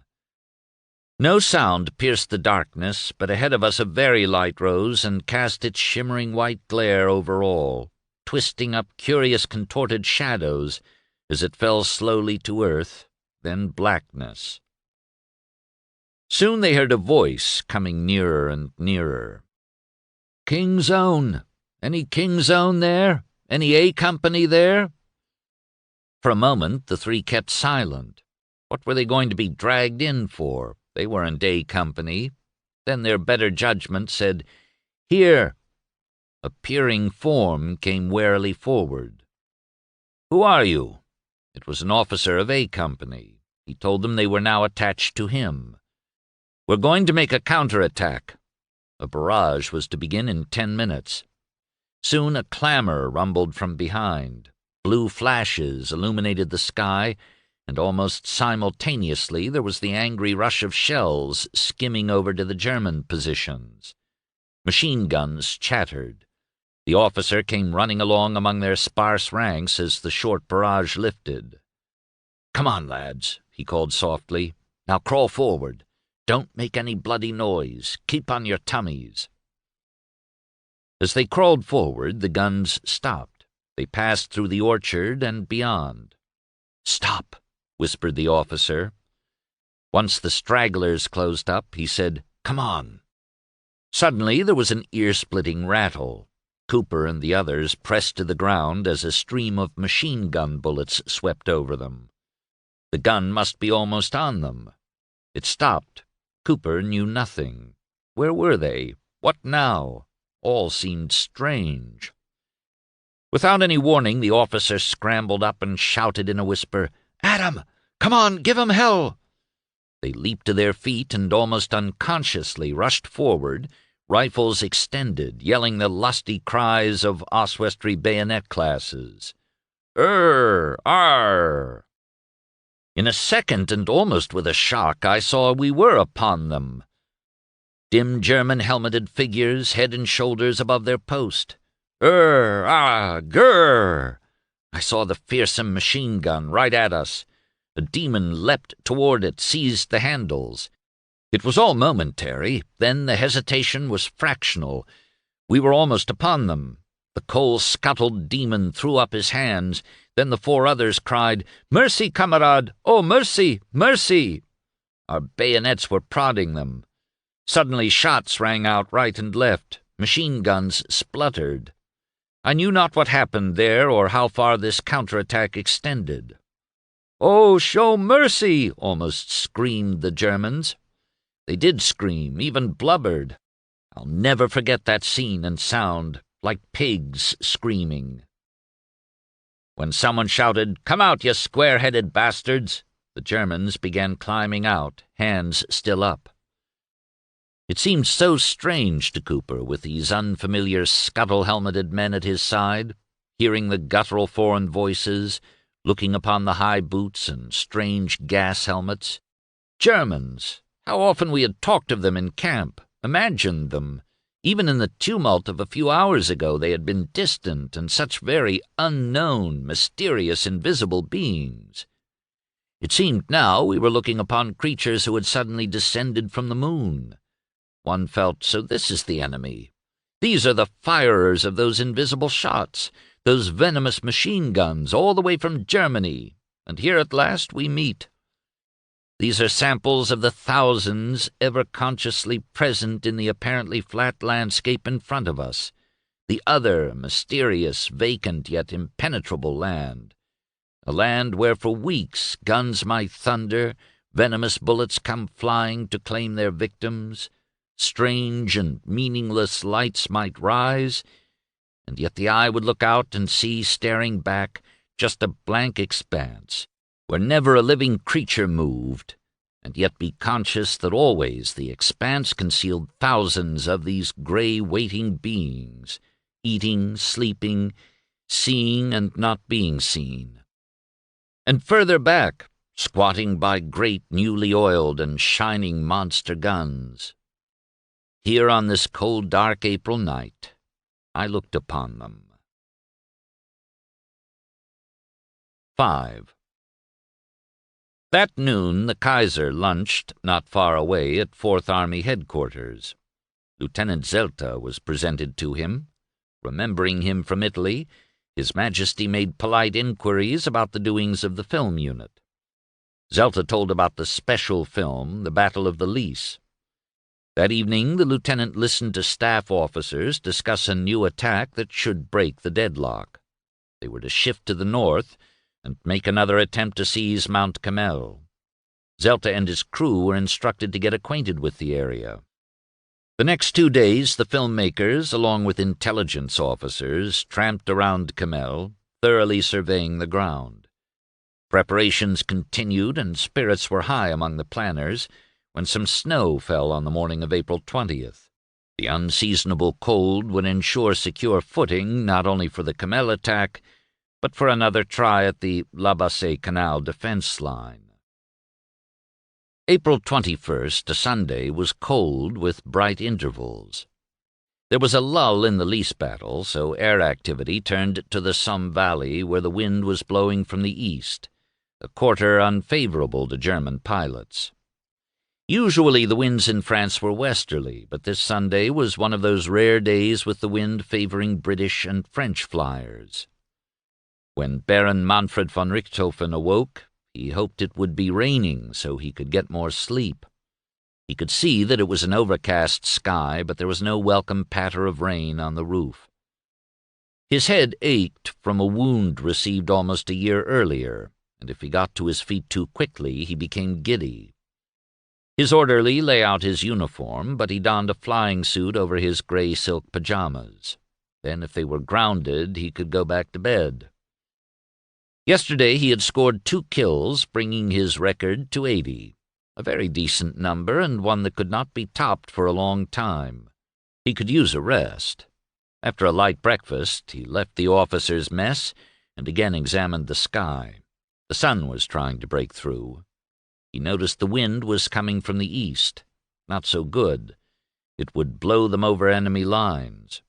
The crash of a regimental band playing outside his quarters assaulted his head. It had been sent by a nearby division in honor of his 80th victory. Too loud, he told a companion, and walked toward the hangar. Here his spirits lightened, and he began to make jokes. He even tipped over a recent replacement who was lolling on a stretcher. Seldom had the other flyers seen him in such a gay mood. He autographed a card that a mechanic nervously held out, and allowed his picture to be taken playing with his Danish hound, Moritz. A telephone operator interrupted with a message that several English planes were over the front. Richthofen donned his parachute, mounted his blood-red Fokker triplane.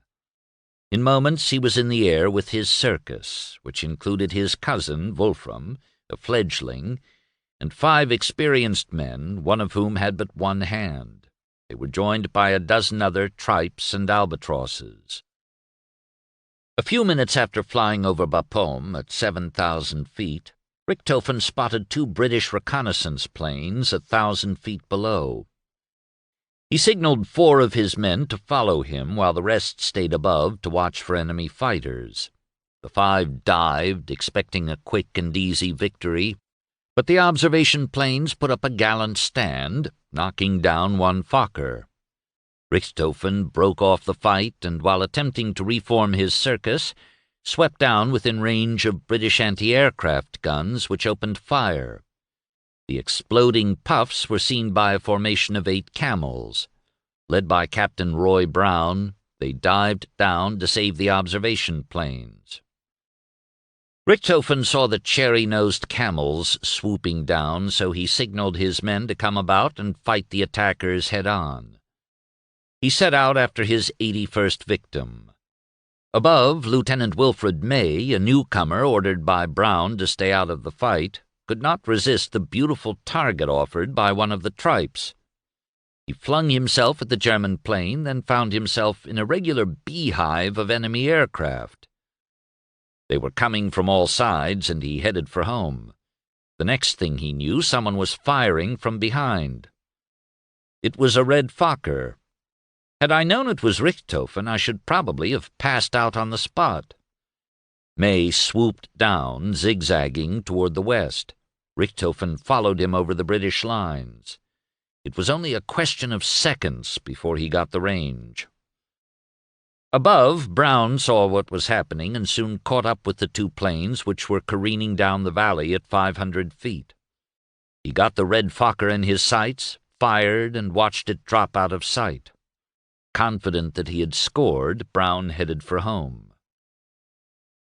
But Richthofen had only disappeared behind a row of trees as he closed on May's tail. The novice had run out of sky and was hedge-hopping. A moment later he cut over a hill. Now May was sure he was a sitting duck. He was too low down between the banks of a river to turn away. I felt he had me cold, and I had to restrain myself from pushing the stick forward and disappearing into the river. Richthofen was 30 feet behind. One more burst, and he'd have his 81st. But one of his Spandau guns stopped, a broken firing pin. The other gun jammed. He broke off pursuit, then banked to the east just as Australian anti-aircraft fire smashed into the forward section of his plane. It staggered, swerved. Richthofen ripped off his glasses as the Fokker dropped into a side-slip. May happened to turn around just then and saw Richthofen do a spin and a half and hit the ground. When May landed, he rushed up to Brown, grabbed his hand. "Thank God, Brown. Did you get the red one? It looked bad. A second later, and it would have been all over for me." A little later, the commandant telephoned. The chief engineer took the call and shouted, "Man, Brownie, get ready for a medal." "What for?" "The old man says the red flyer was Richthofen." Brown almost fainted. He and his commandant found the Red Baron's body near an aviation field hospital. The sight of Richthofen as I walked closer gave me a start. He appeared so small to me, so delicate. He looked so friendly. His feet were slender, like those of a woman. They were set in his Ulan boots, brightly polished. Blonde, silky hair fell from his broad forehead. His face, particularly peaceful, had an expression of gentleness and goodness, of refinement. Suddenly I felt miserable, desperately unhappy, as if I had committed an injustice. Brown received credit for the kill, but death had come from the ground. He was shot down by Gunner Cedric Bassett Popkin and Gunner Rupert F. Weston, of the 24th Machine Gun Company, 4th Australian Division. The controversy over who downed Richthofen was settled, in this author's opinion, by P.J. Carosella, who, with James W. Ryan, wrote Who Killed the Red Baron? Carosella, a redoubtable researcher, devoted years to the solution of the Richthofen mystery. The following afternoon, Richthofen was buried with military honors. Wreaths were placed around the plain wooden coffin. One read, "To our gallant and worthy foe." At the cemetery, a chaplain of the Church of England preceded 6 captains carrying the coffin. After prayers and a eulogy, it was lowered. Then a 14-man squadron fired 3 volleys. The next day, a British plane flew over Richthofen's airdrome, dropping a metal container. Inside was a photograph of the ceremony and this message. To the German Flying Corps, Rittmeister Baron von Richthofen was killed in aerial combat on April 21, 1918. He has been buried with all due military honors. From the British Royal Air Force. On April 1st, the Royal Flying Corps had been reorganized as an air force entirely independent of the Army and Navy. Now it was a third service, the Royal Air Force. No death in the war had caused such worldwide attention. He was eulogized by the British press. There was mourning throughout Germany. Richthofen, we realize, was more to us than just a symbol, wrote Dr. Max Osborn in the Berliner Zeitung am Mittag. He was the able and high-minded type of young man on which the nation must rely for its future progress and prosperity. His mother received messages of condolence from the Kaiser and Hindenburg. At the front, the news was learned with shock. On the fatal day, all the German armies were paralyzed with horror, recalled Hans Schröder. But their inertia lasted only a brief while. Then everyone wanted to avenge Richthofen, and so the murder in the air went on with redoubled rage. Ernst Udet had the same reaction. Affected profoundly, he bullied a doctor into passing him as fit to fly again, so he could return to the front. Infantry officer Sulzbach, while shattered by the news, was grateful to the enemy. The British are indeed truly chivalrous, and we must thank all of them for honoring our great airmen. Pilots like Rudolf Stark would not believe at first that Richthofen was dead. Then came confirmation. "Richthofen dead," he wrote in his diary. "We whisper the dread tidings softly to one another. Our laughter dies away in the mess. The hammers are silent in the workshops. The engine that was just being given its trial stands still. A gloomy silence broods over all. A great one has gone from us." Chapter 6. St. George for England. April 22nd to May 15th. 1. While most Englishmen on the morning of April 22nd were absorbed with the account of Richthofen's death, the commander of the Dover Patrol, Admiral Roger Keyes, was making the final decision to attack Zeebrugge, Belgium, which was connected by canal to nearby Bruges. Every day 2 U-boats emerged from this seaport of Bruges to prey on Allied shipping, and ever since German occupation of the Flanders coast in 1914, there had been schemes to neutralize the troublesome nest. The main objective was to bottle up the canal, which emptied into the English Channel at Zeebrugge. It seemed an impossible task, since the entrance was protected from the storms of the North Sea by a long, solidly constructed mole that left the coast a half-mile west of the canal mouth and curved out northeast in a great 1.5-mile arc.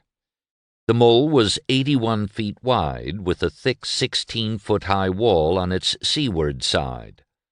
A fortress with 6 naval guns and machine guns at the tip end, it was also protected by heavy shore batteries.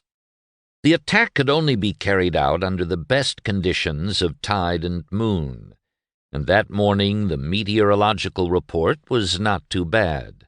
It could have been better, but Keyes was certain that if he failed to bring the operation off within the next week, the Admiralty would cancel it for good. My wife walked down to the pier with me to see me off, apparently quite unperturbed. She alone knew what a hell of a time I had been going through, and her last words were that the next day was St. George's Day, which I had not realized, and that it was sure to be the best day for our enterprise, as St. George would bring good fortune to England, and she begged me to use St. George for England as our battle cry.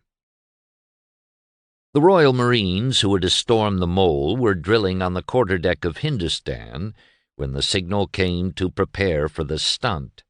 The men boarded a tug which took them alongside Vindictive, an old cruiser converted into an assault ship. It would carry most of the storming parties. As the invasion expedition set out early that evening, Keyes, from the battleship Warwick, sent out a general signal by semaphore. St. George for England. Acting Captain A.F.B. Carpenter signaled back from Vindictive, "May we give the Dragon's Tail a damned good twist." Carpenter's signalman first substituted darned for damned, and when corrected, sent out damned, D-A-M-M-E-D, as a compromise. A Marine was writing in his diary, "We are doubtful that it will come off, but we all hope it will. We have taken up our stations and had tea, and we are on our way to the mole. Everything seems certain as the wind is holding favorable. I do wish that it comes off, as the suspense is awful." The men were given their daily ration of rum a little after 8 p.m., and the platoon sergeants were made responsible that each man had only his share. They were all in good humor, laughing, joking, playing cards, and some were boasting of what they would give Jerry on the mole. At about 10:30 p.m., 4 cruisers veered to the right toward Ostend. 2 of the ships, Sirius and Brilliant, were scheduled to sink themselves in the entrance to Ostend harbor, and thus ensure complete blockage of German raiders. The main force continued toward Zeebrugge. Vindictive, accompanied by 2 Merseyside ferries, Daffodil and Iris, headed for the mole. The 2 ferries drew a scant 11 feet of water, and were to be used to land the Marines in case Vindictive encountered a shallow minefield. They were escorted by Warwick and 2 smaller ships. Then came Trident and Mansfield, towing 2 submarines, the bow of each packed with 5 tons of amytal. They would smash into the railway bridge connecting the mole with the shore. The explosions would tear a hole in the bridge, preventing German land reinforcements from coming to the aid of the mole garrison. Behind came the sting of the invasion, the 3 block ships. They would swing around the mole, fight their way to the canal mouth, where they would scuttle themselves in interlocking positions, and this would effectively block all entrance of submarines to the channel. The entire procession was led by a flotilla of 24 motor launches and 8 coastal motorboats. They would lay the smoke screen off the mole. 9 other coastal motorboats would attack with torpedoes. Soon after 11 p.m., an hour before Vindictive was scheduled to come alongside the mole, it became misty. Clouds obscured the moon, and a light, cold rain began to fall. This was fortunate, since visibility was now limited and Vindictive could approach within several hundred yards of her objective before being sighted. It was unfortunate, since the rain would cancel out help from Handley Page bombers, scheduled to knock out the shore batteries. At 11:20 p.m., the 2 monitors, Erebus and Terror, opened fire on Zeebrugge. They had done the same on the 2 previous nights, and the Germans thought it was just another harassing bombardment. They had no suspicion that a landing attack was coming. Not a patrol boat was out, and no defensive minefields had been laid. 3 destroyers were moored on the inner side of the mole. 11 submarines of the Flanders flotilla were at sea. The remaining 7 were at their pens in nearby Bruges, ready to emerge from the canal mouth. 20 minutes later, 32 small craft began laying smoke to hide Vindictive's approach. A gentle northeast breeze blew it toward the mole. The Marines were ordered to fall in, fully rigged, on the upper deck. They hastily shook hands. Rifles were loaded, bayonets fixed. Nerves strained, everyone spoke in whispers. There was no movement, only the noise of propellers. "Ah, what was that?" exclaimed someone. A star shell floated just over the ship, lighting it up as if it were day. "They've seen us," whispered someone. It was 10 minutes before midnight. Lieutenant Commander Hilton Young was at his station in Vindictive's port battery. His 2 6-inch guns were ready for action. He noticed a few illicit cigarettes glowing in the corners, but this was no time to lay down the law. The battery deck was crowded with anxiously waiting men. Most of them were Marines preparing to go over the side. They were within a mile or two of the mole and should be there in 10 minutes. Now he could see the flashes of the guns from the battery on the mole. Those flashes were to be his target. If the lighthouse out there at the tip end became visible, he was to shoot at that also. But they were not to fire until the gun's topside opened up. Searchlights from shore began probing the sea. Then came a roar like an express train as a huge shell passed over the invaders. Admiral Keyes felt intense relief.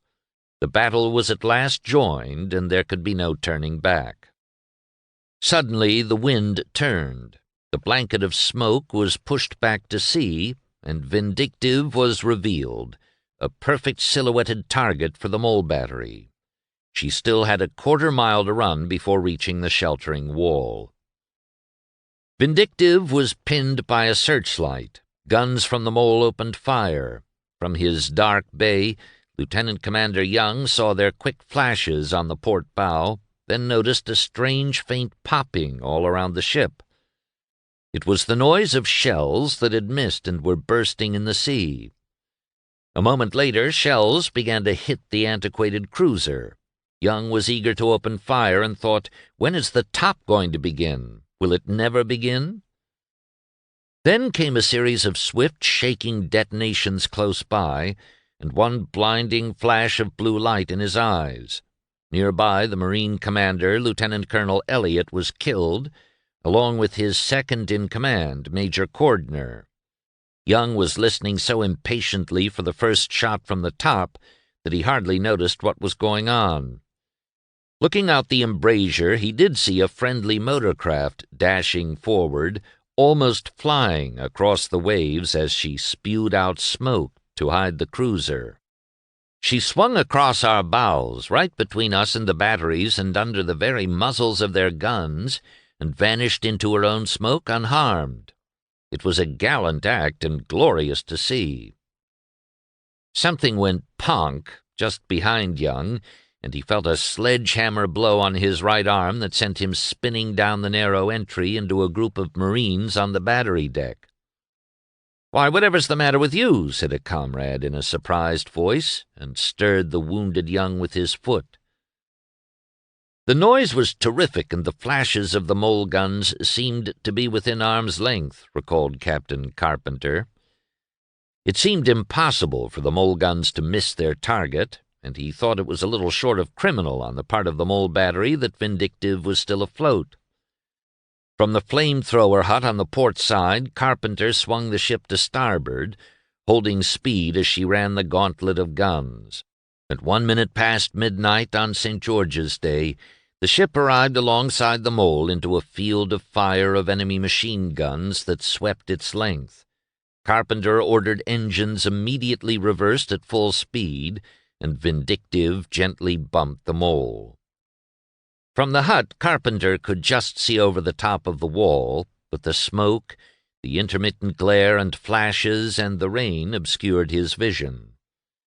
The ship seemed to be westward of the desired position, so the engines were kept at full speed astern. Time was pressing. At all costs, they must develop their main diversion before the block ships arrived at 12:20 a.m. Through the voice tube, he gave the order to let go the starboard anchor. Nothing happened. It was jammed. Carpenter ordered the engines at full speed astern and full speed ahead alternately to keep the ship in position. The port anchor was dropped at the foot of the wall, the ship allowed to drop astern until 100 yards of cable had been veered. As the cable was secured, Vindictive swung immediately out from the mole. No gangways could reach, and each time an officer tried to get ashore to make a grappling line fast, he was picked off by machine gun fire. At this desperate moment, it was 12:04, Little Daffodil steamed out of the smoke. The skipper, Lieutenant Campbell, pushed the ferry's nose against Vindictive and shoved her bodily alongside the mole. Instantly, 2 gangways, the other 16 had been destroyed, were lowered until they rested on the wall. Someone shouted, "Storm the mole," and the word was passed. The surviving Marines began scrambling over the wildly swaying gangways, carrying ladders and ropes. The first man on the mole was Lieutenant Commander Bryan Adams. He saw no enemy, and after fruitless efforts to secure the mole anchors in position over the parapet, led the bluejackets to the left toward the batteries. They came to something that looked like a trench with stones heaped up in front. Adams collected his small party and led them forward with a rush. But a machine gun behind the trench abruptly opened fire. Germans rushed out, loosed a volley, and retired. Adams knew that he could not storm his way past this obstacle to reach the guns without reinforcements. He hurried back to get them. 2 Marine platoons led by Major Weller, now their acting commander, were slithering down ladders from Vindictive to the lower part of the mole. Originally, there were 45 men in each platoon. Now there were but a dozen. A few Germans rushed out with hand grenades, but were quickly picked off. Sergeant H. Wright and 13 men dashed forward, anxious to avenge their comrades lying dead and wounded on Vindictive. They found that the Germans had pulled back to concrete shelters further up the mole. Wright fired red Very lights to let those behind know his group had reached its position. In the meantime, Daffodil kept grittily pinning Vindictive to the mole with 160 pounds pressure to the square inch on boilers designed for 80 pounds. The engineers and stokers kept at their arduous task, ignoring explosions outside. The 2 submarines, C-1 and C-3, were supposed to ram into the bridge connecting the mole to the beach at 12:15 a.m. But the former's tow line parted and she could not attack. The latter cast off from Trident, proceeding under her batteries at 9½ knots. She was still more than a mile from the target when star shells revealed her to the Germans. 2 searchlights found C-3 and blinded her little crew. Shells almost immediately exploded on both sides, but Lieutenant Sandford kept on course, determined to ram the steel bridge at right angles. Miraculously, the firing ceased. Sandford ordered smoke canisters turned on, but the smoke not only failed to hide the submarine, but obscured the bridge. Sandford ordered them turned off. A 3rd searchlight caught C-3, and she was a perfect target, but still no shells came. She was 100 yards from her objective. Now all Sandford had to do was set the gyro steering gear, light the fuse to the Amatol, and abandon ship. This was so risky he decided to ram the bridge with the crew aboard. He made his last course correction, ordered the men to join him topside. Together they stood staring at the looming target, gripping the rail against the expected shock. They could see men on the bridge gesturing and laughing at the idea of catching an enemy submarine alive in the steel network beneath them. The submarine smashed into the target with a terrifying shriek. As Sandford lit a 12-minute fuse that would set off the Amatol, the crew was lowering a skiff into the water. Sanford leaped into the boat, but its propeller was broken, and it had to be slowly rowed away, drawing a storm of small arms fire. 3 of the 6 men were wounded, but the sound men managed to get the boat 200 yards away. Then there came a tremendous roar. The bridge erupted, raining debris on the skiff. A column of smoke climbed into the sky. Captain Carpenter aboard Vindictive saw a huge tower of flame and debris and bodies flung into the black sky. His men cheered like mad, for they knew what it meant. I never saw such a column of flame. It seemed a mile high. A picket boat emerged out of the dark to hail the skiff. The C-3 crew was hauled aboard, and Sanford, now twice wounded, realized that he had been saved by his older brother, skipper of the picket boat. There was now a break in the bridge to the mole more than 40 yards wide. This cut off all reinforcements as planned. It also severed all communications, including telephone lines, and kept the batteries on shore from learning that the 3 ships escorted by 3 motor launches, presently passing the mole extension, were the British block ships. Assuming that these were their own destroyers, the shore guns were silent. As Thetis, the first block ship, rounded the end of the mole at 12:25 a.m., her starboard guns opened upon the lighthouse. She headed straight for the southernmost of the barges which barred the channel.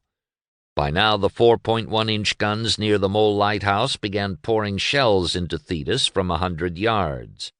Caught by a strong tide, she swung to port, missed the barge, and tore through a heavy net, fouling both propellers and bringing the ship to a stop. The crew of Thetis managed to clear the net obstruction away while their captain signaled Intrepid and Iphigenia, the 2 other block ships, to pass to port. They did so as Thetis, still under heavy fire, grounded 300 yards from the eastern canal pier.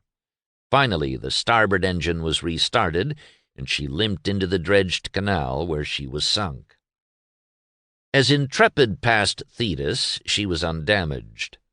She could have rammed the lock gates, but her captain, Bonham Carter, following orders, went ahead full starboard upon reaching the narrow part of the channel entrance, then backed full port. Carter waited for most of his crew to get into boats, but fearing that the ship would swing into the channel, blew his charges before the engine room was cleared. 80 men abandoned ship in 3 cutters. The 3rd block ship, Iphigenia, followed Intrepid. She had been hit only twice from the mole battery, and her captain, Lieutenant Billiard Leake, found the canal entrance obscured by smoke and got entangled with a barge. Once clear, Leake went ahead with both engines.